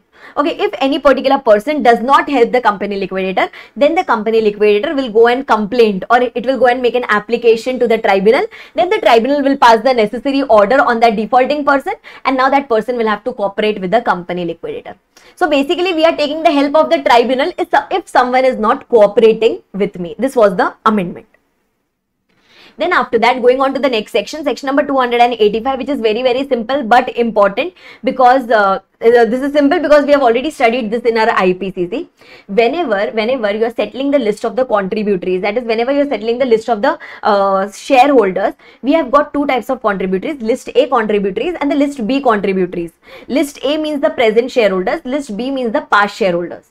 First, we will try to recover the money from the present contributories, but their liability will be restricted only up to the unpaid amount. Okay, so that much amount we will recover it from the present shareholders. Suppose if we still have got the deficit, then in that case only we will go to the past contributories. Okay, but past contributories also only those contributories who have left or who have ceased to become our member during the last 1 year, or and it will be restricted only to their unpaid amount, and they will be liable only if the debt subsisted on the day when they ceased to become a member. Okay, the reason for which we are asking them the money, if that debt was not at all existing on the day when they left the company, then you cannot ask for any money from the past shareholders. Okay, now this is generally applicable when the company is limited by shares. So we are restricting the liability to the unpaid amount. What if the company is a guarantee company and plus it is limited by shares? Then in that case, we will take the guaranteed amount from them plus the amount up to the unpaid amount on the shares. This is the liability. This is the liability of the shareholders. Okay, this is the liability of the shareholders, or we can say this is the liability of the contributories that we are going to recover from them at the time of winding up of the company. Similarly, this was of the shareholders. Now when we go to the directors and the managers, by default they say that directors and managers will be liable unlimitedly, right? As if they are the shareholders of an unlimited company. In that manner they are going to be liable. But again, if they cease to be the director or manager during the last 1 year, then only they will be liable. Okay, if they have left our company before that, then we cannot hold them liable. And suppose if the day when they left the company, on that day there was no debt outstanding, so we cannot hold that particular director as liable, right? Then after that you constituted a committee called as advisory committee. As the name suggests, it is going to advise to the company liquidator on various matters put forth before them. So advisory committee can have maximum 12 members, and in these members we are going to have the creditors and the contributories only. Okay, generally creditors and contributories sit in this advisory committee, or any other member as nominated by the tribunal. They have got full right to inspect the books of accounts and documents of the company liquidator which he is preparing during the time of liquidation. These people will be given weightage. Okay, we are going to consider their wishes. We are going to conduct the meeting of this advisory committee also. Okay, and this meeting is going to be chaired by the company liquidator. So basically company liquidator is there. It has formed an advisory committee who is going to advise the company liquidator on various factors. Then after that, the company liquidator has to, on time to time basis, it has to submit the progress report. Okay, it has to submit the progress report to the tribunal about how the winding up is going on, and these reports are submitted on a periodicity of quarterly basis. That is, quarterly progress reports are submitted to the tribunal, and then tribunal can take the necessary steps on the basis of the progress report that is submitted to it. Then after that, section number 290, which is very, very simple, which is very, very generic, which talks about powers and duties of the company liquidator. That company liquidator has got various powers. Now, suppose if it is of the opinion that business should be carried on for some time, then it will carry on the business. If it thinks that asset should be sold off, it will sell off the asset. If it thinks that some professional assistance must be taken, it will take that.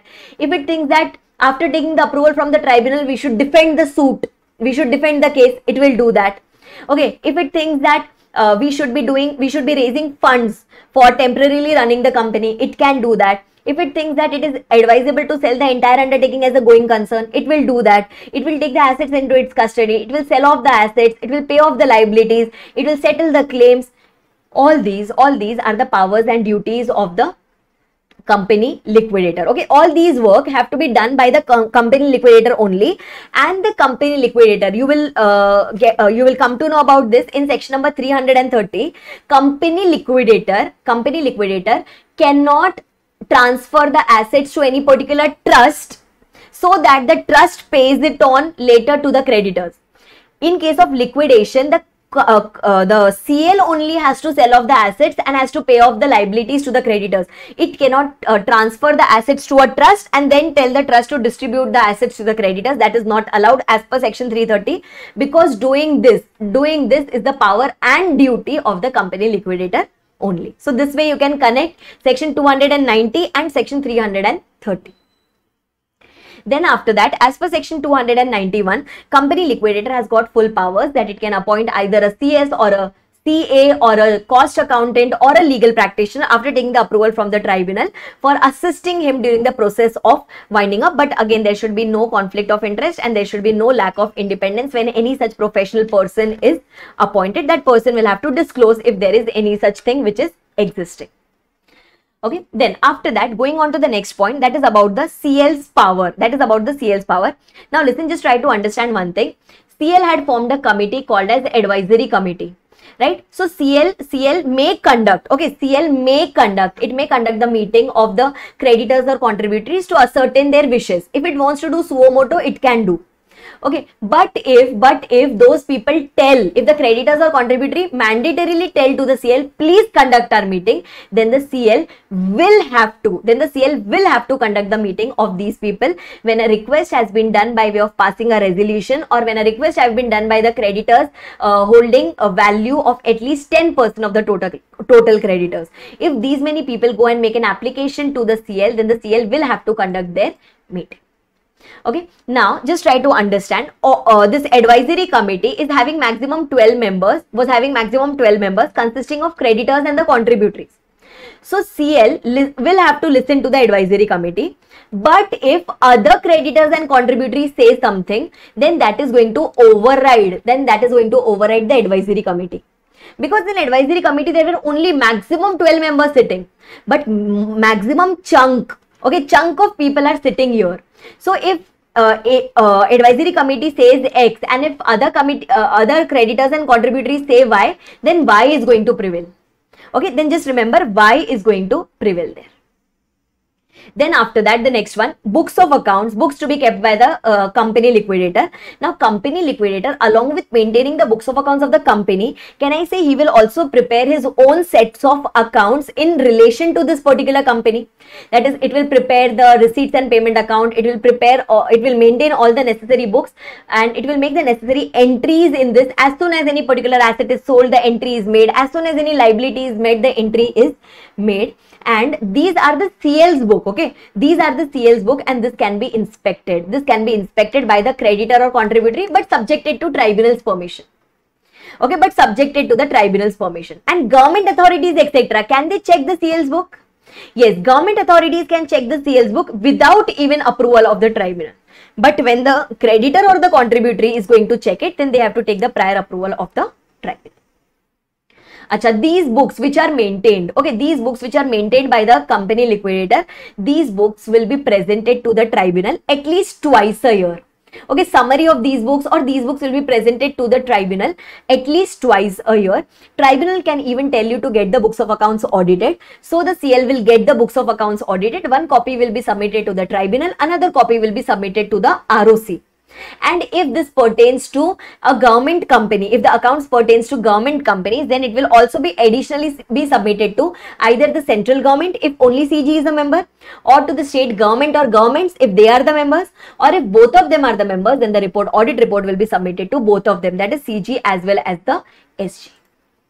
Okay, then after that, going on to the next section, that is section number 295. Whenever you are doing any settlements, okay, or whenever you are doing any transaction with your creditor or contributory, you can set off the dues.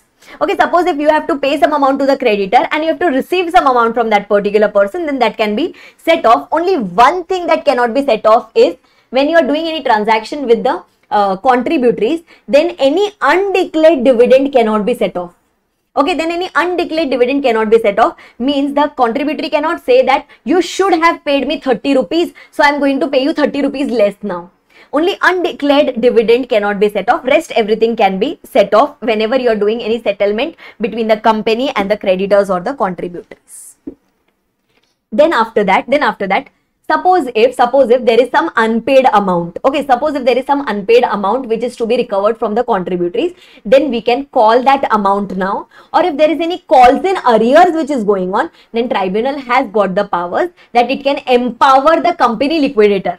Okay, tribunal has the power to give the authorization, then it will empower the company liquidator to make the calls in that case. Then after that, whatever amount is finally payable to the contributories, that will be distributed among the contributories, not as per the head count, but on the basis of their shareholding. The amount will be distributed amongst all the contributories.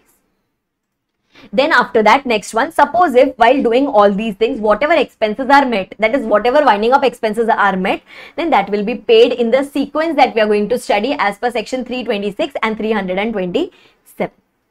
Then after that, suppose if the tribunal is of the opinion that there is some particular person who is holding the company's assets or who is holding company's property, then we can summon that particular person, we can call that particular person, we can gather evidences about such particular person, and we will tell him that please you also come and meet me, and plus bring the assets of the company, bring the books of accounts of the company that you are wrongfully holding. Now if that person comes and he says that no, I don't have the asset of the company, I have sold it off, then we will tell that company to compensate, we'll tell that particular person to compensate us.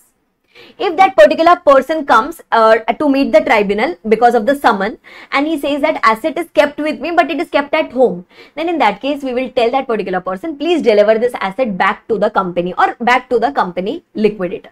So if any person is wrongfully holding the assets of the company, that person will have to give it back to the company. That person cannot hold it on behalf of the company. Then after that, the next one, suppose if the tribunal has come to know from company liquidator. Okay, the tribunal has come to know from the company liquidator that some fraud or some misconduct had happened at the time when the company was incorporated. So in that case, we will call that person. Okay, we'll call that person. The tribunal will call that person before the court, and it will do the proceedings. At that time, CL can also be present in that examination, because on CL's because the CL told that so and so fraud has happened, then only the case initiated. So before tribunal, you are going to have that defaulting promoter and you are going to have the CL who is going to sit. This promoter will fight the case. Okay, it can take the help of CA, CS, cost accountant, legal practitioner, and it will file the case. Okay, we can even examine this particular person on oath. Now, suppose if the promoter puts a claim before the tribunal that, sir, I am not guilty. Sir, I am not guilty. There was no fraud that was done during incorporation of the company. Please free me from all the charges. So in that case, tribunal will pass an order, but only after giving an opportunity to the CL. Because CL was the complainant. You cannot simply free this particular promoter. So before you are freeing this particular promoter, please give an opportunity to the CL to at least put his points forward before the tribunal. And then only final decision will be taken against this particular promoter. Then if you come to know that there is some particular person who is trying to abscond or who is trying to leave India, then we can, tribunal has full powers, like that person was trying to leave because that person was trying to leave, or he was trying to abscond because he was trying to evade some liability, he was trying to avoid questioning from the tribunal, or he was trying to fraudulently flew away along with his property. Then in that case we have full right that we can detain that particular person and we can even seize the assets or the books and papers with which he was trying to abscond the country. Okay, this section is important. Section number 301 is specifically important. Then going on to next section, section number 302. As soon as this winding up and all these things are done, after that the company will be wound up. The CL will make an application to the tribunal that, sir, please pass a dissolution order. Tribunal will pass a dissolution order. Tribunal will give one copy to the ROC. Tribunal will give another copy to the CL and will tell the CL to submit it to the ROC. Right? And this is how the dissolution is totally completed. 303 was a transition provision that can be totally ignored. That was talking about appeals under the old law. Right? And then till section number 303, your part 1, the part 1 of the chapter gets over here. Next part was talking about voluntary winding up. This has been totally omitted from the Companies Act because now these have been introduced in your IBC, which we studied in section number 59, which was talking about voluntary winding up. And then going on to the next part, last part of the chapter, that is part number 3, which talks about the general provisions. Okay, first of all, whenever you are paying off any liabilities, okay, whenever you are paying off any debts, then that has to be admissible against proof only. Means you should be having some proof that yes, so and so liability is due, and then only you are going to pay to that particular creditor. Then after that, going on to the next two important sections, that is section number 326 and 327, where we are going to study the sequence, that is in what sequence are we supposed to do the payment. So the sequence that is mainly applicable is first section number 326 payment will be done. Then winding up expenses will be met. Then 327 payment will be done. Then floating charge, other creditors, preference and equity. Okay, this always remains the same. This sequence always remains the same. Okay, the first 4 pointers are specifically important. Now let's try to understand what is going to come up in section number 326. In 326, first of all, any amount which is payable under Industrial Disputes Act for the last 2 years. That is wages, salary, compensation payable under this particular act. First of all, that is going to be paid, and all the accrued holiday remuneration. Okay, all the accrued holiday remuneration to all types of workmen for the last 2 years. First, that is going to be paid in priority over any particular debt. Okay, then after that, the next thing that we are going to pay is to the other workmen. To the other workmen we are going to pay, as well as to the secured creditors out of the asset which was secured with the secured creditors. Okay, we are going to pay this on pro rata basis. This is going to be the second thing.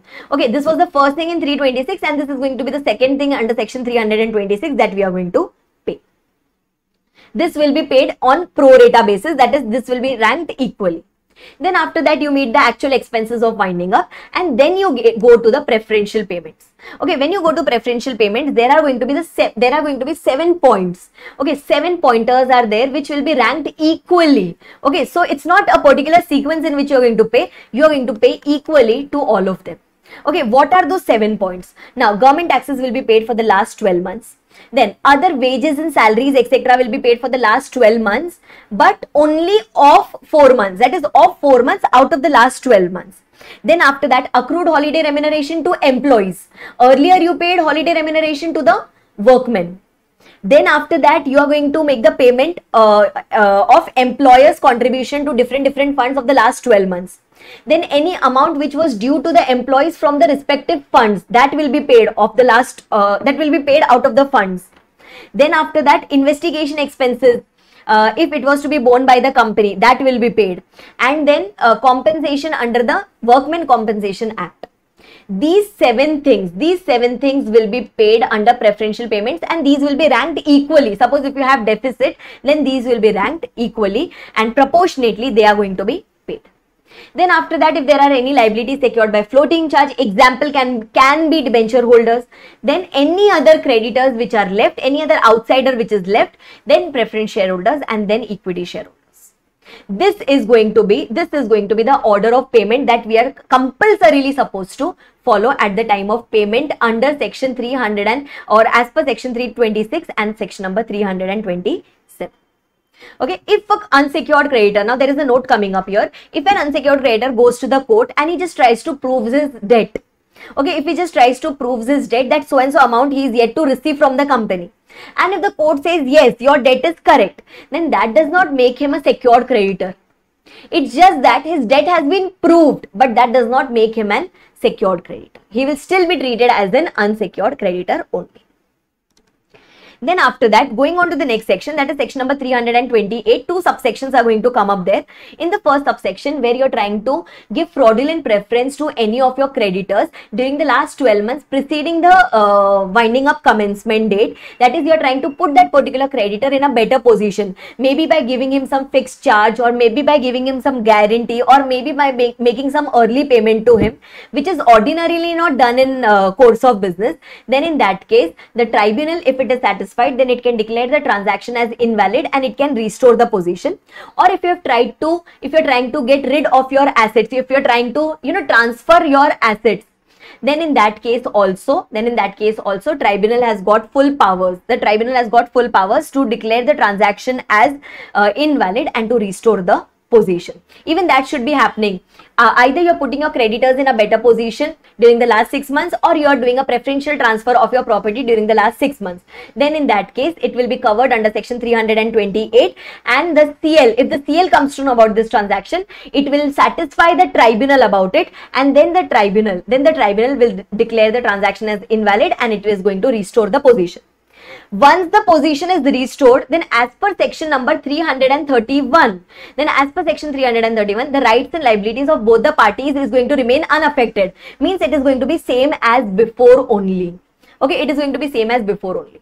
Similarly, when you go to section number 329, suppose if you are trying to transfer any particular property, movable property, immovable property, for inadequate consideration, or which is not done in ordinary course of business, then such transaction will be void against the company liquidator if such transaction was done during the last 1 year. Okay, if such transaction was done during the last 1 year before the commencement of winding up. Then 330 we have already covered along with powers and duties of the company liquidator, that you cannot transfer the assets to any particular trust. Okay, you cannot transfer the asset to any particular trust and then the trust passes it on to the creditors. No, that is not at all allowed.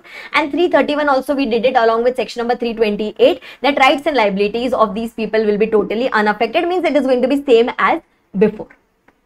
Okay, then going on to the next section, that is section number 332. 332 talks about floating charge. If any floating charge is created against a proper debt of the company, and if as on the date of creation of debt, as on the date of creation of charge, if the company was a solvent company, then in that case, any charges created during the last 12 months will be treated as valid. Okay, if there was a debt against which you created a charge, okay, but you are not able to prove your solvency, then in that case, the liability of the company will be restricted up to the principal amount plus interest at the rate of 5% per annum. But if you created a charge against no debt, then in that case the charge is totally invalid and the charge will be totally treated as null and void. This is given under section 332. Then going on to section number 333, where the company liquidator is disclaiming, okay, where the company liquidator is disclaiming certain property which are onerous property, which are burden property, which has some litigation involved in itself. So there the company liquidator is of the opinion that instead of selling this property, I will simply disclaim this. For this purpose, it can disclaim it within 12 months from the commencement of winding up, or within 12 months from the date when he becomes aware about all these things. Within so much time he can disclaim. Before disclaiming, he will go and make an application to the tribunal. Tribunal will tell him, okay, no problem, you can disclaim, but please give a notice to the interested party. The person who is interested in this particular asset, please give a notice to that particular person also. Okay, if he gives the notice to the interested person can question back to the CL that why are you disclaiming it? And whenever he questions back, then the CL has to reply within a period of 28 days plus the extended period that why is it disclaiming, or is it disclaiming or not. And if it does not reply within this 28 days, then in that case it will be deemed as if the company liquidator has adopted the property. Adopted the property means not disclaimed the property, means now it will have to sell off the property and will have to realize the money out of it. Okay, and vice versa. Suppose if it replies within a period of 28 days, then yes, the company liquidator has got full rights to disclaim that particular property. Once it disclaims the property's ownership, control, etc. gets away from our hand, but we are still liable. We are still liable towards that interested person. This we had studied in section number 333, that is disclaimer of onerous property. Then going on to the next section, that is section number 334, that suppose if as soon as the winding up starts, after that moratorium starts, so can you transfer any particular assets? Can you start dealing in any particular assets? Answer is no, you cannot deal in any particular asset except with the tribunal's permission, because moratorium is going on against you. Okay, you cannot deal into your assets, that is one section, and no one can attach your property also. No one can do the enforcement of your property also. Example, I had given some asset as mortgage to any bank, then the bank cannot sell it off except as per the tribunal's order. If tribunal says okay you can sell, then you can sell, but otherwise no one can take action against the assets of my company once the winding up has commenced, except that revenue, that is the government can sell off my assets for recovery of the taxes. It has full rights to do anything that it wants to do. Now, as per section number 336, if the officers of the company are found guilty of offences, means they are not giving all the properties to the company liquidator, they are not cooperating with the company liquidator, they are not giving the books of accounts to the company liquidator, they have fraudulently removed some property of the company during the last 12 months which belonged to the company, they have materially omitted some fact, they have altered the books of accounts, they have secreted the books of accounts, then in that case they will be liable for, then in that case they will be liable for punishment. Okay, they will be liable for punishment, that is imprisonment and fine is going to be applicable. Then after that, the next one, very important thing, that is procedurally it is very important that whenever the company is into liquidation, okay, or whenever the company's winding up is going on, during that time if the company is doing some businesses, then each and every document of the company, be it the invoices, be it the order copy, be it the letterhead, be it any particular document, that should contain a statement. Okay, that should contain a statement that the company is being wounded up, so that the other person has the knowledge about it, that yes, we are doing transaction with such a company which is undergoing winding up.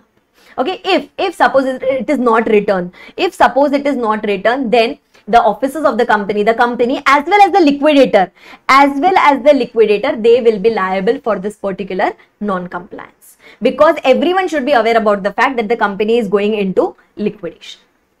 Acha, suppose if you want to prove that the company has so and so assets with itself, or so and so amount is payable to the creditors, then the prima facie evidence that is available with you is only the books of accounts. If we do not have any proof against any particular person, then whatever is written in the books of accounts, that becomes the final proof with you. Okay, so books of accounts of the company plays a very important role. If you do not have anything else to prove, then whatever is written in the books of accounts, that will be the truth. Okay, then that will be the truth. Then after that, the next one, about the inspection of books and papers. Okay, just try to understand one thing.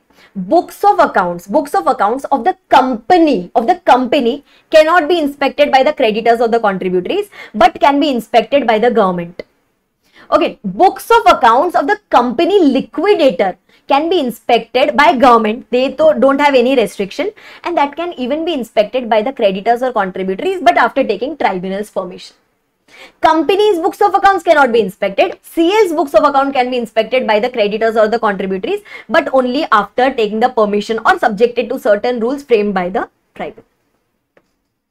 Okay, then the next thing, whatever are the books of accounts of this winded up company, these books of accounts, these books of accounts can be disposed of. These books of accounts can be disposed of in the manner which the tribunal directs. Means the tribunal will tell you that for how much time are you supposed to keep it, and then it will be disposed of. But maximum liability can arise for a period of 5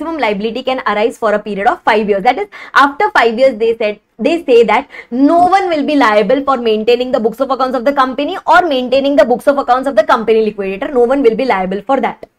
But if say for example, central government is of the opinion that we should stop from destruction of the books of accounts, means we should preserve it for some more period, then the central government can pass such an order. It can make rules in that particular regard, and it can extend this time period. Beyond the period of 5 years also. Then after that, still if you destroy the books of accounts before the time specified, then in that case, that particular person will be eligible for fine up to rupees 50,000. Then now, whatever amount the liquidator is realizing, okay, these amounts, whatever assets he is selling off, whatever liabilities he is paying off, all these transactions are done in a separate bank account. Okay, now once you have done the declaration etc., but still if there are some creditors who are untraceable, or if there are some contributories who are untraceable for a period of 6 months from the date of declaration, then whatever is the left out amount kept in the separate bank account, that will be transferred to an account called as company liquidation dividend and undistributed asset account in a scheduled bank. Okay, whatever, if the amount remains unclaimed for 6 months, then whatever is the unclaimed amount, that gets transferred to this particular account, and this account is under the control of ROC. Okay, this particular account is under the control of ROC, and if anyone wants to claim any amount from this account, then you will have to now go and make an application to the ROC, and you can take it from there. If there is some amount which remains unclaimed in this particular account for 15 years, now it gets transferred to an account called as General Reserve Account of the central government. And now if I want to claim any amount, I will have to go and make an application to the central government, and I can claim it from there. Okay, liquidator cannot retain any amount with himself. If he retains any amount with himself, then he will have to pay back to to these particular accounts along with interest at the rate of 12%. If he does any default, then he will be personally liable. That is, he will have to pay the principal amount, he will have to pay the interest, he will have to pay the penalty, he will have to meet any expenses that we would have incurred, and plus we can even seize his remuneration. So the liquidator cannot do the mistake of retaining the amount with himself. Okay. Then after that, whenever the tribunal tells the liquidator to file those returns, that is quarterly progress reports or submitting the accounts twice a year, etc., liquidator is supposed to do that. Okay, liquidator has to do that. That is the obligation of the liquidator. But if the liquidator does not do that, then in that case, CL will first give a notice to the liquidator that please do it. Then please do it within so and so time period. Okay, company liquidator will be given a time period of 14 days.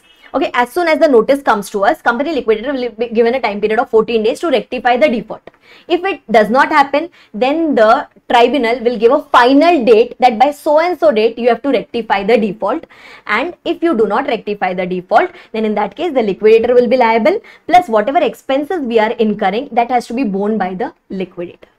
So even liquidator can do the mistakes, mistakes can happen by the liquidator also, but the tribunal is giving opportunity to the liquidator to rectify those defaults before proceeding against that particular person. Acha, whenever we were calling the meetings of the creditors or the contributories, okay, at that time, in case of creditors, remember 10% of the creditors, 1/10 of the creditors were doing a request. Then in that case, we will check 1/10 of the value of the creditors. And whenever we check in terms of contributories, we check the voting power of the contributories. Then after that, this is a general section. Section 355 is a general section which says that whenever we are giving any evidences on affidavits, the affidavits can be sworn before whom? So in India, it can be sworn before any court, tribunal, judges, authorized persons, etc. When you have to give the affidavits outside India, then it can be sworn before any court outside India, any judge outside India, Indian diplomatic outside India, consulate officer outside India, or any authorized officer outside India. Before these people, you can go and swear, and that will be treated as a self-declaration that you have given. Acha, now say for example, dissolution order was already passed by the tribunal. If tribunal is of the opinion, either suo moto, or if any application has been done by the company liquidator, or if any application has been done by any interested person, then within 2 years from the date of dissolution, tribunal can declare the dissolution order as void. Okay, tribunal can declare the dissolution order as void, and everything will go back to the original position now. Okay, and once this dissolution order is declared as void, one copy will be submitted to the ROC, another copy will be given to the CL, so that CL again goes and submits it to the ROC, just like we did it in case of the dissolution order. Same thing we have to do it in case of, when the dissolution order becomes void. And the last one, a deemed date, that is, on which date does the winding up commences? The date when the petition is presented before the tribunal under section 272. The date of presentation of petition, or the time, time means not literally the time, basically the date when the petition is presented before the tribunal, that will be the date when the winding up has commenced. And this was all about your winding up chapter. I hope you are able to recollect the provisions more or less. Chalo, let's start with the super quick revision of appointment and remuneration of managerial personnel, which is going to range between section number 196 to section number 205. 3 important definitions to be done there. First one, managing director, which is there under 254, then manager, which is going to come under 253, and then whole-time director, which is going to come under 294. When we talk about a managing director, a few important points to be that we should be knowing here is, any person who is going to be appointed as a managing director, first of all, he should be a director in the company. Next, he should be entrusted with substantial powers of the management of the company. Means the activities which are done in administrative nature, those powers are not vested with the managing director, then that person cannot be called as the managing director of the company. Example, affixing common seal, then drawing checks, negotiable instruments, etc. These are of administrative nature. So these powers cannot be exercised. These powers cannot be exercised by a managing director. In a particular company, we can have 2 or more than 2 managing directors. Means we can have more than 1 managing directors as well in our company. Then whatever powers we have to give, or whatever scope we have to define in case of managing director, then in that case that can be done by way of an agreement, that is either by writing it in the articles of association, or we can pass a resolution for that. Or if the AOA requires, then we can even pass a special resolution for that, defining the powers which can be exercised by the managing director. But yes, most importantly, those powers should be only the substantial powers of management. Then after that, this MD, this managing director who was there, this person can be a rotational director or a non-rotational director. There is no fixed capacity which is given to this managing director. It can be decided by the company, between the company and the MD, that will he be a rotational director or will he be a non-rotational director. Similarly, we are going to have a person called as manager, which is defined under section 253. Manager, he can be a director or he need not be a director. Both is okay. Unlike your managing director, in managing director, that person had to be a director. But in manager, he can be a director or he need not be a director. Again, He is going to come under the, all the powers to him will be given by the board only. He will come under the superintendence of the board only. Again, he is going to have the substantial powers of management just like your managing director. And in a company we can have only one manager, means a company cannot have two or more than two managers. Okay, both of them are having more or less similar powers. MD and manager are having similar powers. That's why when we go ahead in section number 196, we will study that either a company can appoint a manager or a company can appoint a managing director. Okay, either of the two is allowed at a given point of time. Then going on to the last definition of whole-time director, which is given under section 2 clause 94. He is such a director. Whole-time director is such a director who is given all the administrative powers of management, unlike managing director.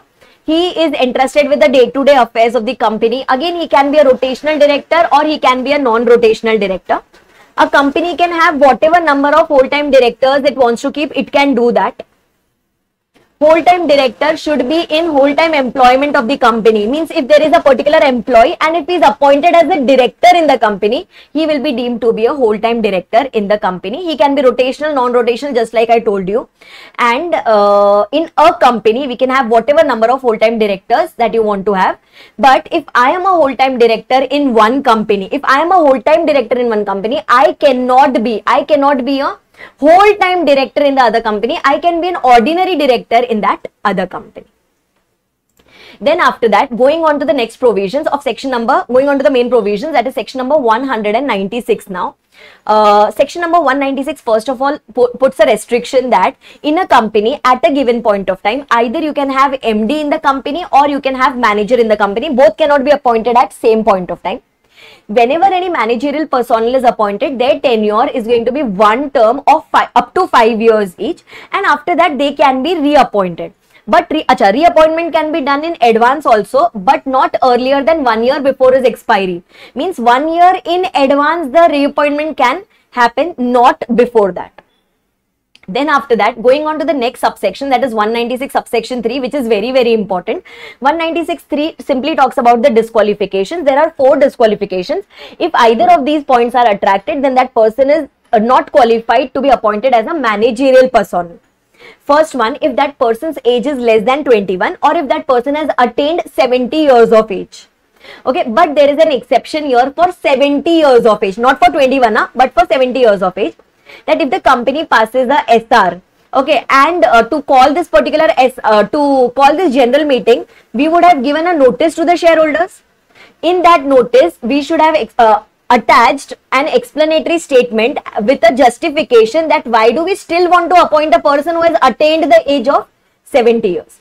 So either you pass a SR, or suppose if you are not able to pass the SR, then in that case, no problem.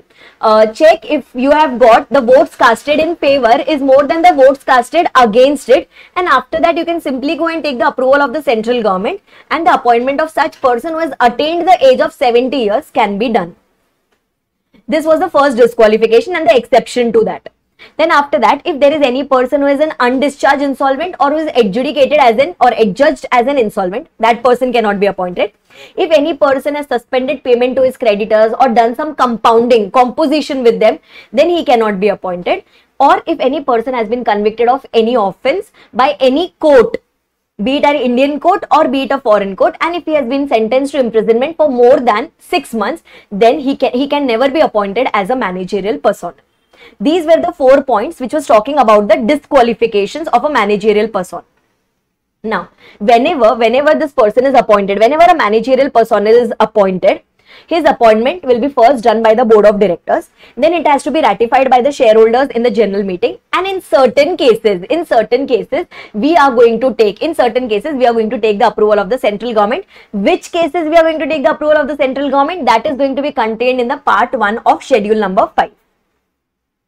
Then after that, whenever we call the meetings, like whenever we have to pass a ordinary resolution by the shareholders, etc., or whenever we want to call the general meeting, in the notice, everything has to be given in detail that why are we calling this particular meeting, that is for the purpose of appointment of managerial person. Everything has to be given there in detail.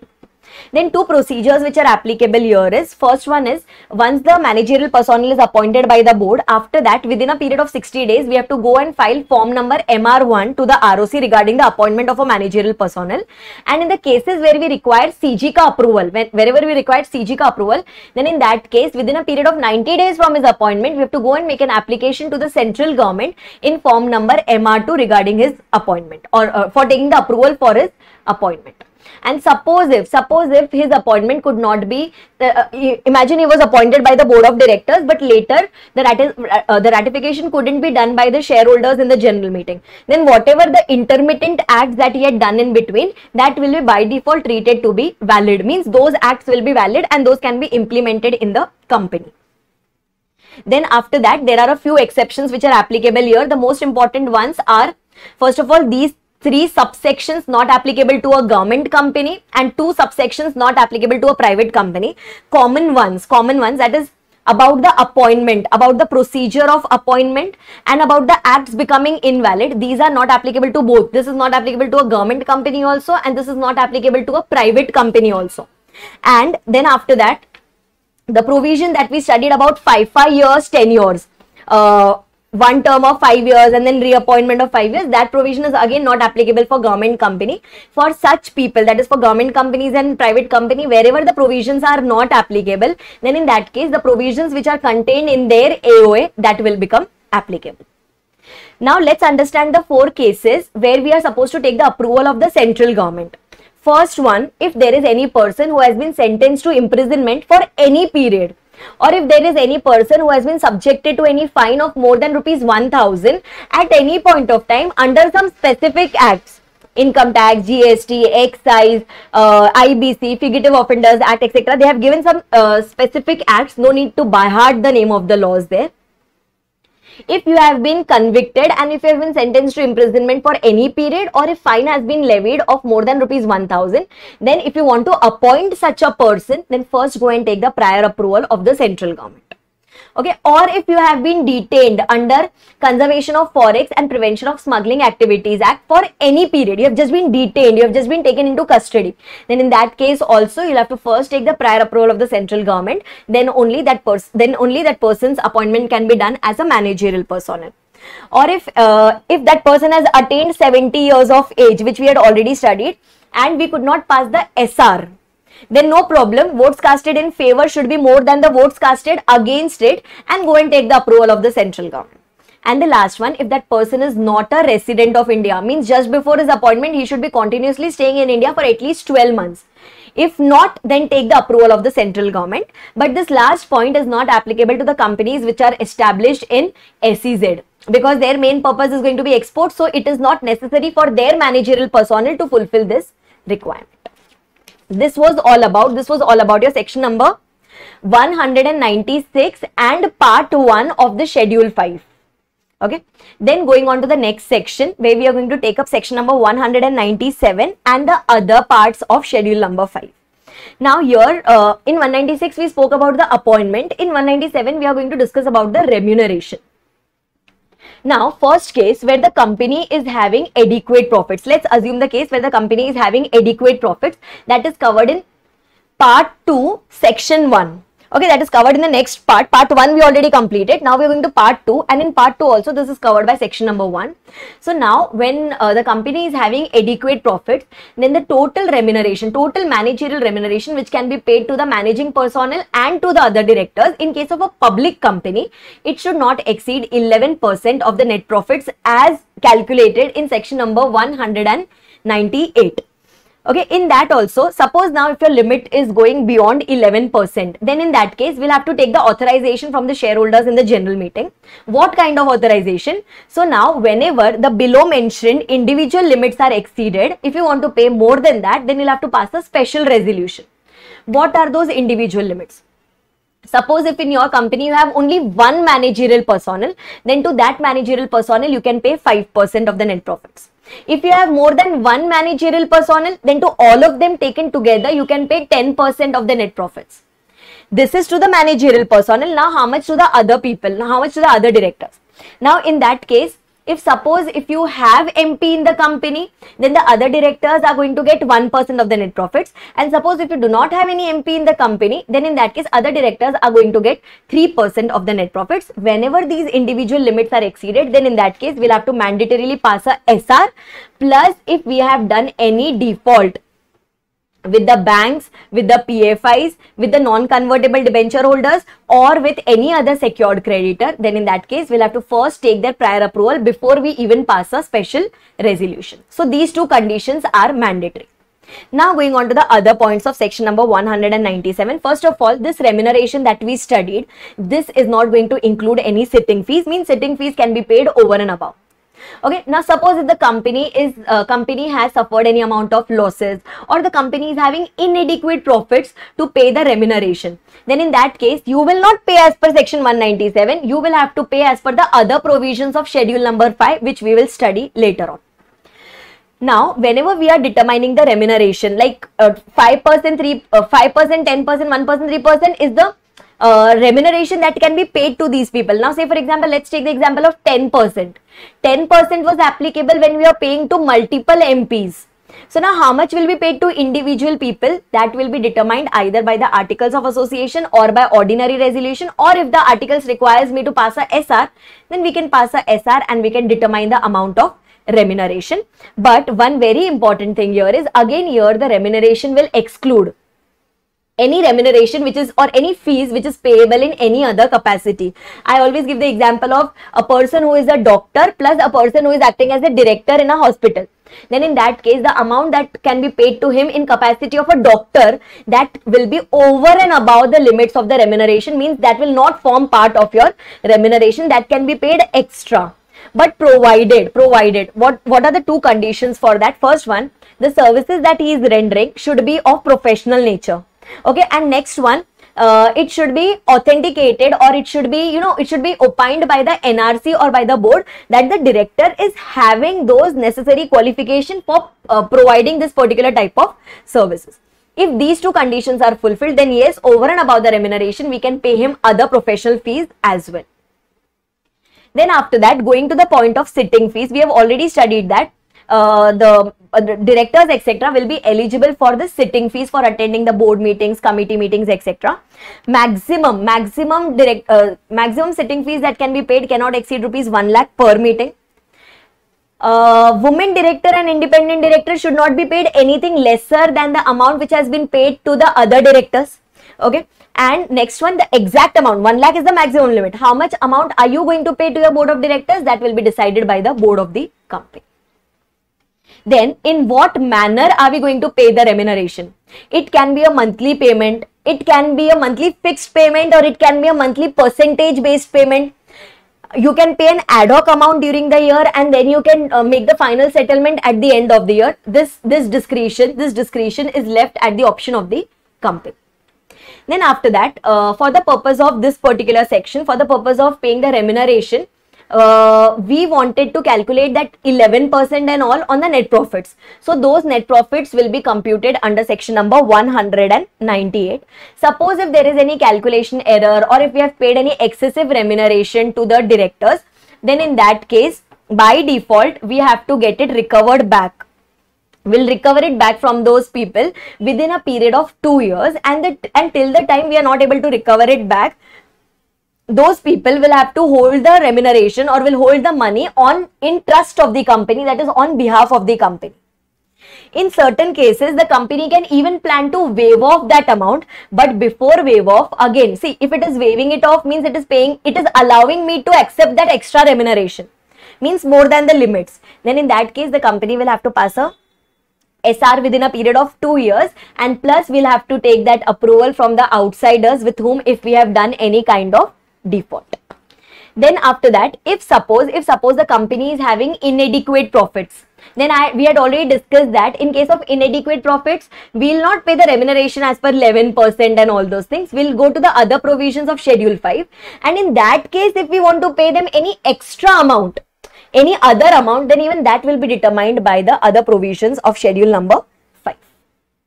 Then listed companies are required to do, only listed companies are required to do certain types of disclosures in their board's report. that will be everything about the remuneration which is payable to the managerial personnel and certain types of ratios that you have to calculate, so that it shows that the shareholders are able to interpret that, okay, how much was the amount of remuneration paid to them in the last year, how much amount of remuneration are we paying to them in the current year, what is the percentage increase, what is the justification regarding the percentage increase here.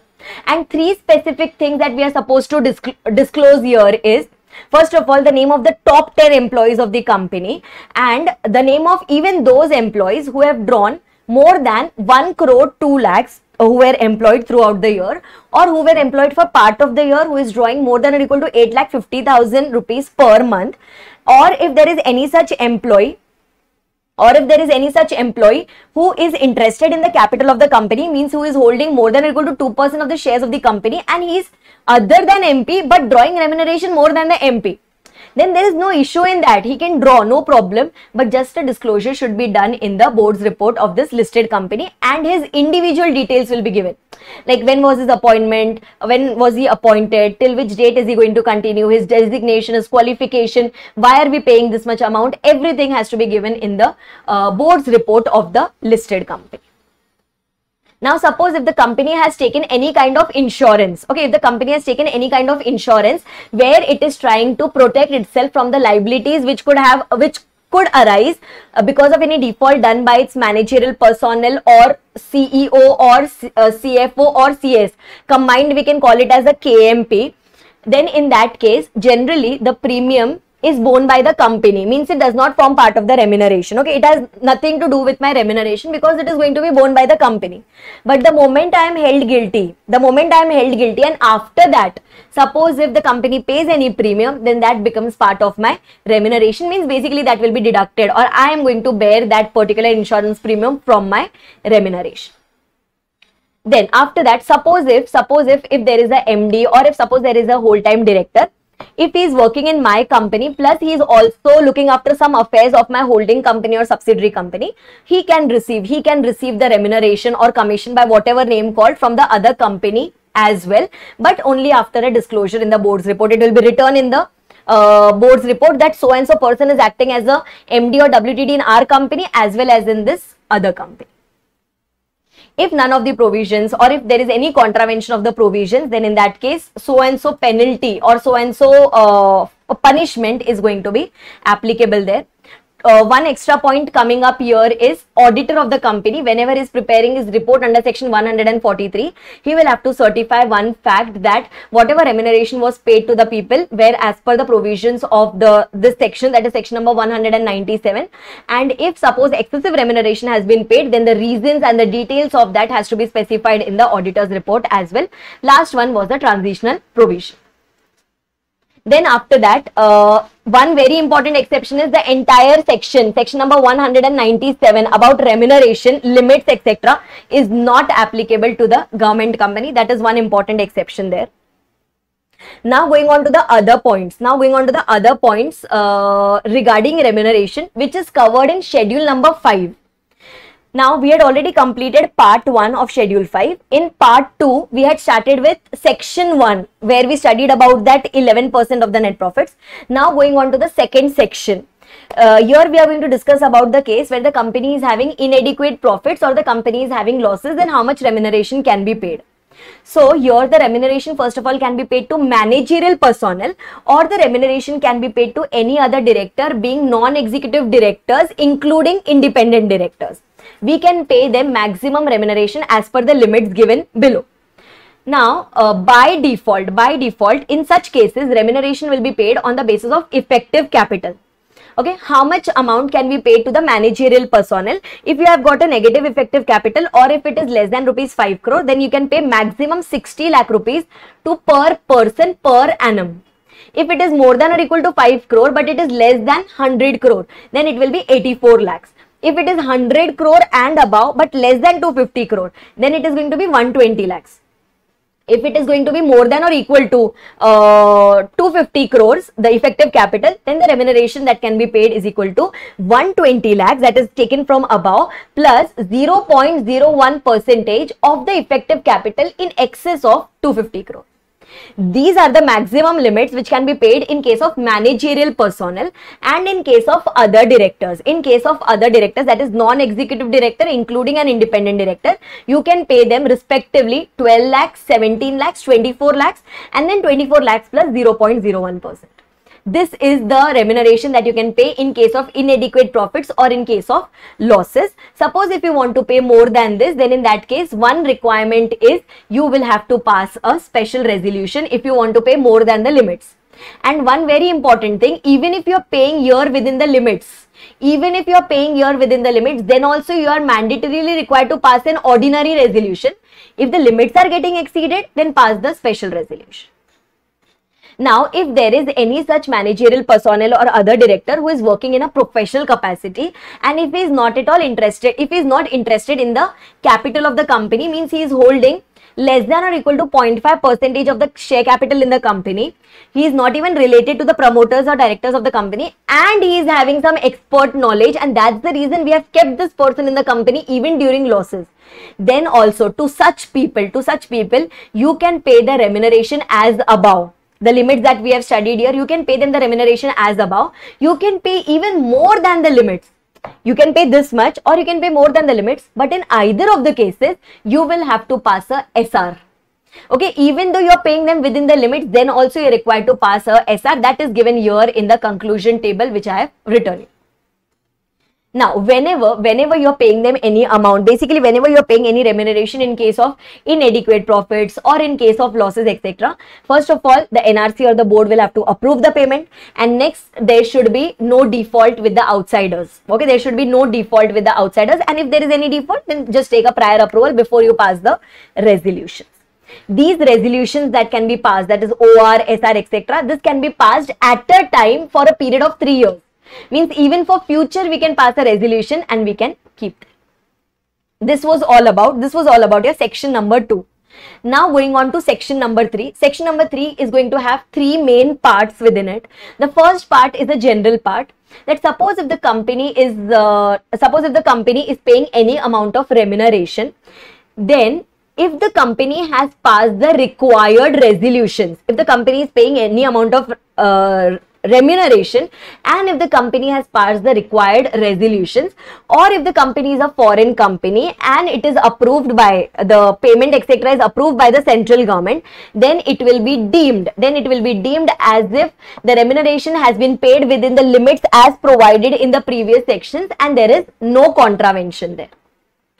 Acha, apart from that, there are 3 specific cases where in case of inadequate profits or in case of losses, you can pay whatever amount of remuneration you want to pay even without passing a special resolution. What are those 3 cases? First of all, if the company is a newly incorporated company, then for the first 7 years, pay whatever you want to pay. If the company is a sick company and its revival has been ordered by the BIFR, then for the first 5 years, during revival basically, after the order has been passed, for the first 5 years, pay any amount of remuneration. Or if the company had just undergone the CIRP and the NCLT has passed a resolution order, then for the first 5 years, it can pay any amount of remuneration without even passing a special resolution. And the last case is such that if the remuneration has been fixed, by the BIFR or NCLT in any other cases, then you can pay them whatever amount you want to pay. But in the last 2 clauses, that is in point B, that is these 3 points and the BIFR and the NCLT fixing the remuneration, in this case you should not be receiving the managerial remuneration from any other company. Then only this benefit of not passing the SR will be available, plus the auditor or the CS will have to certify that there is no default done with any creditors or deposit holders and everything is being settled on time. Then going on to the next section, that is section number 4. Section number 4 simply says that managerial personnels can get something over and above the remuneration. Okay. 3 things that every managerial personnel can get over and above. One is any contributions to the employee funds like provident funds, superannuation funds, annuity funds, etc. Any gratuity that is payable, and the last one is the leave encashment. These are the 3 specific things which will be paid over and above to every managerial personnel, that will not be included in the limits. Then after that, to expedite expatriate persons, three specific things can be paid over and above. First one is children education allowance, next one is holiday passage allowance, and the last one is leave travel concession other than India. These things can be paid to these managerial persons over and above. Okay, this can be paid over and above the remuneration. Now, how do we define remuneration? Remuneration means anything that is paid to the managerial personnel for the services that they have rendered, plus the perquisites as per the Income Tax Act, plus the reimbursement of direct taxes which is done by the company. These three things are included in the term called as remuneration. This has to be within the limits that we have studied till now.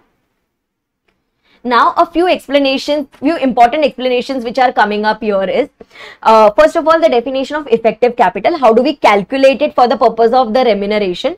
So, effective capital is equal to paid up share capital, but excluding the share application money or the share advances, then the securities premium, then the reserves and surplus, excluding the revaluation reserve, then the long-term loans, but excluding the short-term ones, long-term loans and deposits repayable after 1 year, minus accumulated losses, minus preliminary expenses to the extent not written off, and minus investments. Okay, but not in case of an investment company. This way we are going to get the effective capital, and on the basis of effective capital we are going to calculate the remuneration that is payable. Okay, then after that, remuneration definition we have already covered. In remuneration, three things will be included: any amount paid for the services rendered, plus the perquisites as per Income Tax Act, and plus the reimbursement of direct taxes which is done by the company. These explanations are specifically important. Then going on to the last section of part 2 of schedule 5, which simply says that if there is a particular person who is withdrawing remuneration as a managerial personnel from two companies, then the total amount that I can draw from both the companies together should not exceed the highest remuneration which is eligible from either of the companies. That is the maximum total remuneration that I can withdraw from both the companies together. This was all about your part 2. Okay, in part 2 there were 5 sections. Section 1 was talking about that 11%. Section 2 was talking about inadequate profits, that 60 lakhs, 84 lakhs and all that.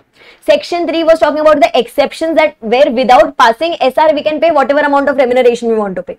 Section 4 was extra things that can be paid to managerial personnel and expatriate managerial personnel. And section 5 was when we are drawing remuneration from two companies, managerial remuneration from two companies. Now going on to the last two parts, that is part 3 and part 4. Part 3 simply says that whenever we are talking about appointment and remuneration of these people, then first of all that should be subjected to the approval by the shareholders in the general meeting.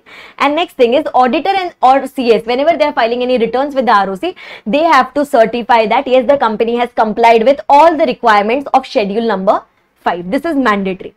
And the last one, that is part number 4. Part number 4 simply talks that if central government wants to provide any kind of exemption to a particular company or to a class of companies from any of the provisions of schedule 5, then central government has full rights and full powers to provide that.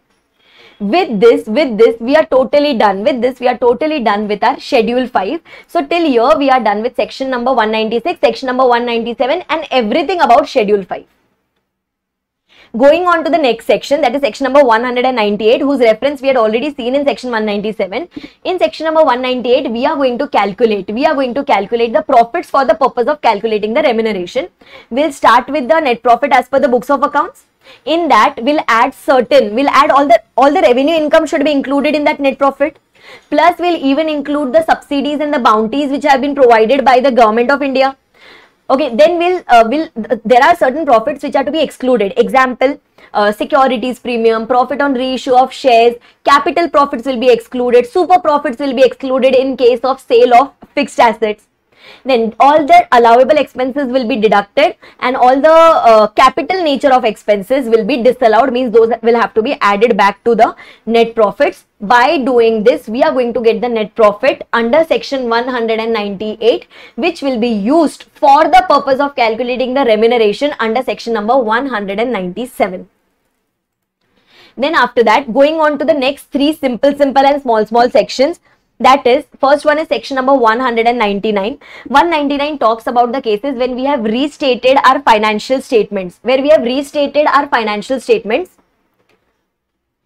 And in that case, if any excessive remuneration, if suppose any excessive remuneration has been paid to any of the managerial person, then we have got full rights to recover it from those people, even though they have left the company, be it past one, be it present one, we can recover it. Okay, but this is in case of restatement, not in case of mistake in the calculation. Then going on to section number 200, that whenever the company is having inadequate profits or in case of losses, the NRC or the board of the company will use certain bases, will see certain bases to determine the amount of remuneration. What are those bases? It will see the professional qualification, knowledge, experience, how much remuneration we are drawing, how much was the past remuneration that we were drawing, etc. Then at the same time, it will even check what is the financial position of the company. Are we capable enough of paying that much amount of remuneration? And then we will check how much amount of remuneration are we drawing from some other company, or how much amount of remuneration are we drawing in some other capacity, example doctor. On that basis, we are going to fix the remuneration in case of losses or in case of inadequate profits. Then after that, going on to the next section, that is section number 201. 201 ideally should be done after part 1 of schedule 5, that is wherever we are supposed to go and take the approval of the central government. So in those 4 cases, when we were going and taking the approval of the central government, in those 4 cases, there is a formality that we have to comply.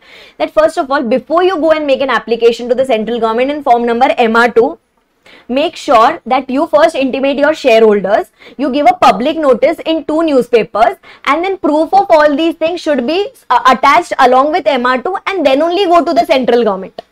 So before basically you go and make an application to the central government, everyone else should be knowing that we are going and making such an application to the central government for appointing of such a person as a managerial person.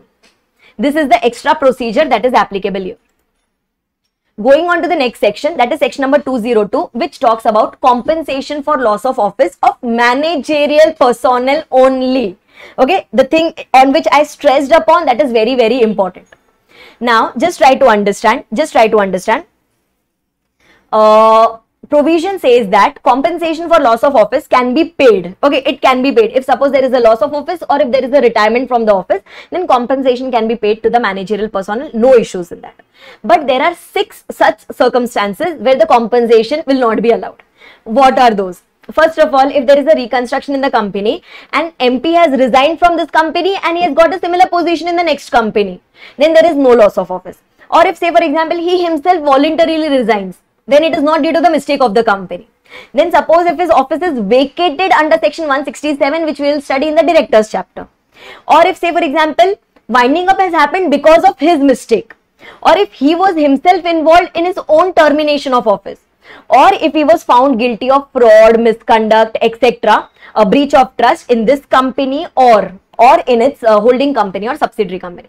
In these cases, either there is no loss of office or the loss of office has happened because of his own mistake. Then obviously no compensation would be payable. In all the other cases, compensation can be paid. How much is the maximum compensation that you can pay is, first of all, let's decide the tenure for which you will pay the compensation. So it is the remaining tenure or 3 years, whichever is shorter. Okay, for this much tenure you can pay. And on what basis will you pay? You will pay on the basis of average remuneration that that person has drawn in the last 3 years or any shorter period if he was there in the company for a shorter period. This is the maximum compensation that can be paid. But suppose if as soon as he left the company, within 12 months, the winding up started.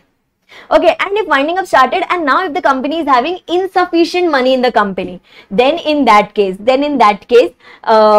we can waive off his dues, means we need not pay him the dues that he was eligible as compensation, but you can waive off only his dues, you cannot waive off any other amount that was payable to him. Okay, similarly, if that person was found guilty, or if that reconstruction etc. happened, okay, you can decide whether to pay the compensation or not. But this point is not applicable to other payments. Whatever was his remuneration, whatever was his statutory dues, that he will still be eligible to receive. Then, if there is any allegation, on the managerial personnel, he is still eligible to receive the compensation. Okay, because still now he is not convicted. Acha, now suppose on the basis of allegation you paid. That person was, he resigned from the company or he went out of the company or whatever, and now later he is proved guilty. then in that case, that compensation cannot be recovered back from him. Okay, this was decided in Bell versus Lever Brothers case law. And when it comes to compensation, for loss of office, before paying the compensation for loss of office, make sure that there is no default done with the outsiders. Any kind of outsiders, banks, PFI, creditors, government taxes, declared dividends, etc. There should be no default in that respect. Then only you can pay the compensation. Till that time, you cannot pay any compensation for loss of office. This was covered in section number 202. Going on to the next section, that is section number 203, which talks about appointment of KMP. KMP includes three category of person. First one, managerial personnel, that is MD or manager, or in their absence, a whole-time director, and CS, that is company secretary, and a CFO. These people together come in the term called as KMP, and some companies are required to mandatorily have whole-time KMPs in the company. Okay, which are those companies which should have mandatory KMPs? So, every listed company should be having. Every other public company whose paid up share capital is more than or equal to 10 crores, that should be having. These companies should be having whole-time KMP. And when we simply talk about CS, then every private company whose paid up share capital is more than or equal to 10 crores, then that company should be having a CS in the company, right? Now, MD and chairperson cannot be the same person. Okay, but there are two exceptions. Suppose if the AOA says okay, then no problem. Or if the company is not carrying on multiple business, then also it is okay.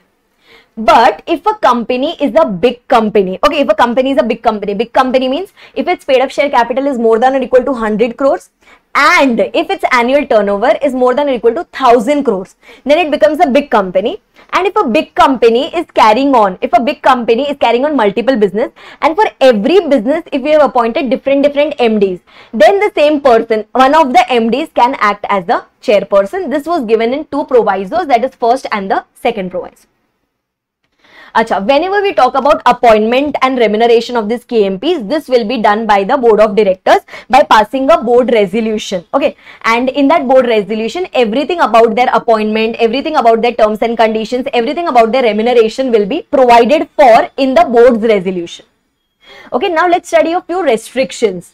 What are the restrictions? If there is a whole-time KMP, in the company, he cannot hold the office of a whole-time KMP in the other company. Except in its subsidiary company, and but if there is a person who is a whole-time KMP in one company, he can be appointed as an ordinary director in the other company with the permission of the board of the first company on hand. Then after that, similarly, whenever a company wants to appoint MD, a single person can be a MD or manager in maximum 2 companies, not more than that. Whenever this MD is appointed, again you have to pass a board resolution, and that too it has to be a super unanimous resolution. That is, all the directors who are present in that meeting should say yes. They should vote in favor of that person being appointed as a MD. And this has to be done in a meeting, and that's why resolution by circulation is not at all allowed. And whenever you're calling this board meeting, make sure that the notice has been given to all the directors who are present in India. Then after that, suppose if the office of KMP becomes vacated due to any of the reasons, then the board will have to fill that vacancy within a period of 6 months from the date of such vacancy. And the provisions that we studied about the managerial personnel, these were not applicable to the government companies. And if there is any contravention of the provisions, then this is the punishment that is applicable.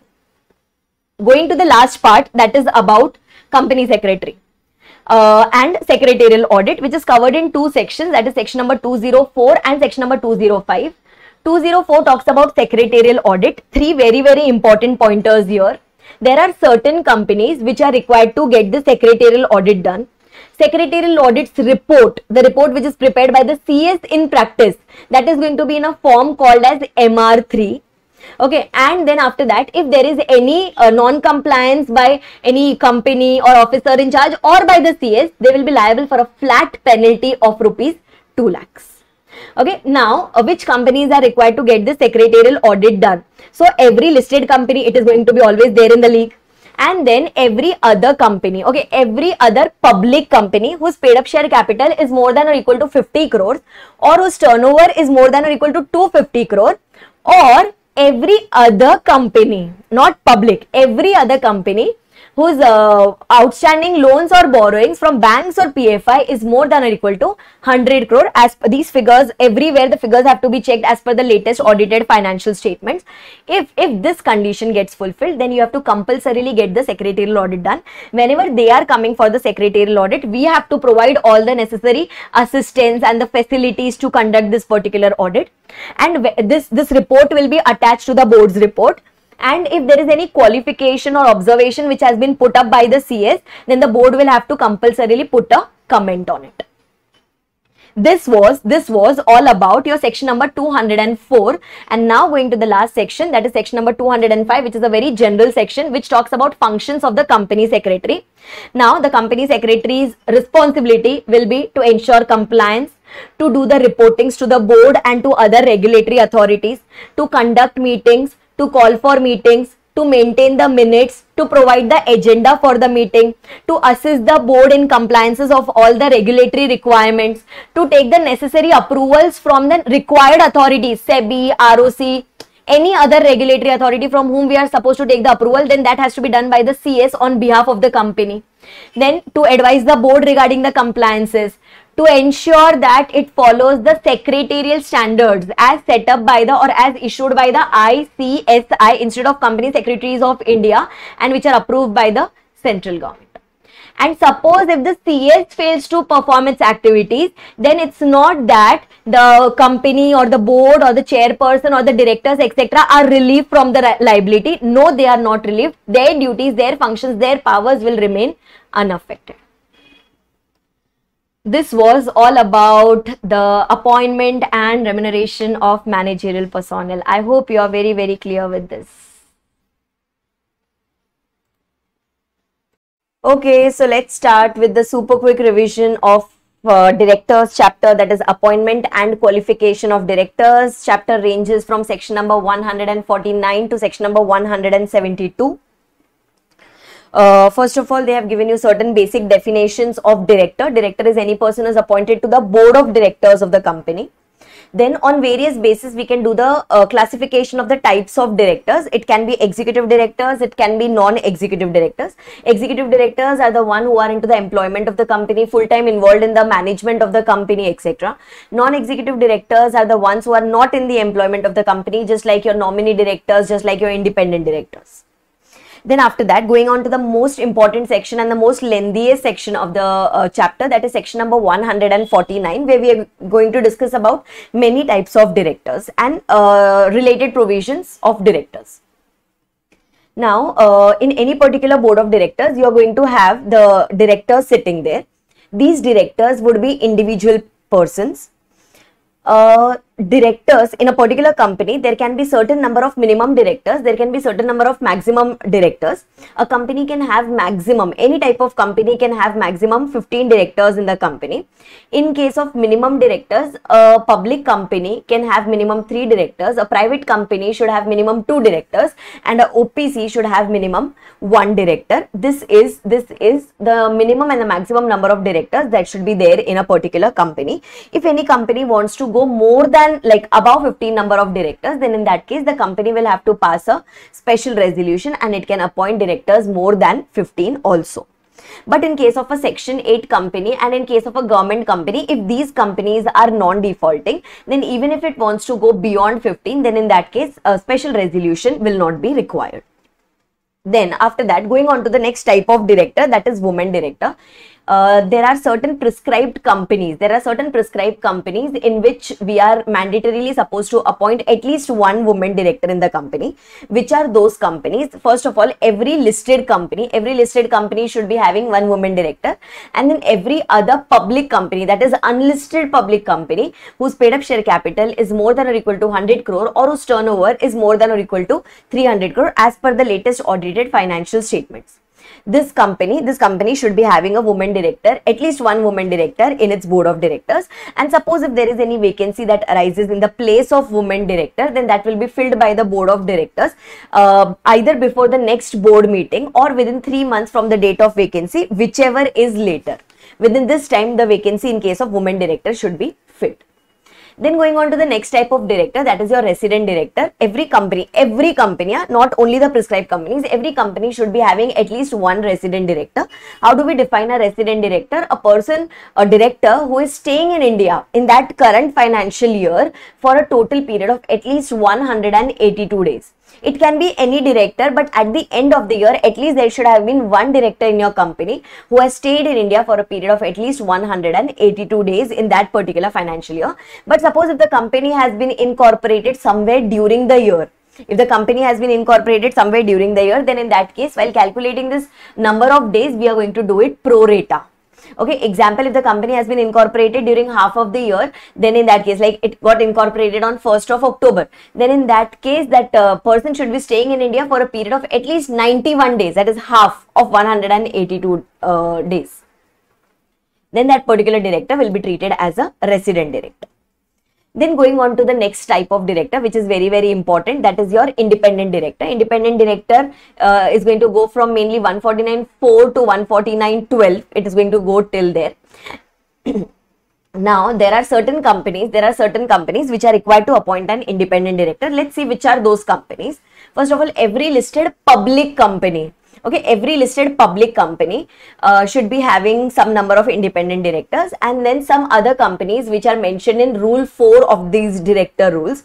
That is your unlisted public company whose paid up share capital is more than or equal to 10 crore or whose turnover is more than or equal to 100 crore or whose total loans, outstanding deposits, debentures, etc. Loans, deposits, debentures is more than rupees 50 crore. If any of these three conditions get fulfilled in case of unlisted public company, then in that case, that company is required to have an independent director. Now, how many number of independent directors are required? In case of listed public company, you should be having at least 1/3 of the total number of directors should be independent directors. If you get any fraction there, then we'll always round it off to the higher side. Suppose if we talk about the unlisted public companies, then in that case, in such companies, at least 2 independent directors should be there in the company. So this way, this required number of companies or the specified companies are required to have the specified number of independent directors. Okay, now in case of unlisted public company, 3 companies will always be excluded even though they fulfill these limits of 10 crore, 100 crore and 50 crore. Okay, which are these 3 companies? A joint venture, a dormant company and a wholly owned subsidiary. These companies are totally excluded from there. Now, if suppose there is a vacancy in the place of independent director, it is going to be filled just like we filled the vacancy of a woman director. That is, it will be filled by the board of directors before the next board meeting or within 3 months from the date of vacancy, whichever is later. Suppose if any time there is a clash in appointing the number of directors between section number 149(4) and between section number 177, that is your audit committee. Suppose if independent directors section require that you should appoint at least 2 independent directors, and 149(4) says that 177 says that you are required to appoint, say for example, 4 independent directors. Then in that case, we will have to appoint a higher number of independent directors. That is section number 177 can override section number 149(4).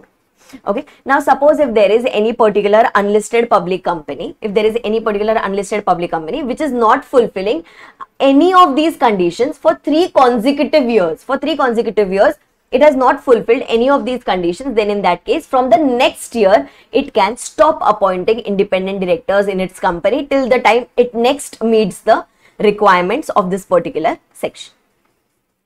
Then going on to the next section, that is section number 149(6). 149(6) can be just read once, which talks about qualifications of the independent directors. There are going to be in all 6 pointers in this particular qualifications. First of all, independent director cannot be a MD, or he cannot be the WTD, or he cannot be the nominee director. It has to be some person other than these people. First point is a very general point, that he should be having the necessary expertise, experience, and he should be a person of integrity, that is ethical person, etc. Then next point is this person should not be the current promoter or the ex-promoter of this particular company or its group company, or he should not even be related to the promoters or the directors of this particular company or its group company. Okay, just to ensure the independence. Then after that, the third point is this person should not be having any pecuniary relationship. This person should not be having any pecuniary financial relationship with a company or its group company or their directors or their promoters during the last 2 years or during the current year. But two transactions are allowed. One is remuneration payable to this particular director is going to be allowed, and next one, any other transaction up to 10% of the total income of such independent director, this transaction is going to be allowed. So these are the two things which are specifically allowed in case of pecuniary relationship between the independent director and between the company. Then the fourth point was putting a restriction that if I am going to be appointed as an independent director, it puts a restriction on my relatives. My relative should not be holding any securities or interest in this particular company or its group company during the last 2 years or during the current year. But they have given one exception that he can hold maximum up to shares up to face value of rupees 50 lakhs or 2% of the paid up share capital of the company or its group company. It can hold up to this. Then my relative should not be indebted to the company or its group company or to their directors or to their promoters for 50 lakhs or more. Even 50 lakhs is not allowed there. Then my relative should not have given guarantee to this particular company in respect of debt of any third person. It should not have given guarantee to the company, to its group company, to their promoters, to their directors, again of 50 lakhs or more during the last 2 years or during the current year. And the last one is it should not be having any other transaction either singly or in totality with the above three transactions amounting to with the company or its group company of 2% or more of the gross turnover or 2% or more of the total income of the company. This is a restriction which has been put on my relative. If my relative violates this condition, then in that case, I will not be eligible to be appointed as an independent director.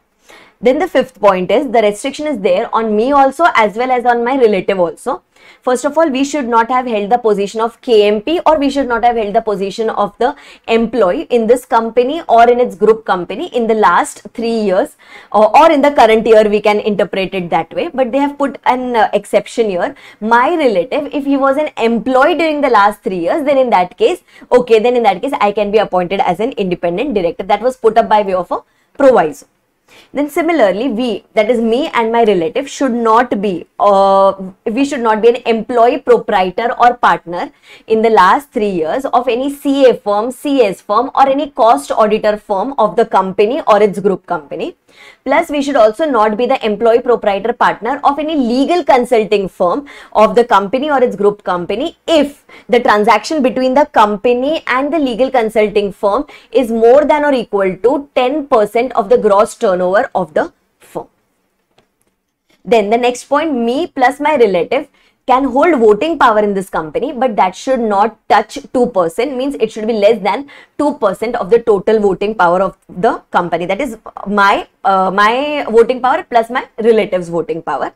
And the last one, me or my relative, if we are the chief executive officer or director of any NPO, which NPO? Any such NPO which receives majority of its funding, that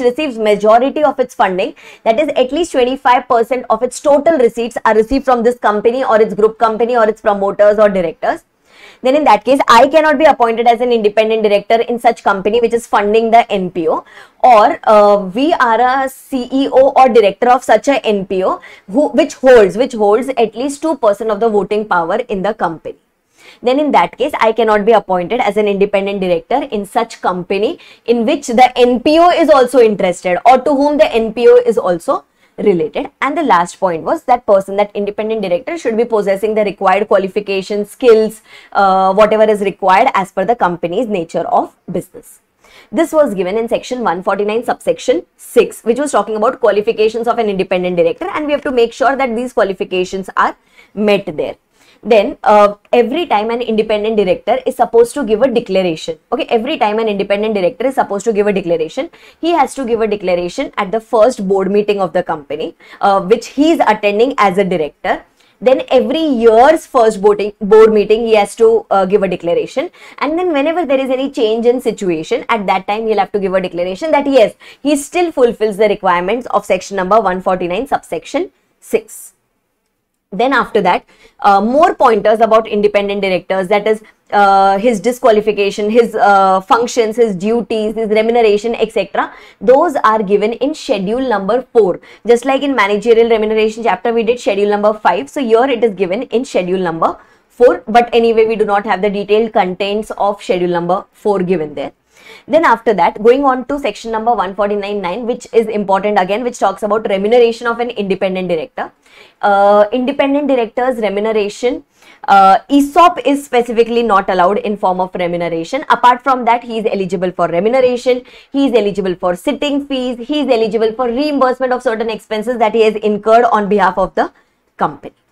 Right? And suppose if the company is suffering any amount of losses, then also independent directors can withdraw some amount of remuneration. This we had studied in managerial remuneration chapter, schedule number 5. Then whenever an independent director is appointed, his term can be of maximum 2 terms, which can go up to 5 years each. So one term of 5 years each first, then after that he can be reappointed by passing a special resolution. When he is getting reappointed, at that time also he can be reappointed for one term of maximum up to a period of 5 years. So maximum he can serve for a period of 2 terms. After his 2 terms are completed of maximum 10 years total, then in that case, after that he has to serve a cooling period of 3 years. During this cooling period of 3 years, he cannot be associated either directly or indirectly with the company at all. Right? Then after that, when we talk about the liability of the independent director, an independent director, or for that matter any other non-executive director also, even they will be liable if we have found out that they have done any such acts in the company, if there is some act of commission or if there is some act of omission which is done in the company, which is specifically attributable to that independent director. That is, we are able to see that this mistake has happened because of that particular independent director or any other non-executive director, then yes, such independent director is going to be liable for such things. Okay, then one very important thing is independent directors are not liable for retirement by rotation. Okay, because their tenure is anyway specifically given by the provisions of section number 149. So retirement by rotation provisions, which we will study in section number 152 subsection 6, those are not applicable to an independent director at all. Okay, another thing is Section 8 company, very important exception. Independent directors clauses or independent director provisions are not at all applicable to a Section 8 company, provided there is no default of section number 92 or section number 137. Okay, then after that, this was all about your section number 149. Now going on to section number 150, in which we are going to do section number 150 and rule number 6. Rule number 6 is corresponding to the section number 150, which can be read once. Now in section number 150, we are going to maintain a data bank. Okay, we are going to maintain a data bank of independent directors. The central government is going to establish this facility called as maintenance of data bank of independent directors, from which the company can select their persons. So the data bank is maintained by a particular institute under the Ministry of Corporate Affairs, that is the central government. The name, their eligibility, their past experiences, qualifications, etc. everything will be written in this particular data bank, and this will be made available to the companies. If they want to choose one, they can definitely choose one from there. But exercising due diligence while choosing an independent director, that lies with the company itself. That is basically, if the independent director is not a good person, then for that matter we cannot blame the central government that we chose this person from your data bank. Okay, now once you choose this person from the data bank, after that, that person has to be appointed in the general meeting. For general meeting, we'll have to give the notice. Along with that notice, we'll give an explanatory statement for our shareholders that why have we chosen this particular person. Okay, so every detail about that independent director will be given to the members, and then so that it becomes simple for the members to appoint the independent directors in the general meeting. Okay, more pointers about this data bank. Okay, more pointers about this data bank are given in the rules, and CG can at any point of time prescribe the procedure that how are we supposed to, include the name in the data bank, how are we supposed to choose the person from the data bank. For that, the central government will prescribe the rules from time to time. Then after that, going on to rule number 6. Rule number 6 was just talking about the extra points about the data bank. So any person who is willing to get appointed as an independent director, that person will have to first apply to an institute. That person will first apply to an institute that please include my name in the data bank. That can be either for a period of 1 year, or that can be for a period of 5 years, or that can be for lifetime, depending upon the fees that you are paying. The fees have been already prescribed for that. If you want to put your name, get your name, entered in this particular data bank, then in that case you can go and make an application to this particular institute, and your name will be put up in the data bank. Okay, now once your name has been put up in the data bank, then after that, after a period of 1 year or after a period of 5 years, then in that case, whenever the period expires, you can make an application to that particular institute for the purpose of renewal. Okay, and if you do not apply for a renewal once your this thing has expired, once the tenure has expired, then in that case the name will be removed from the data bank, and then again you'll have to go and make the exercise of including the name in the data bank there. Okay, then whenever any particular person was giving a declaration, that independent director was giving a declaration, remember 3 times, his first board meeting, every year's first board meeting, etc. He was giving a declaration that he is fulfilling all the requirements of 149 subsection 6. At the same time, he will also give a declaration that his name has been included in the data bank, his name has been put up in the data bank, and the name, putting the name in the data bank is still valid. That is, that period has not yet expired. So that declaration also we are going to give, that our name is included in the data bank. Then once your name gets included in the data bank, then after that you can just clear the examinations by giving that online self-assessment test, that is the examinations of independent director, within a period of 2 years. That is, once your name has been put up in the data bank, after that within a period of 2 years you can give that particular examination and clear the examination. Obviously, if you say for example do not give this examination within a period of 2 years, then in that case your name gets removed from the data bank. But if there are certain experienced persons sitting, okay, or if there are certain experienced person who have served a period of 3 years, in some specific companies, it can be some listed company, it can be some big companies, it can be in some government organizations, etc. Then in that case, they need not pass the online examinations which have been conducted by the this particular institute. Then in that case, their name will still remain in the data bank. Okay, then after that, again similarly, there was a proviso which was inserted there. That whenever you are checking this experience for a period of 3 years, that is, he has worked for a period of 3 years, then in that case, his experience of 3 years will be counted and not his experience in multiple companies together. Now, say for example, if I am working for 3 years simultaneously as a KMP, say for example in 2 companies, then that will not be counted as 6 years experience. That will be counted as 3 years experience only. This was the new proviso that was inserted there. And this data bank provision again is not applicable to section 8 companies. Reason being, we had already studied in section number 149 that 149 was not applicable to section 8 company, that is about independent directors, if there is no default of section number 92 or section number 137. This was all about your section number 150. Then going on to the next section, that is section number 151, super duper important section, which talks about the small shareholder directors. Now, every listed company only, they may have one director called as small shareholder director in their company to basically be a representative of the small shareholders in the company. Okay, now what do you mean by the term small shareholders? Small shareholders is such a person. Whose nominal value, who is having shares whose nominal value does not exceed rupees 20,000. Face value does not exceed rupees 20,000. So to represent such small shareholders, we are going to have one director called as small shareholder director. Okay. Now, any person who is, if we decide that if the company suo motu decides that you should be having a small shareholder director, then in that case company can appoint. Or if some number of small shareholders can go and make an application to the company that we wish to get the small shareholder appointed, then in that case the company may appoint a SSD. Okay, now how many of them should be going and making an application? At least 1,000 small shareholders, or 1/10 of the total number of small shareholders, whichever is lower. At least these many of them should go and make an application to the company at least 14 days before the general meeting, that we wish to appoint so and so person as a small shareholder director. We are going to submit his details. If at all is holding some shares in the company, we'll submit that details, his qualifications, his consent, everything will be submitted to the company at least 14 days before the meeting. Then he'll have to give his consent, that is mandatory for getting appointed as a director, plus we'll have to also submit his DIN because that is the basic requirement of getting a person appointed as a director.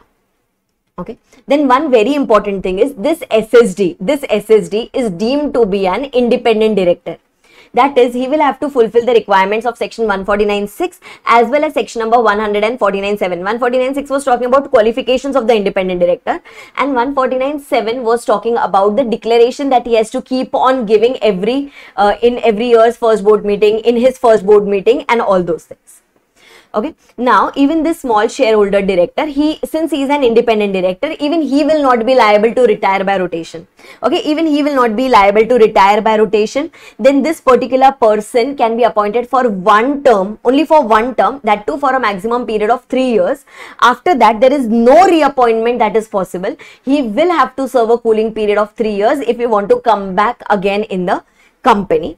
And another thing is, this person, even this small shareholder director, he will have to vacate his office if suppose any of the disqualifications is attracted under 164, or if his office becomes vacated under section 167, or suppose if he ceases to be an independent director, that is 149(6) criteria ceases to get fulfilled, then in that case he will have to vacate his office of the small shareholder director.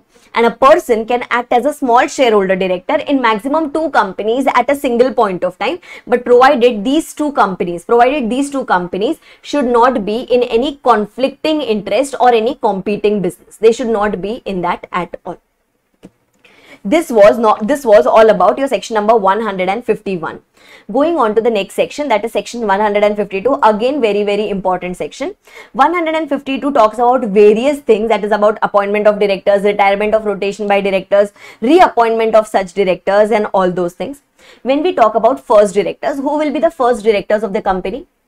If the AOA specifies the method, if any particular method is given in the AOA, then as per that particular method, the first directors of the company will be appointed. If the AOA does not specify any method, then in that case, first directors of the company would be the subscribers to the MOA. And then subsequent directors will be appointed in the general meeting of the company. In case of one person company, if AOA is totally silent about it, then in that case, that single member would be the first director of the company. And just like I told you, subsequent directors will be appointed by the company in the general meeting, just like the AOA has provided, or just like the law provides.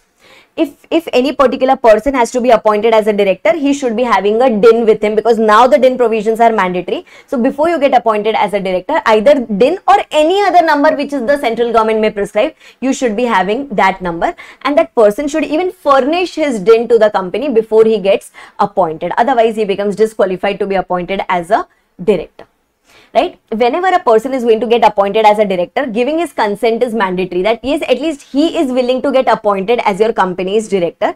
He gives his consent to the company, and the company files a consent with the ROC within 30 days of his appointment. So he will have to give his consent to the company in form number DIR 2 till maximum till the date of his appointment, and then the company is going to file this consent in DIR 12 form with the ROC within a period of 30 days of his appointment. Right? This way a particular director is appointed. Then after that, going on to the last two subsections of section number 152 subsection 6, which talks about retirement by rotation. Okay, now as we had already seen that independent directors and small shareholder directors in 149(4) and in 151 we had seen that independent directors and small shareholder directors, these are not at all liable to retire by rotation. Okay, now apart from that, suppose if the AOA is totally silent, okay, if the AOA is totally silent, then in that case, whatever are your total number of directors, from that we will subtract the independent directors, we'll subtract the small shareholder directors, will subtract certain nominee directors who are regulated by certain act of parliament, etc. Will remove those nominee directors. Now, whatever number of directors are left with you, will do 2/3 and the balancing figure. While doing 2/3, if you get any fraction, then we'll always round it off to the higher side. These 2/3 are those directors who are liable to retire by rotation. Rest, balance one, are not at all liable to retire by rotation.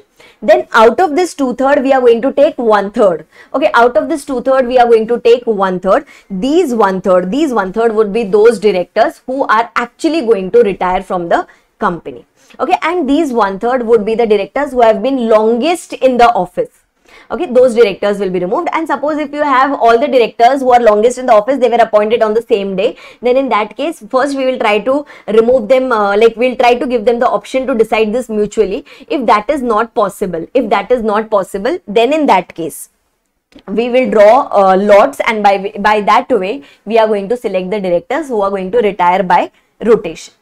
Okay, then after that, if we talk about certain additional directors that we are going to study in section number 161, these are the directors who are appointed by the board of directors, and they are non-rotational directors because their tenure is fixed till the general meeting. So they will come in that balancing part, that is balancing of the 2/3 part, they will come in that. They are included in the total number of directors, don't forget that. Okay, they are included in the total number of directors, but they come here in the balancing side. Acha, when you did that 2/3, if you get any fractions, then in that case, that will be rounded off to the higher side. If you do 1/3, the next step, that is 1/3 that you do, in that case, if you get any fraction, then you will have to round it off to the nearest number. This is how retirement by rotation takes place in case nothing was given in the AOA. Okay, or if suppose AOA provides that all the directors are liable to retire by rotation, then whatever are the total number of directors minus the eligible directors, we will directly do its 1/3. Okay, we will directly do its 1/3, and those are the number of directors who will be liable to retire by rotation in case the AOA provides that all the directors are liable to retire by rotation. Okay, now whenever some directors go out from the company, like when some directors were retired by way of rotation under section 152(6), then there is a vacancy that is arisen in that particular place.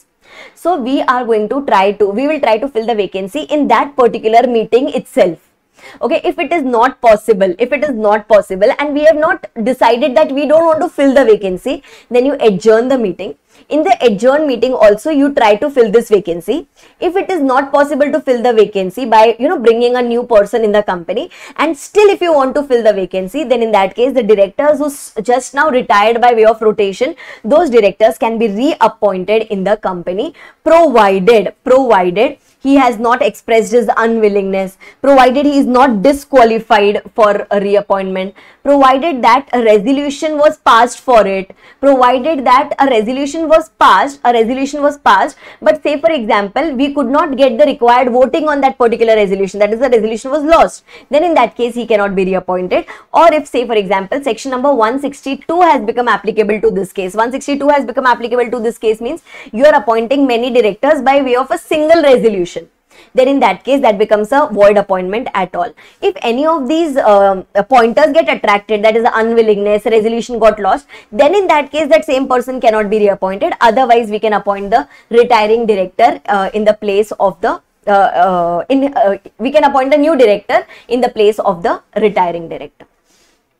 Now similarly, just try to understand section number 152(6) and 152(7), that is about this retirement by rotation of directors and their retirement and vacancy in the place of this retiring director. This provision is not applicable to an unlisted company where at least 51%, unlisted government company where at least 51% is held by the government and a subsidiary of such government company. To them, the provision of rotation of retirement of directors is not at all applicable. That is one of the important exceptions which is coming up there. This was all about your section number 152, which was talking about first directors, which was talking about subsequent directors, which was talking about DIN provisions, and which was talking about retirement by rotation of any particular directors. Then going on to the next section, that is directly jumping after the DIN provisions, directly jumping to section number 160. 160 is a very simple and a very important section which talks about bringing a new face in the company, that is to appointing a new person in the directorship of the company to stand for the position of directorship of the company other than the retiring director, not the one who just went out of the company. We are talking about the new face who is coming here in the company. So if a new person wants to get appointed as a director in the company, then a notice about this should be left in the company at least 14 days before the general meeting that we wish to get appointed as a director in your company, along with a deposit of rupees 1 lakh. Okay, along with a deposit of rupees 1 lakh, which can be reduced to 10,000 in case of Nidhi companies. You have to submit this in the company so that your matter can be considered in the general meeting, and then it will be decided whether you will be appointed as a director or no. Okay, now what about this 1 lakh rupees? Is it a refundable deposit or a non-refundable deposit? So suppose if you win, okay, suppose if you get appointed as a director, then in that case you get your money back. Suppose if you lose, and you lose badly, that is you couldn't even get 25%, you couldn't even get 25%, up to 25% of the votes also, then in that case the entire amount will be forfeited. Okay, and suppose if you have lost, means you did not get the position of director, but the votes casted, you have got at least more than 25% of the valid votes which have been casted, means you lost but you did not lose it very badly. Then in that case that person can be appointed, that person will not be appointed as a director in such case, but at least he will be eligible to get his refund back. Okay, and in case of appointment of independent directors, and in case where your name was recommended by the NRC, then in that case deposit requirement is not at all applicable. See, because for independent directors anyway you have been fulfilling so many qualifications and you have come up here, and in case of recommendation by the NRC, already an insider person knows about you and he is recommending your name. So in that case also the deposit is not going to be required at all. Then once all these things are done, we have left the notice with the company at least 14 days before the general meeting. Then the company is going to intimate to its members that we have received candidature of so and so person and we are planning to get this person appointed as a director of the company. Either you serve individual notices on the members of the company by electronic mode or by physical mode, whatever, and you'll have to place it on the website of the company. If you don't want to give individual notices to the shareholders, then simply you can give the notice in 2 newspapers, one English and one that regional language newspaper. You can give the notice that you are planning to appoint so and so person as the director of the company. Right? Then in case of, one very important point is, in case of section 8 company, if suppose you lose badly, if you lose badly, then in that case in ordinary companies that 1 lakh rupees was getting forfeited. Right, but in case of section 8 company, they are telling that let the section 8 company only decide whether it wants to keep that amount with itself or it wants to refund this amount back to that particular candidate if that person has lost badly. Right, this was about section number 160. Now going on to the next section, that is section number 161. 161 is containing 4 subsections in that which are very, very important. Subsection 1 to subsection number 4. 161.1 talks about additional director. The Articles of Association may give the powers to the board of directors to appoint any person as an additional director in the company. This additional director comes for a temporary period actually. Whenever he is appointed, his tenure is going to be till the next general meeting. Okay, he is appointed by the board. Remember that he is appointed by the board. His tenure is going to be till the next general meeting or the last day when the AGM should have been held, whichever is earlier. Means even if we are not able to hold the AGM, then in that case he cannot continue his office. He'll have to leave his office on the last day when the AGM should have been held. This person is a non-rotational director. Remember, he was coming in that balancing part. So he is not even liable to get retired by way of rotation. If this additional director wants to come back in the company, like his tenure has got over, he cannot be reappointed in the company. His tenure has got over altogether. If he wants to come as a director in the company, he may apply as per the provisions of section number 160 and then this person can become a normal director in our company. That is the provision which is applicable for an additional director. Then going on to the next portion, that is your alternate director. In case of alternate director, In case of alternate director, whenever again the powers is conferred on the board of directors of the company, it can appoint a director called as alternate director if the original director has gone outside India for a period of more than or equal to 3 months. Then in that case we can appoint some person as an alternate director in place of the original director. If suppose we are appointing an independent director's alternative, then even the alternative director should fulfill the requirements of 149 subsection 6. If we are appointing someone in the place of a sole woman director, then even such a replacement should be a woman director to fulfill the requirements of the law. This alternate director has all the rights to do the voting on behalf of the original director, etc. Suppose if it is such a meeting, where the original director can participate, then in that case, and if he can vote, then in that case the original director can attend it by way of that audio visual conferencing mode, etc., and he can attend the meeting. And suppose if the original director is not able to do, then in that case the alternate director can easily do so. Then going on to the next section, that is 161 subsection 3, which talks about your nominee director. In case of nominee director, the powers will be conferred in the AOA of the company. The board may appoint any particular person to represent someone else's interest. Okay, it can be LIC's interest, it can be government's interest, it can be any bank's interest. For that purpose, we can appoint a person called as nominee director in the company. Okay, then after that, going on to the next section, that is section number 161 subsection 4, which talks about casual vacancy. Suppose if the place of a director gets vacated before his tenure could get over, then that leads to casual vacancy. Casual vacancy will be filled as per the AOA if AOA specifies. If AOA does not specify anything about that, then in that case this particular casual vacancy will be filled by the board of directors in the board meeting, and then it will be ratified subsequently by the shareholders in the immediate next general meeting. Now, casual vacancy can be filled in place of only those directors whose appointment was done by the company in the general meeting. So, if there were any directors who were appointed by the board of directors, then in that case, that vacancy cannot be filled by the virtue of section number 161(4). So, that person should be appointed in the general meeting. His tenure has got over before the decided date, then that vacancy can be filled by the board. So now if you filled the vacancy, can I say filling of vacancy is done by the board of directors only? Now in place of the second director, suppose if there is again a casual vacancy which has arisen, then in that case you cannot fill it as per section 161(4), because now the appointment was done by the board of directors of the company. Again, it is not mandatory to fill the casual vacancy. If the company wants to have new directors, or if the company wants to have more directors, then only it will fill the casual vacancy. Otherwise, the place can remain vacant. Vacated as well. Okay. Another thing, suppose if whenever the board is filling the casual vacancy, the new person who is coming and filling the vacancy, his tenure will be till the original tenure of the initial director. Till whatever time the original director was going to work, till that time this casual vacancy director is going to work in the company. And now after that he'll have to leave his company. And suppose if he wants to come back in the company, suppose if he wants to come back in the company, then he can come as per the provisions of section number 160, that is as if a new face is coming in the company.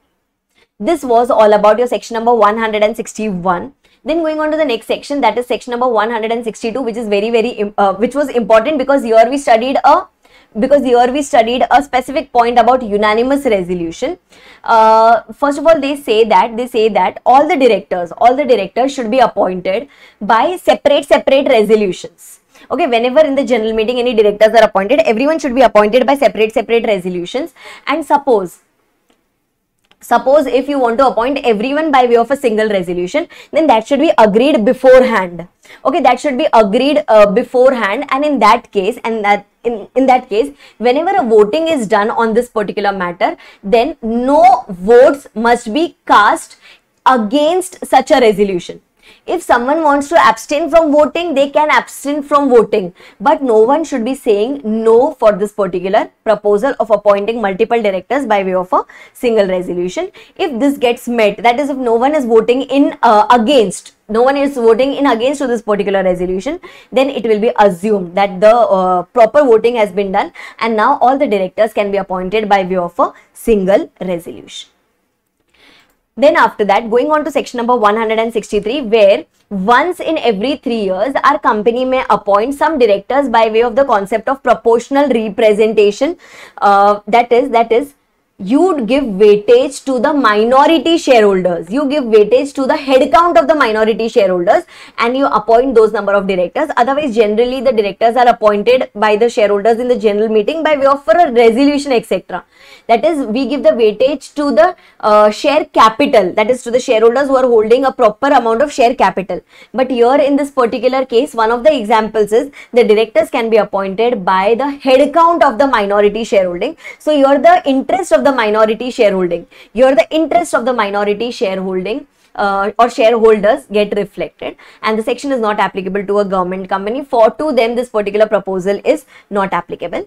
This type of appointment can be done once in every 3 years, and out of the total number of directors, at least 2/3 of the directors can be appointed by this method. This was all about your section number 163. Then going on to section number 165 first. We'll do disqualification and vacation together. Going on to section number 165, which talks about number of directorship. That is, a particular director can be a director in how many companies? So he can be a director in a maximum 20 companies at any given point of time. Out of that, 10 public companies is the maximum limit. Okay, out of that, 10 public companies is the maximum limit. Private can be any number, but public can be 10 only. While calculating this 20 companies, then in that case, dormant company, section 8 company and foreign company will be totally excluded. That is, we can be director in such companies over and above.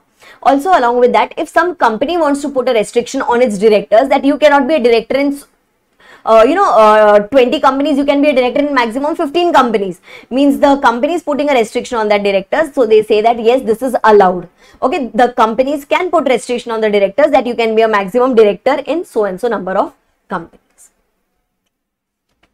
And here in this particular section, in section number 165, the amount of penalty is very, very important. That is 2,000 rupees per day after the contravention happens, which can go up to a maximum of rupees 2 lakhs. Okay, 2,000 per day, which can go up to a maximum of 2 lakhs.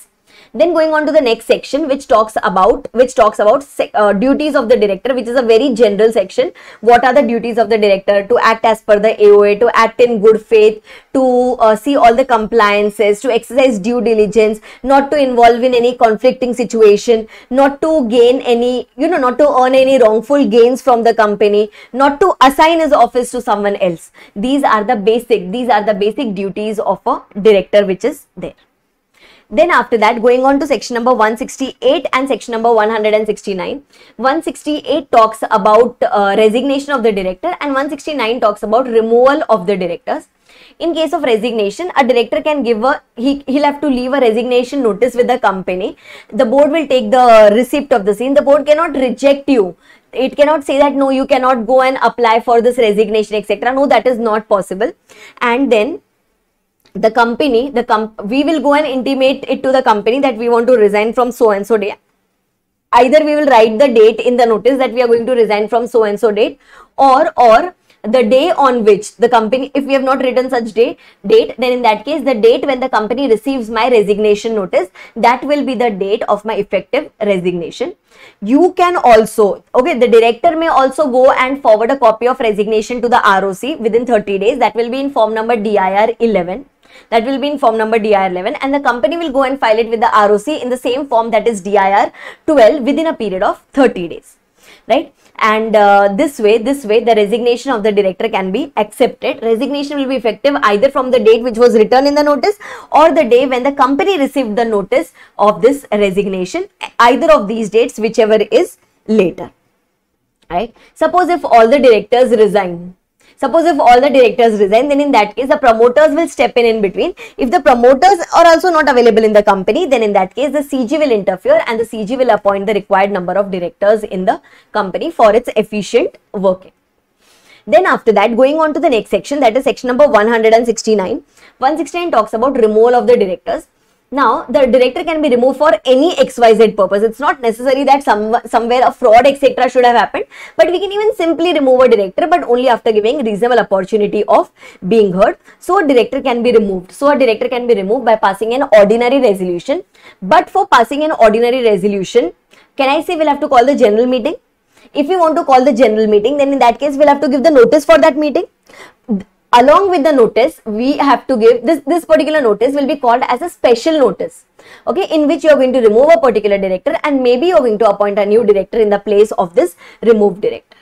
Okay, you cannot remove a director who was appointed by the tribunal under section 242 in case of oppression and mismanagement. Plus, you cannot remove a director who was appointed by the proportional representation method, that is by giving weightage to the minority shareholders. Those directors cannot be removed by way of an ordinary resolution. Similarly, when you are removing any independent director during his second tenure, then in that case, before removing this particular independent director, you will have to pass a special resolution. Okay, normally for other directors we required an ordinary resolution, but when an independent director is removed from a second tenure, then in that case we will have to pass a special resolution there. We give the notice to the director, the company gives the notice to the director that we have proposed your removal, okay, that you are going to be removed. If you want to make any representations to the company, you can make the representation to the company as early as possible.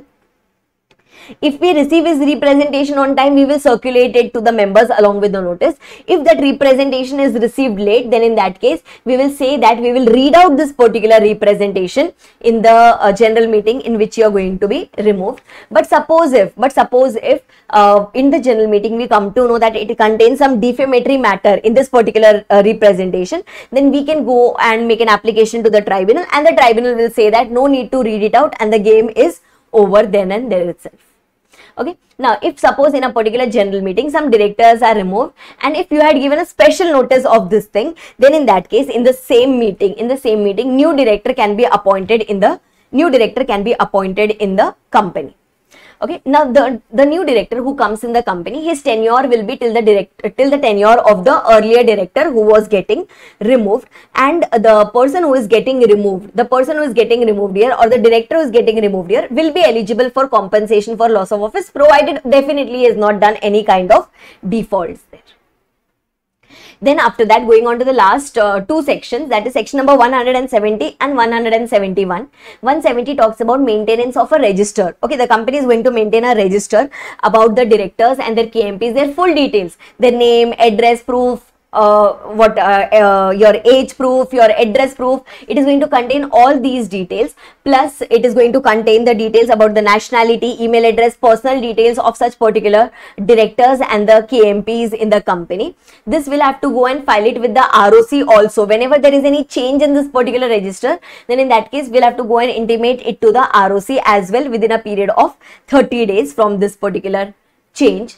Then after that, in 170, we were maintaining this register in the company. In section number 170, we were maintaining these registers. In section 171, we give the rights to the members that they can come and they can inspect these registers.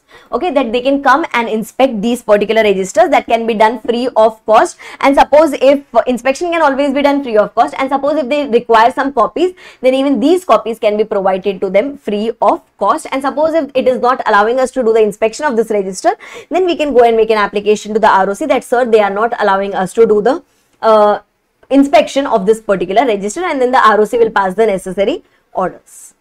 Okay, the last section here was section number 172, which talks about if in the entire chapter, right from section number 149,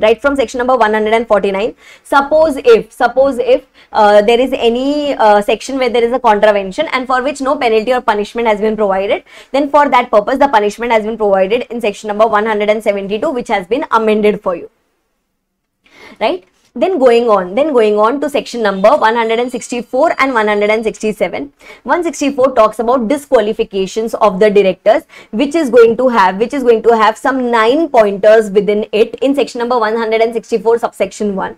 It says that if there is any person of unsound mind, if there is any person who is adjudicated as an insolvent, if there is any person who is an undischarged insolvent, if there is any person who have been convicted by any court and sentenced to imprisonment for at least a period of 6 months, okay, then in that case he becomes disqualified to be appointed as a director till what time? Till the expiry of 5 years from the day when he got released from the jail.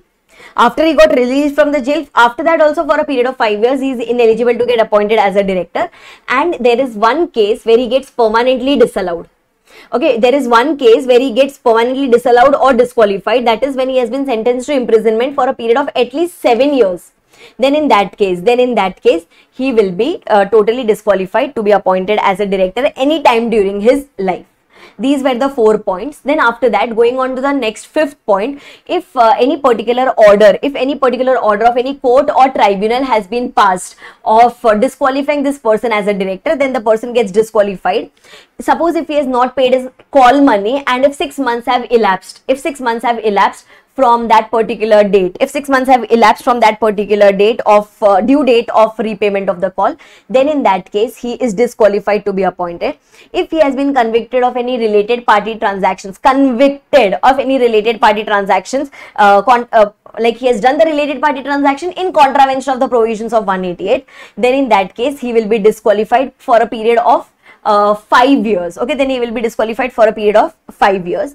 Then after that, suppose if he has not obtained DIN, which was required under section 152, then he becomes disqualified. And suppose if he has not complied with the pointers relating to number of directorship, that is, he is holding more than the required number of directorship, or whatever is the contravention of section number 165, then in that case he becomes disqualified to be appointed as a director.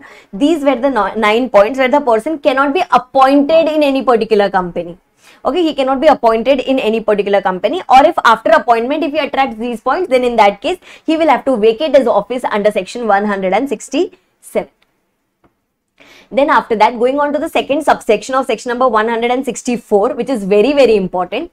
164 subsection 2 says that if there is any particular company where this particular director has not filed the financial statements or annual returns for the last 3 consecutive years, or if that person has done some default in repayment of deposits accepted by it, or to pay interest on it, or to redeem any debentures, or to pay any interest on such debentures, or if they have done any default in payment of declared dividend, and if such default continues for a period of 1 year, means still a period of 1 year also that person has not rectified it, then in that case such director cannot be appointed in any new company for a period of 5 years, or he cannot be reappointed in this particular company also for a period of 5 years. This is one of the biggest disqualification that is getting attracted. And then after that, suppose if there is a new director who has come in the company, then by default he does not become a defaulting director. We'll give him a time period of 6 months. Okay, we'll give him a time period of 6 months, and then only this particular person will be disqualified, not as soon as he enters the company. Okay, similarly, a private company will also be, it will also have section 164(1) and 164(2) applicable to it. But if it wants to provide more pointers about disqualification, it can do so. It can provide more pointers about that disqualification. And suppose in case of court, we wanted to go and file an appeal, then just because we have filed an appeal in the court, that does not mean that we are qualified. We will still remain disqualified as per the provisions of section number 164 subsection 1. Right? Now, if any particular director has been disqualified, then in that case, he cannot be reappointed in the same company for a period of 5 years. Okay, but he can act till his tenure. Okay, he will act till his tenure. After that, he will not get reappointed. And suppose if he later rectifies his default, then in that case also 164(2) will still remain applicable. That is, he will still remain disqualified even though he rectifies his mistake at a later point of time. This was all about your section number 164. Now jumping to section number 167, which talks about vacation of office. Now, if any of the disqualifications get attracted under section 164, that is the one that we just did, then in that case, that person will have to vacate his office, right? But if any person has done any disqualification under section 164 subsection 2, then in that case, he will have to vacate his office in all the other companies. Okay, he will have to vacate his office in all the other companies except the company in which he has done the default, because in this company, he will continue till his tenure, but he will not be eligible for reappointment. Okay, that is one point. Then after that, if he has absent himself from all the board meetings, either after taking the permission of the board or without taking the permission of the board, then in that case, another point is if he has done any kind of contraventions under section 184, either of disclosing his interest, that is under section 184(1) or 184 subsection 2, then in that case, he will have to vacate his office. If he is disqualified by any order of court or tribunal, then he'll have to vacate his office. If he has been convicted of any particular offence and sentenced for more than or equal to 6 months, then he will have to vacate his office. If he has been removed as per the provisions of section number 169, then he will have to vacate his office. Or if his appointment was done in our particular company because of his appointment in some other company. He was appointed in my holding company, so this company also appointed him. So if he vacates his office from the other company, he'll have to vacate his office from this particular company as well. Okay, then after that, whenever in case of court or tribunal, whenever court or tribunal comes into picture, and if we decide to go and make an application, if we decide to go and make an appeal application to the court, then in that case they say that vacation of office will not apply for a period of 30 days. Okay, it will not apply for a period of 30 days, means whenever the vacation order was passed, whenever the vacation of office order was passed, or whenever the disqualification order was passed, from that day within a period of 30 days, we have got the right that we can go and file an appeal. So no vacation of office is attracted for a period of 30 days. Now suppose if the appeal is filed within a period of 30 days, then we'll wait for the appeal to get disposed of plus 7 days. Plus 7 days, till that also we are not supposed to vacate our office. Why plus 7 days is given? So that we can go and file a second appeal, and till the time the second appeal is disposed of, till that time you are not at all required to vacate your office. Okay, after that, depending upon the decision which has come up in case of court or tribunal, depending upon that, your vacation of office is going to apply. This is how vacation of office is done. If there is any default there, then there is a fine that is applicable there. Suppose if all the directors' places get vacant. Okay, if all the directors' places get vacant, then in that case the promoters will step in between, and if suppose the promoters are not there in the company, then in that case the central government will come into picture, and the central government will appoint the required number of directors for efficient working of the company. And if a private company wants to put more grounds for vacation of office, then it can do so. So this was all about your section number 167, and with this the directors chapter gets completed in all respects. It started from section number 149. And it is going till section number 172. Only the important penalties have to be remembered there. Important penalties or punishment, as the case may be, has to be remembered there. Some very important sections are about women director. It is about independent director. It is about resident director. Then small shareholder director, additional director, alternate. The types of directors, the different directors which are coming in the company are super duper important. Apart from that, 164 and 167 is again very important. Number of directorship, that section is important. Resignation and removal of director, that section is important. So there are these certain specific retirement by rotation, 152.6 and 152.7 is very important. So these are certain sections which have to be compulsorily done, which have to be compulsorily revised before your exams. I hope you are very clear till here. Start with the super quick revision of meetings of board and its powers. Starting from section number 173, which is going to go till 195. In that case also 194 and 195 have been omitted. So ultimately we are going to study from 173 to 193 in this particular chapter. Section number 173, which talks about the meetings. First thing, frequency of the meeting. The first board meeting has to be held. In case of a company, the first board meeting will be held within a period of 30 days from the date of its incorporation.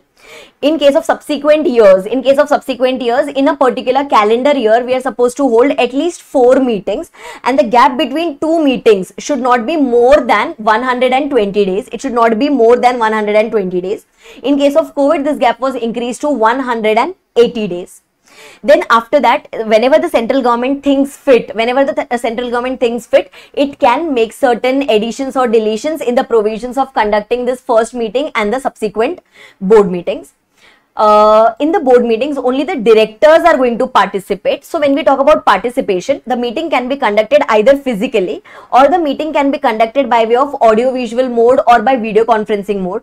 Whenever it is conducted by way of audio-visual or video conferencing mode, then in that case, we should be having proper facilities of recording the meeting, conducting the meeting, holding the meeting, storing the recordings of the meeting. We should be having facilities for all these things.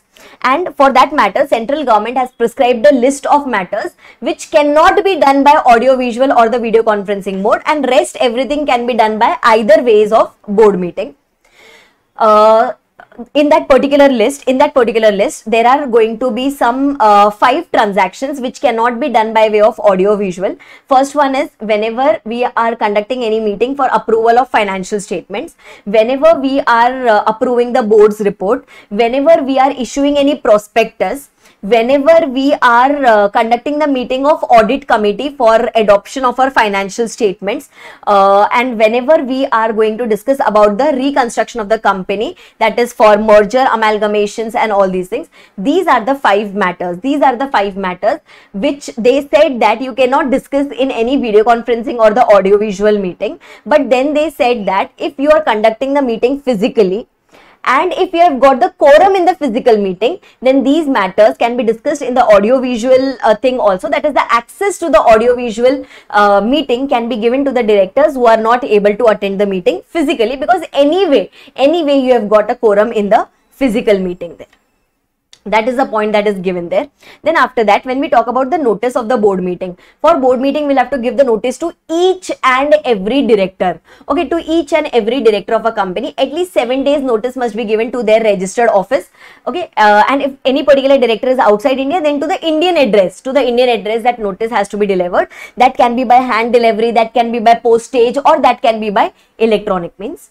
If ever you want to call any meeting at a shorter notice, okay, if you ever want to call any meeting at a shorter notice to transact any urgent business, then that can be done, but provided that at least one independent director should be present in the meeting. Now assume if one independent director is not present in the meeting, then in that case no problem, call the meeting at a shorter notice. Then whatever things you discussed in the meeting, get those things ratified by one independent director at a later stage. In such cases, the meeting which is called at a shorter notice will be treated to be valid. Okay, in case of original director and in case of alternate director, in case of original and in case of alternate director, the notice has to be served. There is no legal provision given for that, but as a matter of prudence, the notice must be given to both the directors for this particular meeting. Then after that, going on to a few specific points about which we should be studying. In case of one-person company, in case of dormant company, and in case of small company, there is no need to conduct 4 meetings in a year. In each half of a calendar year, even if one meeting is conducted, then that would be sufficient, but the gap should be not less than 90 days. The gap between any 2 meetings should not be less than 90 days. This was for OPC, this was for small company, and this was for your dormant company. When we go to section 8 company, there also similar provision applies, that is 1 meeting in each half of a calendar year would be sufficient, provided that it is a non-defaulting section 8 company.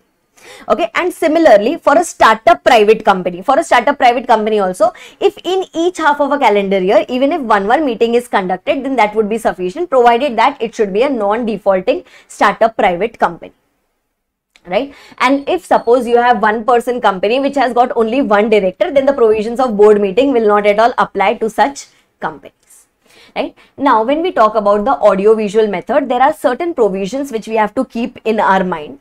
Whenever you are conducting some meeting by audio-visual mode, first of all, you have to make proper facility so that there is no disturbance in the meeting in between, so that there is no failure in connection in the meeting in between. The chairperson of the company or the chairperson of the meeting or the CS, if there is any company secretary in the company, they will be responsible for all these things. They will have to make sure that, you know, security things are met. They will have to make sure that proper equipments are available for telecasting or broadcasting this particular meeting. They will be responsible for recording the proceedings of the meeting and to make the minutes out of it. Then the recordings of these meetings have to be properly numbered, have to be properly dated, and then that will be stored in the data of the company, just like minutes are stored. Then after that, notice for this will be sent to each and every director. In the notice itself, it will be written. In the notice itself, it will be written that the directors have got the right to attend the meeting by way of, that they have got an option, not right, they have got an option to attend the meeting by way of audio visual or video conferencing mode of the company. And if they wish to do this, then they will have to give a declaration to the company at the beginning of the year itself, that in this year they might attend some meetings by way of audiovisual mode or video conferencing mode. Okay, that cannot be done at the end moment.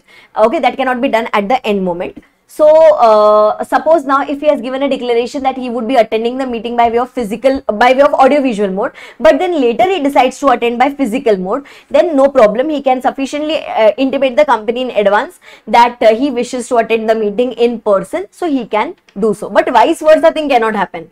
Okay, for attending the meeting electronically, for that purpose he has to give a declaration at the beginning of the year. That is mandatory.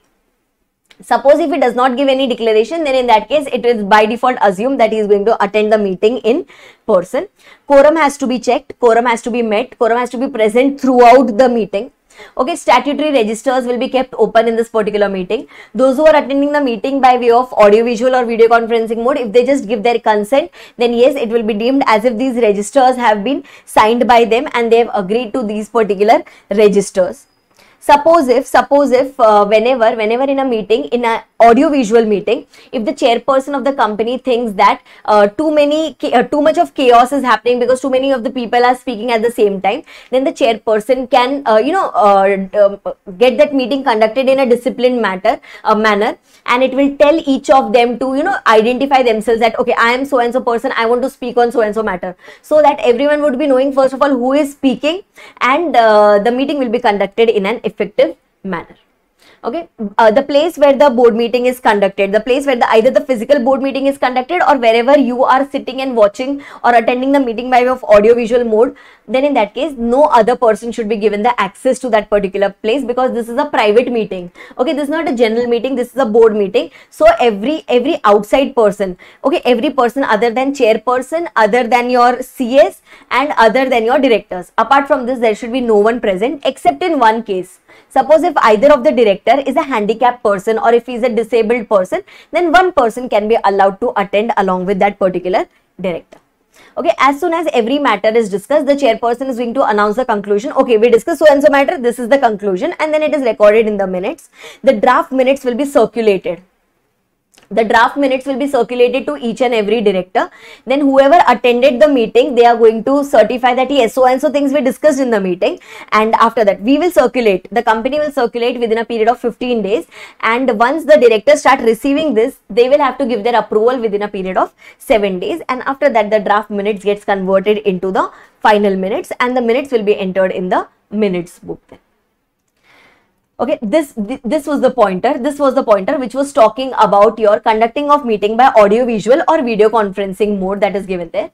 Then these were those 5 matters which were not allowed to be dealt with in an audio visual mode, but we had got an exception that if you have the quorum present in the physical meeting, then in that case you can give the access of this particular meetings by way of audio visual mode or video conferencing mode to the other directors as well. Okay, now along with the notice, should we always attach the agenda? Is it mandatory to attach the agenda along with the notice of the meeting? Answer is no, it is not mandatory to attach. It is not mandatory to attach a agenda along with that, but as a matter of good secretarial practice. Okay, as a matter of good secretarial practice, it is advisable if you attach the agenda along with the notice of the meeting. Then after that, going on to the next section, that is section number 174, which talks about quorum for the board meeting. To the companies to whom section 173 was applicable, to them 174 is also going to be applicable. Quorum means the minimum number of people. Okay, quorum means the minimum number of people who should be present in a meeting so as to make the meeting as a valid meeting. Okay, in case of normal companies, it will be 1/3 of the total number of directors or 2, whichever is higher. In case of section 8 companies, it will be either 8 members or 1/4 of the total number of members, whichever is lower, with at least 2 members, with at least 2 directors present there. If you get any fraction, then that will be rounded off as 1. Okay, if you get any fraction, then that will be rounded off as 1 always. Okay, no nearest, no highest, etc. Always on the any fraction will be treated as 1 itself. Now, say for example, if you do not have the proper composition in your board of directors, means the number of directors have fallen below, then in that case, the remaining number of directors will continue in the company. They can appoint new directors in the company, maybe by way of additional directors, or they can call a general meeting, where in the general meeting we can appoint some new directors, so that the required number of directors are met in the company. Suppose if in the company you have majority of the directors as interested directors, suppose if you have at least 2/3 of the directors as interested directors, then in that case, the quorum would be the non-interested directors. Okay, the non-interested directors who are present in the meeting, they will be forming part of the quorum, because we cannot allow the interested directors to vote in the meeting. Suppose if the meeting could not be conducted because of the quorum thing, okay, then the meeting gets adjourned to the next week, same time, same place, same day, etc. That day should not be a national holiday. Okay, that day should not be a national holiday. If that day is a national holiday, then it goes to the next day. Original meetings can be conducted on national holidays, don't forget that. Okay, then any kind of meetings can be conducted on Sundays, because Sundays are not a national holiday. Then we had studied a very important exception here about the private company, that in case of private company, the directors who are interested, even they can participate in the meeting and they can vote in the meeting, provided they have disclosed their interest in the particular meeting, that they are interested in so and so matter. Then going on to the next section, that is section number 175. Again, very, very important. 175 talks about passing of resolution by circulation.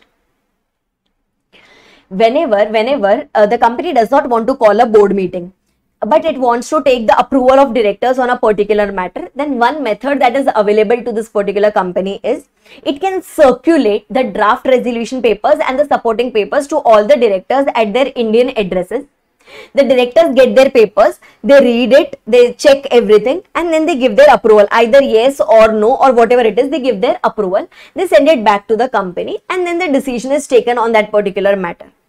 Okay, this is called as passing of resolution by circulation. But if at least 1/3 of the directors raise an objection, that no, this is such a matter which cannot be conducted by way of resolution by circulation, then in that case we will have to pass. Then in that case we'll have to call a board meeting, and there we'll have to discuss the matter. Means it cannot be done by that circulation of draft papers at their home.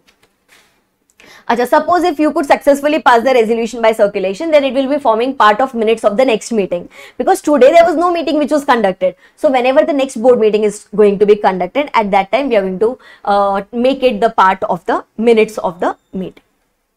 Then after that, going on to section number 176, which is very, very simple. Whenever any particular director was appointed, and later we come to know that there was a defect in appointment of this particular director, or this director shouldn't have been appointed, etc., then in that case, the day when he comes to know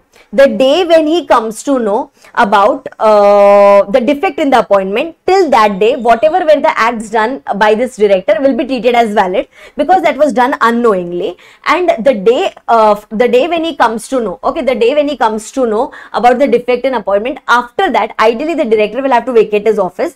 But suppose if he still continues in the office, then none of the acts which have been done by the director will be treated as valid from that particular day. So till the day we are unaware about all these things, then in that case all the acts will be valid. Okay, once we are aware about it, then too, if the director is acting in the company, then the acts will become totally invalid. This was all about section number 176. Then going on to the next section, that is section number 177. Section number 177 was talking about your audit committee, as well as it is going to talk about the vigil mechanism. The companies which were required to have an independent director, same companies are required to appoint an audit committee also. Totally same to same. Audit committee should be having at least 3 members within that, and majority of them should be your independent directors, and majority of them, as well as the chairperson of the audit committee, should have the ability and the integrity to read and understand the financial statements, right? Then there were certain responsibilities of the audit committees, certain important responsibilities of the audit committee.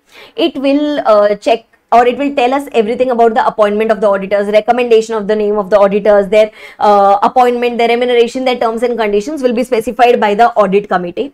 Then they are going to review the independence of the auditors, because that is very, very important. Then they will examine the financial statements, and very important thing is they are going to ratify the transactions which we would have done with the related parties, and they can give omnibus approval. They can give one blanket approval for all the related party transactions for a period of 1 year. These were the 4 important responsibilities. These were the 4 important responsibilities that we had done in case of an audit committee. Okay, these are the 4 very important responsibilities of audit committee. Apart from that, some other transactions can be ratified by these audit committees. It can do the scrutiny of intercorporate loans and investments. It can help in appointment of valuer for the purpose of valuation of assets, etc. And it is going to evaluate the internal financial controls as well. And the last point, which is there in Caro also, whenever you raise any money by way of public issue, then the end use of funds, will have to be monitored by this particular audit committee. These were some extra responsibilities of the audit committee. Then it will have a discussion with the auditors of the company, with the internal auditors or with the statutory auditors of the company. It will look after the problems which have been faced by these particular auditors. The issues which the auditors have with the management, that will be dealt by the audit committee. These are the duties, functions, responsibilities of the audit committee. Whenever audit committee meetings are conducted in which the auditor's report is going to be discussed, there the auditor will have a right to speak. Okay, he won't have any right to vote, but there he can participate in the meeting and he'll have a right to vote in the, he will have the right to participate in the meeting, not to vote. He can just speak on the matters, because the report which is prepared by him is going to be considered in this particular meeting. Then every company which is a listed company, or any company which has accepted deposits from public, or any company which have borrowed money from banks, whose banks or PFI of more than rupees 50 crore. Okay, either a listed company or other companies which have accepted deposits from the public, or whose outstanding loans or borrowings from banks or PFI is more than 50 crore, they have to establish a mechanism called as vigil mechanism in the company.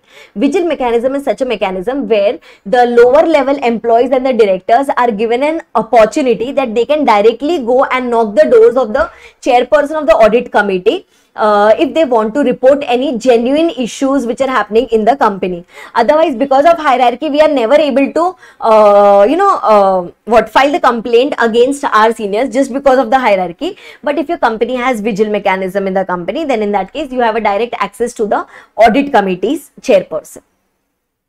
If any particular person is doing this frivolously, then that person will be punished. Okay, if we are simply going and filing nonsense complaints with the chairperson of the audit committee, then we will ourselves will be punished by the audit committee. And the fact that the company has a vigil mechanism, this should be known to all the employees. Okay, so this should be written in the board's report also. This will be put on the website of the company also. This will be put in the notice board of the company also, so that at least the employees know that if they know that something wrong is happening, they can at least come in the company and they can report the complaints or report the genuine issues and concerns to the audit committee. Then going on to the next section, which talks about section number 178, that is NRC as well as the SRC.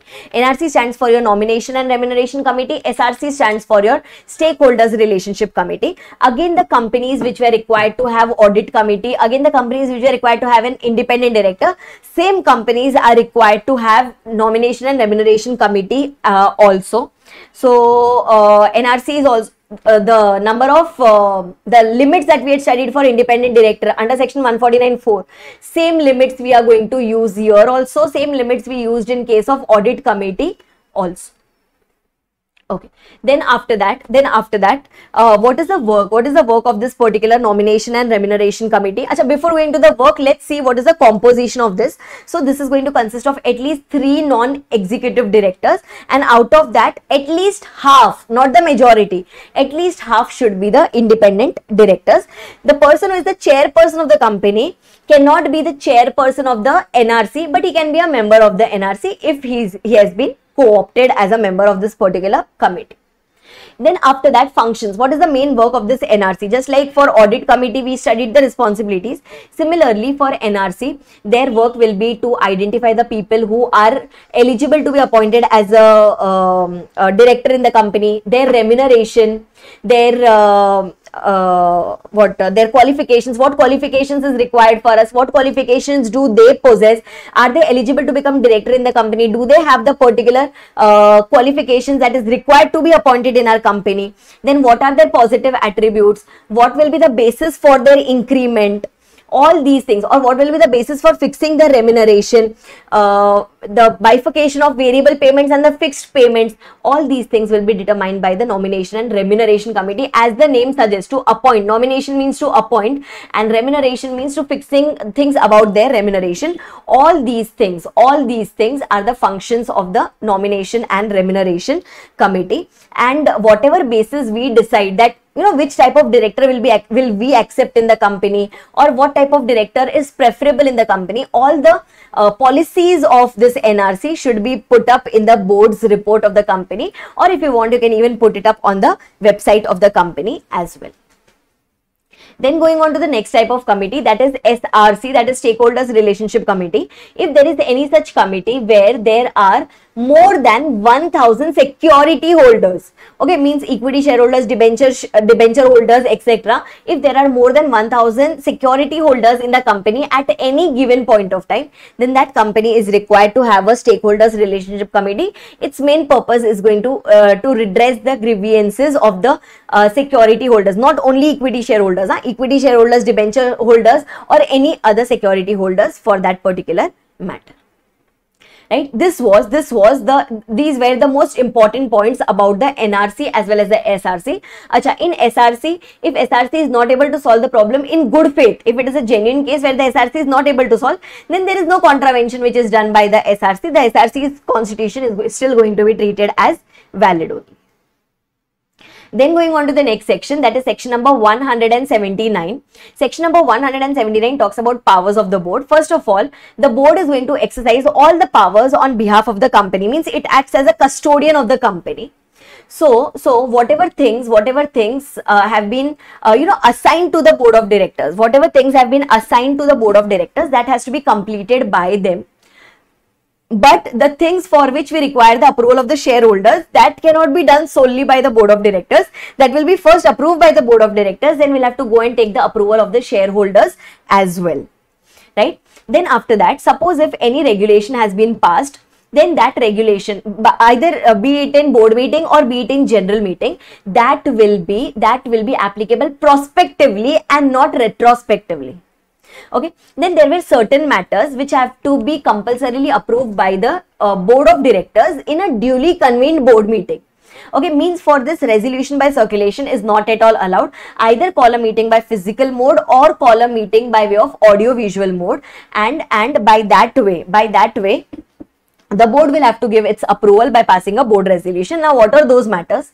Whenever we want to call the call money, whenever we want to make calls on the shareholders, whenever we want to do buyback up to a certain limit, whenever we are accepting loan, whenever we are granting loan, or whenever we are doing any sorts of investments, whenever we are talking about approval of financial statements and the board's report, whenever we are talking about merger amalgamations, etc., whenever we are talking about expand to diversify the company's business, then after that, whenever we are doing any kind of contributions, political party contribution, charitable trust contributions, etc., these are those matters. Okay, these are those matters where the board will have to compulsorily pass a board resolution first, and then only the matter can be taken up.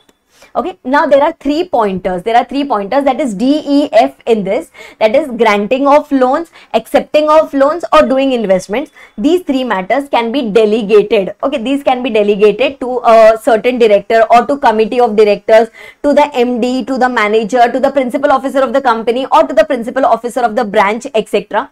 It has to be delegated that way. Okay, it can be delegated, but subject to the provisions of section number 186, which we will see now.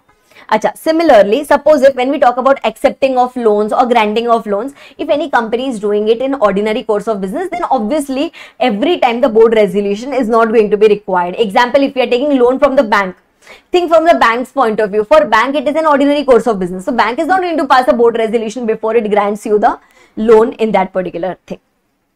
Then after that, generally they are telling that the powers which are there with the board will have to be exercised by the board only until unless the directors, all the directors have vacated their office, or all the directors have been acting malafidely, or if there is a deadlock in the management, then in that case the board cannot exercise its powers. Then only the shareholders will interfere in between. Okay, otherwise the things which have to be done by the board will have to be compulsorily done by the board itself.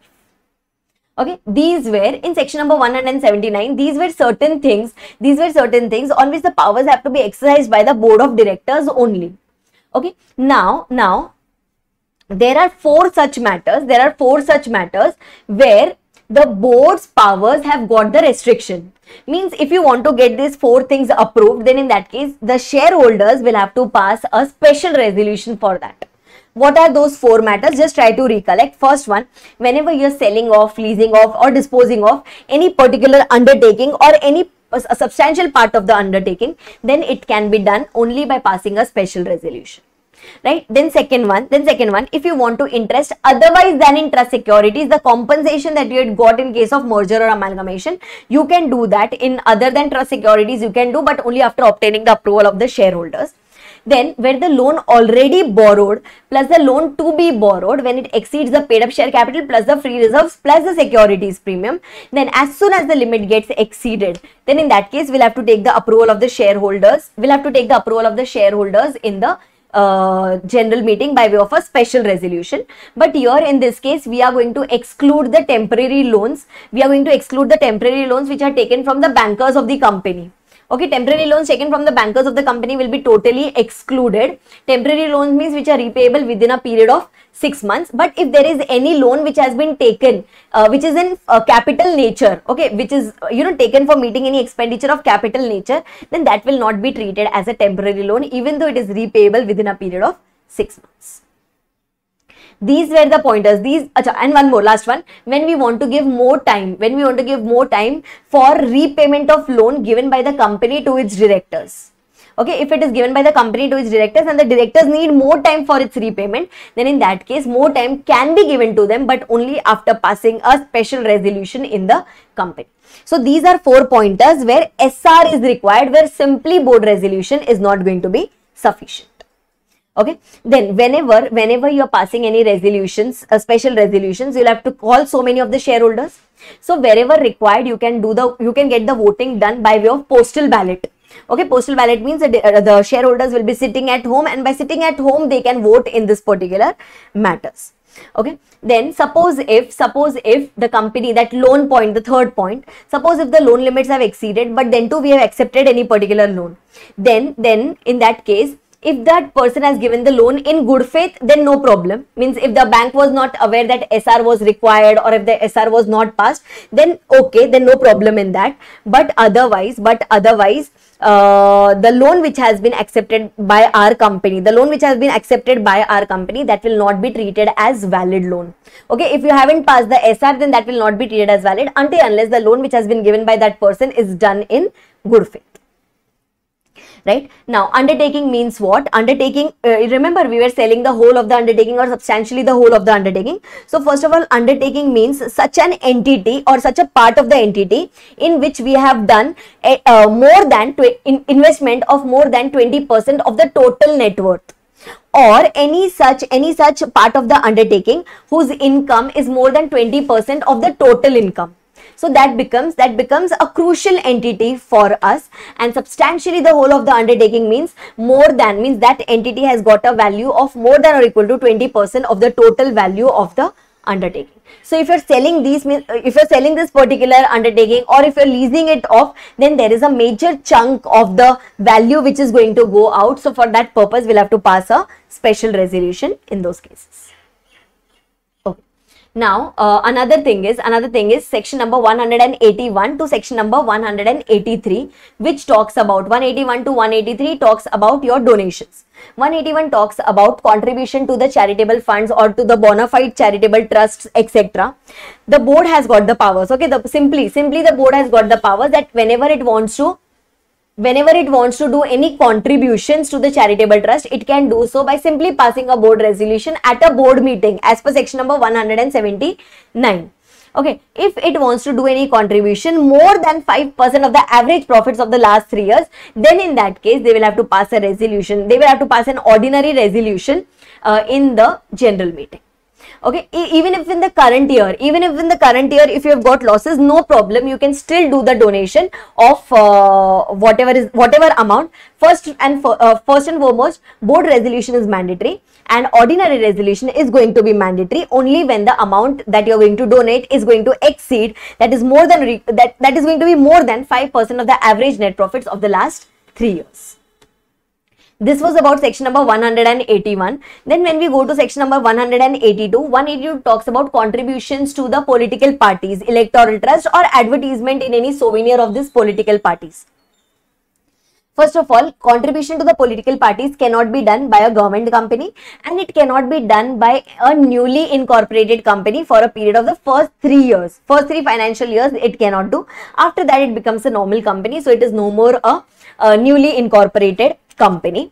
Then whenever you want to do any kind of political party contributions, etc., you can do it. You do not require an ordinary resolution at all. Simply pass a board resolution. Okay, simply pass a board resolution and the contribution can be done either directly to the political parties or by way of advertisement in the newspaper, pamphlet, souvenir of the political parties. Means either you can do it directly or you can do it indirectly. Here there is no limit. Okay, in 181 also there was no limit. It was just that the procedure was applicable. In 182 also there is no limit which is to be applicable for donations to the political parties. That is, whatever amount you want to donate, you can donate, but it has to be by way of account pay, check, draft, ECS, etc. It has to be by those modes only, mandatorily. Okay, then after that, the next thing that they are telling you here is in your PNL account, whenever you are writing that you have donated so and so amount to the political parties, you have to write it in detail that you cannot club it with the miscellaneous expenses. It has to be a separate line item that so and so contribution has been done to political parties. Writing the name of political party is not required, but contribution has been done to political party, that you have to write. But that is not necessary when the contribution is done to the electoral trust, because electoral trust anyway does those type of reportings. Okay, so it need not do. So we have to do it only in case when we are donating it to the political parties and not to the electoral trust. This was all about your section number 182.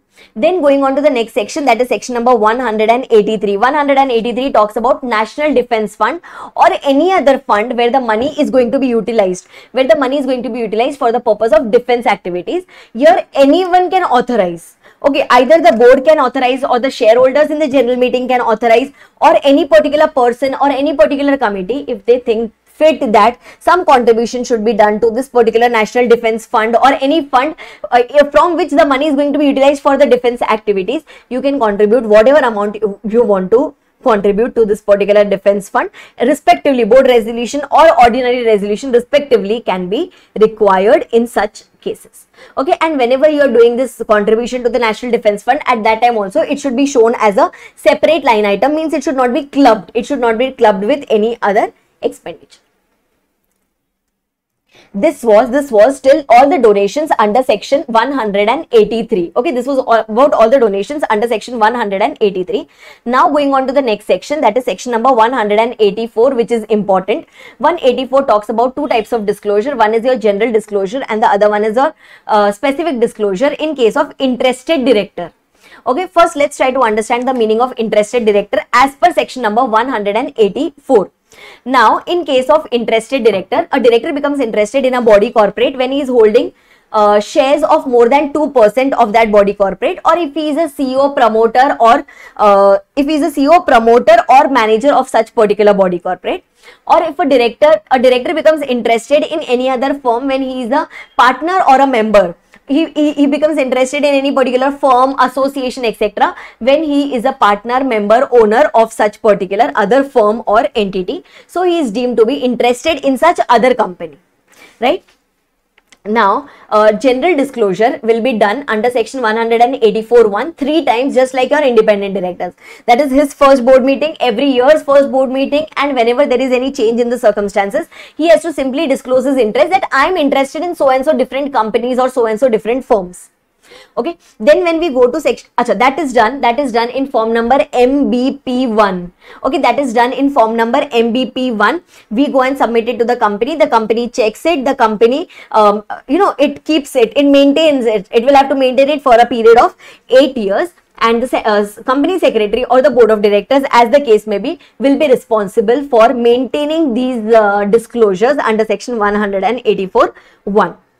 Then going on to the next section, that is next subsection, that is section number 184 subsection 2, which talks about specific disclosure. In case of specific disclosure, whenever my company is entering into the transaction with that other company or the other firm in which I am interested, then in that case, before I attend this particular meeting, I will have to intimate, or in that particular meeting, I will have to intimate the company that I am interested in this particular transaction. So they will not allow me to vote. Okay, they will not allow me to vote unless it is a private company. They will not allow me to vote. Okay, now suppose if you entered into any particular contract or arrangement without doing the disclosures, then it becomes voidable at the option of the company. Means now the company, that is the shareholders, are going to decide. Now the shareholders are going to decide that should this contract or arrangement be treated as valid, or will this be treated as void.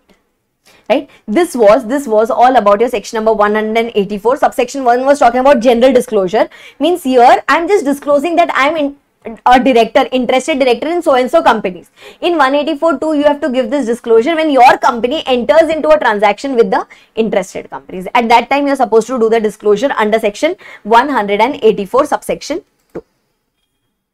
Then after that, going on to the next section. Jumping to section number 187. 187 talks about investments to be held in its own name. By default, since company has a separate legal entity, it can hold assets in its own name. It can be property, it can be shares, it can be any particular other assets of the company that can be held in its own name. But there are certain exceptions. Where for the time being, the holder of these assets becomes some other person, but we still remain the beneficial owner of that. Okay, example, in case of wholly owned subsidiary company, if you have appointed some more members to meet the statutory requirement of law, then they are holding the shares for the time being, that is okay, but ultimate beneficiary is you only. Okay, similarly, whenever you want to get some income collected on your securities, you can temporarily transfer it to some other person to collect the income on that. That is one of the pointers. Or if, say for example, if you want to sell off your securities or shares at the best possible price, and you had transferred it to some person who is going to sell it at a very good price, then that person does not become the owner. Okay, the owner is going to be still me only. Then suppose if we have given any particular asset as mortgage, then we have simply given it as a mortgage. We have not sold that particular asset. So if at any time I plan to do the repayment, if I plan to do the repayment, then in that case, the securities or the assets which I had given as mortgage will come back to me. Okay, then after that, similarly, when the securities are held in demat format, holder will be the demat, but we will treat it to be as beneficial owner. Right, these were some 4 to 5 pointers. Where holder can be any person, but we still remain the beneficial owner of those particular assets. This was given in section number 187. Then going on to section number 190. Okay, directly going to section number 190. I have left 189. Sorry, I have left section number 188 in between. Before that, I have left 186 and 185. 186, 188, we can take it at the end. Now going on to 189, which talks about maintenance of registers. Okay, not at all important, just a one-time read section. Every company will have to maintain registers for 2 things specifically. One is contracts or arrangements in which our directors are interested, that is 184 subsection 2, and we'll also have to maintain registers for the purpose of section number 188. that is your related party transaction. These are maintained in MBP 4. These have to be kept at the registered office of the company. These will be open for inspection. Copies of this can be obtained on payment of the required fees. So this is how the registers are to be maintained there, and whenever there is any change in the details of the KMPs or the directors, whenever they come in the company or whenever they relinquish the company, their details are also supposed to be maintained in form number MBP 4 itself. Then after that, there are certain transactions which are done by the bank in ordinary course of business, or if there are any sale purchase transaction where the value does not exceed rupees 5 lakh in a year, then for that purpose this section maintenance or this section's record maintenance in MBP 4 will not be required. So this is one kind of a relief which has been provided, that in case of small transactions, even if you don't maintain the registers etc., that would be absolutely all right. Okay, that was your section number 189. Now going on to section number 190, which is a very simple section. 190 simply says that whenever you have your MD or the WTD in the company, then in that case you should be having a legal format with them, that is, which describes the terms of conditions. If you do not have a legal agreement with such MD or WTD, then in that case no problem, just make sure that you note down these terms and conditions in rough in the memorandum, and this has to be maintained in the company. This will be open for inspection, and this has to be compulsorily there in writing. If it is not in a legal proper format, no problem, at least maintain it in a rough memorandum.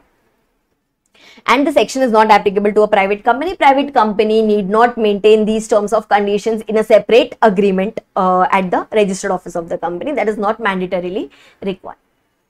Then going on to the next section, that is section number 191. 191 talks about compensation for loss of office other than 202, other than the provisions of section 202 which we had already done. Compensation under section 202 was payable only to the managerial personnel. Okay, in section number 191, loss of office is happening in case of other directors because of any particular reason. It can be due to transfer of shares, it can be due to transfer of assets, it can be due to transfer of undertaking, it can be due to transfer of property. Loss of office of these directors can happen for any of such reasons, and whenever this loss of office happens, by default they are not eligible for any amount of compensation. Okay, by default they are not eligible for any amount of compensation until unless it has been agreed by the shareholders in the general meeting. Okay, until unless it has been agreed by the shareholders in the general meeting, they can approve it, that what amount of compensation can be paid to them. To whom are you paying? How much amount are you paying? How did you calculate this amount? Why are you paying, etc. All these details have to be written in the resolution where we are going to approve in the general meeting. Then after that, section 202 is not going to get affected. Okay, 191, just remember it is applicable. Section number 191 is applicable to other directors, and section number 202 was specifically applicable to the managerial personnel. So that section is going to remain unaffected there. Okay, that is going to remain unaffected there. Now suppose in case of this general meeting where you wanted to approve this compensation for loss of office, suppose if we could not get the quorum, then in that case by default it will be assumed that the compensation has not been agreed. Okay, adjournment of meeting does not mean that the matters have been decided.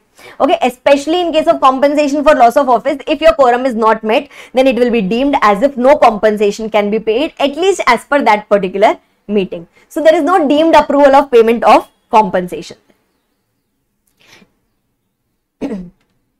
Then going on to the next section, that is section number 192 and 193. In section number 192, we talk about the non-cash transaction which happens between the company and the director of the company or director of our holding company or the associate company. Whenever any non-cash transaction happens, means say for example, if the director acquires any assets from the company for non-cash consideration, or if vice versa thing happens, that the company acquires any assets from these directors of the company or its holding company etc., holding company or subsidiary company etc., then in that case, okay, first of all they had told that these transactions are not allowed.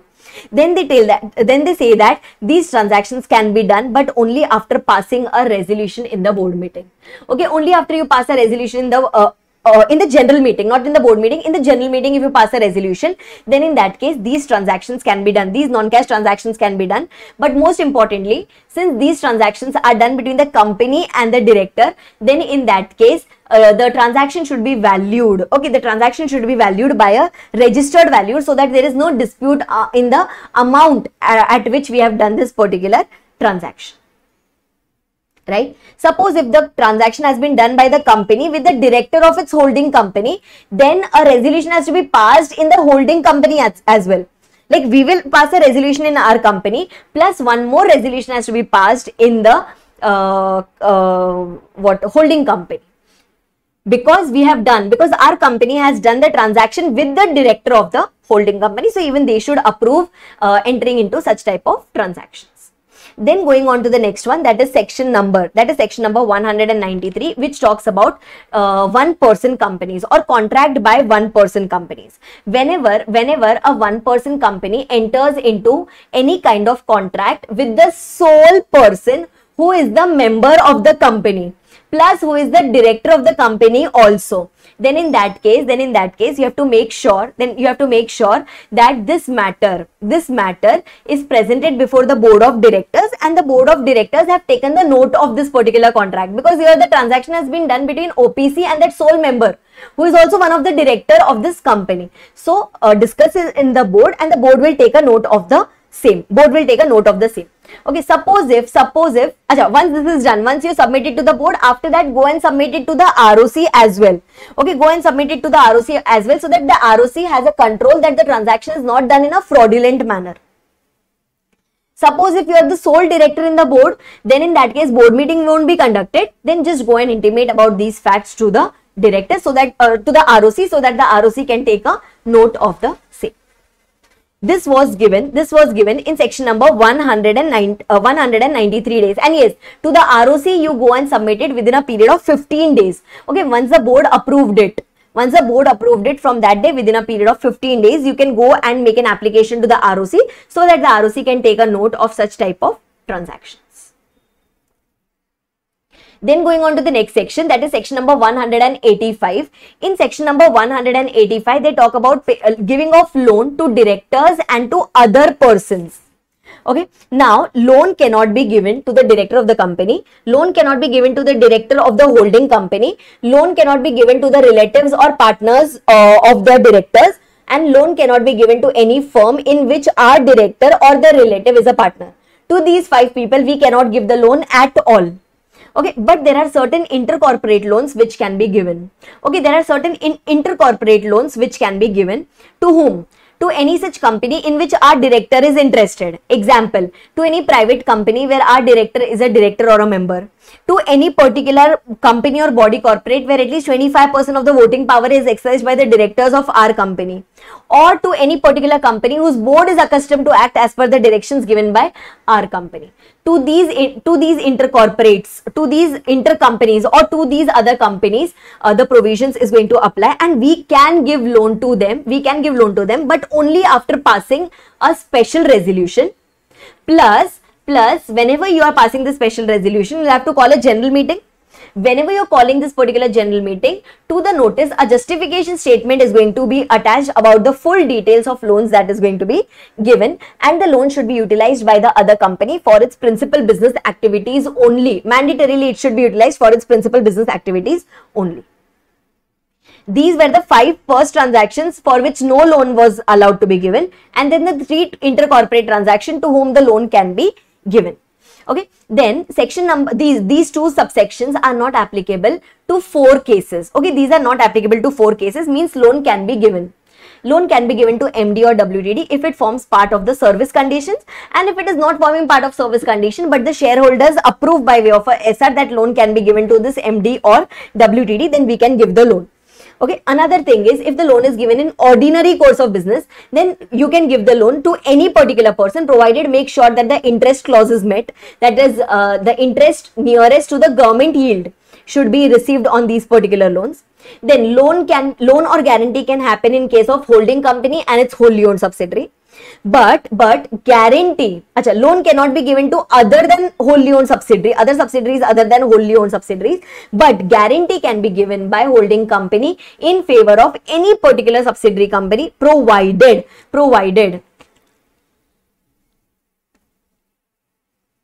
the loan has been given, provided the loan has been given, the guarantee has been given in respect of a loan which has been given by banks or financial institutions.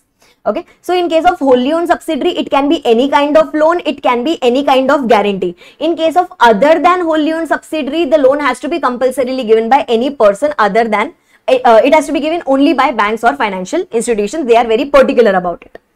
So in this section, in section number 185, 5 people were prohibited, 3 people were allowed subject to special resolution and that principal activities, and after that 4 of them or 4 transactions were put in exception. For these 4 transactions, you need not even pass the special resolutions.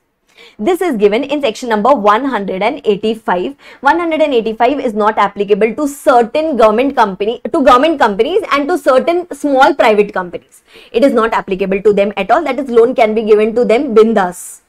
Okay, then going on to the next section, that is section number 186, which talks about loans and investments. In that, one very important point was, no company can do investments through more than 2 layers of investment companies. That is not at all allowed, but it will be allowed in 2 circumstances.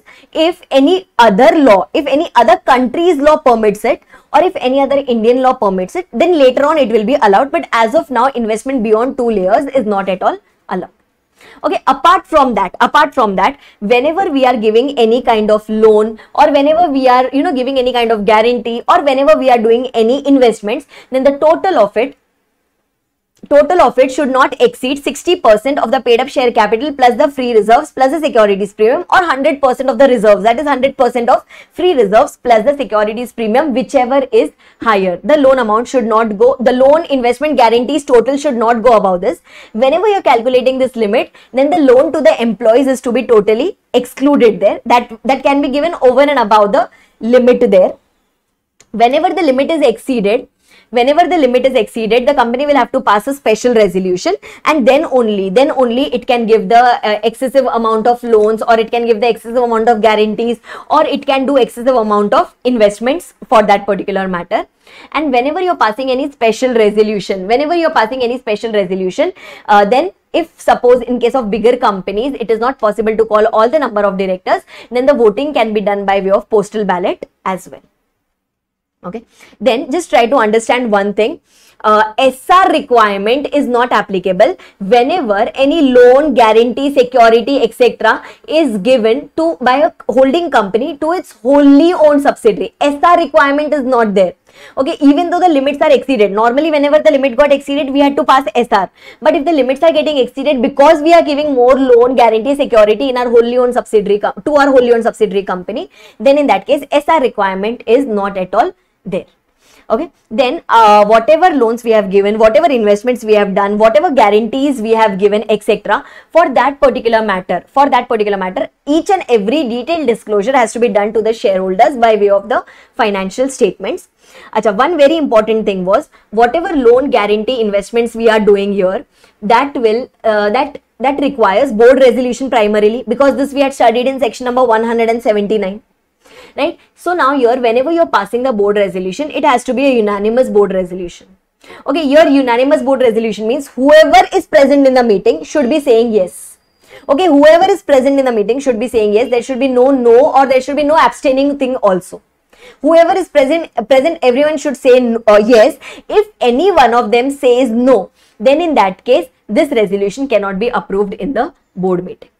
Okay, that is one requirement, that is you need to pass a unanimous board resolution. And another thing is wherever in any particular public financial institution, wherever the term loan is pending, wherever your term loan is pending, that particular approval, that particular PFI's approval should be obtained before you grant the loans, investment guarantees, etc. But yes, their approval won't be required if we are doing this within the limits and we haven't done any default with this public financial institutions.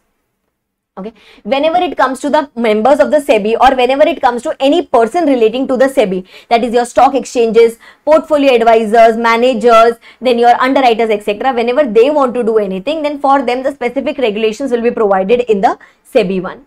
Acha, now here, since you are having idle funds, that's the reason you were doing investments, that was the reason you were giving the loans and all those things. Then in that case, you have to be sure about one thing. You have to be sure about one thing, that the interest that you collect, on these particular securities, that should be nearest to that government yield interest. Okay, because your idle funds are lying with you, which are ultimately the shareholders' funds. So at least the return that you expect on government tenure, at least that much return should be, we should be getting on these loans in form of interest or in form of dividends or income in case of securities. Then another thing is, all the details about the loans, investments, guarantees, etc. have to be maintained in form number MBP2. Okay, that have to be maintained in form number MBP2. It will be maintained at the registered office of the company. If anyone wants to take the copies, they can take the copies by paying the required fees. If they want to take the extracts, then they can simply go and take the extracts of these particular registers. And the entire section except for subsection 1, is not applicable to companies who does all these things in ordinary course of business. Okay, that is investment companies, or your insurance companies, banking companies, housing finance companies. For them, doing investment, giving loans is happening in ordinary course of business. So the entire section is not applicable to them, except for 186.1, that is 2 layers. That is still applicable. Rest, none of the sections would be applicable to these types of companies. Then going on to the last section. Acha, in that, one important exception is there is certain specific government companies. One is your unlisted government company, and the other one is any such government company which is engaged into defense production. To them, section number 186 is not applicable. That is, can they do investments, can they give loans, etc.? Answer is yes, they can do it as per their own provisions. They did not go and check the provisions of section number 186. Then after that, the next section, the last section, that is section number 188, which talks about your related party transactions under section 188. In case of related party transactions, compulsorily you have to pass a board resolution. If at all you want to enter into any related party transactions, you have to compulsorily pass a board resolution if you want to enter into those 7 specific transactions, which can pertain to goods, which can pertain to properties, which can pertain to leasing of property, which can pertain to services, which can pertain to appointing of related party as an agent for any of these things, or if appointment of any related party to the office, or appointment of appointing that related party as an underwriter. These are the 7 pointers. These are the 7 pointers which can be treated as a related party transaction if the company enters into them. For this, you'll have to compulsorily pass a board resolution. If there are certain limits, if these limits are exceeded, okay, if they have specified certain limits and if those limits are exceeded, example, in case of goods transaction, either directly with the related party or as an agent, where the related party is appointed as an agent, where the value of the transaction goes more than or equal to 10% of the turnover of the company, then in that case ordinary resolution will be required. In case of property, if the value of transaction is more than or equal to 10% of the net worth of the company, then OR will be required. If, say for example, we are engaged into leasing of any property, then rent transaction would be there. Then if the transaction value is more than or equal to 10% of the turnover of the company, or if services relating transaction is there, or along with that agent services relating transactions are there, then again the limit is going to be more than or equal to 10% of the turnover of the company. If your transaction value, aggregate transaction value, exceeds these limits, then in that case ordinary resolution would be required. Okay, similarly, if the monthly remuneration that you are paying, if that is more than 2.5 lakhs, or if in case of underwriter you are paying a commission of more than 1% of the net worth, then also your OR would be required. Okay, whenever the OR is required, just remember one thing, you call the meeting. Now in this meeting, there can be some related parties, there can be some related members who are sitting. So should they be voting on that? The related party, if they themselves are sitting, then they cannot vote on their own matter. But if there is any such company where majority of them are related parties only, where at least 90% of them are related parties only, then we are left with no choice. We'll allow everyone to do the voting in that case. Okay, if the related party transaction is entered in ordinary course of business, that is at arm's length price, then the entire section not applicable, because the law says I don't want to interfere here in between. Okay, the law says that I don't want to interfere here in between, and these transactions, to these particular transactions, section number 188 is not at all applicable there. Acha, similarly, remember whenever the limits got exceeded, we pass the ordinary resolution. But in that case, whenever the transactions are done between holding company and wholly owned subsidiary company, and if it is exceeding the limit, then in that case, the passing of OR is not at all required. They have been exempted from this particular type of transactions. And then whenever any particular contract or arrangement has been entered under section 188, we maintain the details in MBP 4 also in section number 189. Plus we are also supposed to intimate it to the shareholders, consolidate it and intimate it to the shareholders by putting it in the board's report, that why so and so value of transaction was done, what was the purpose of doing these transactions, and all those things.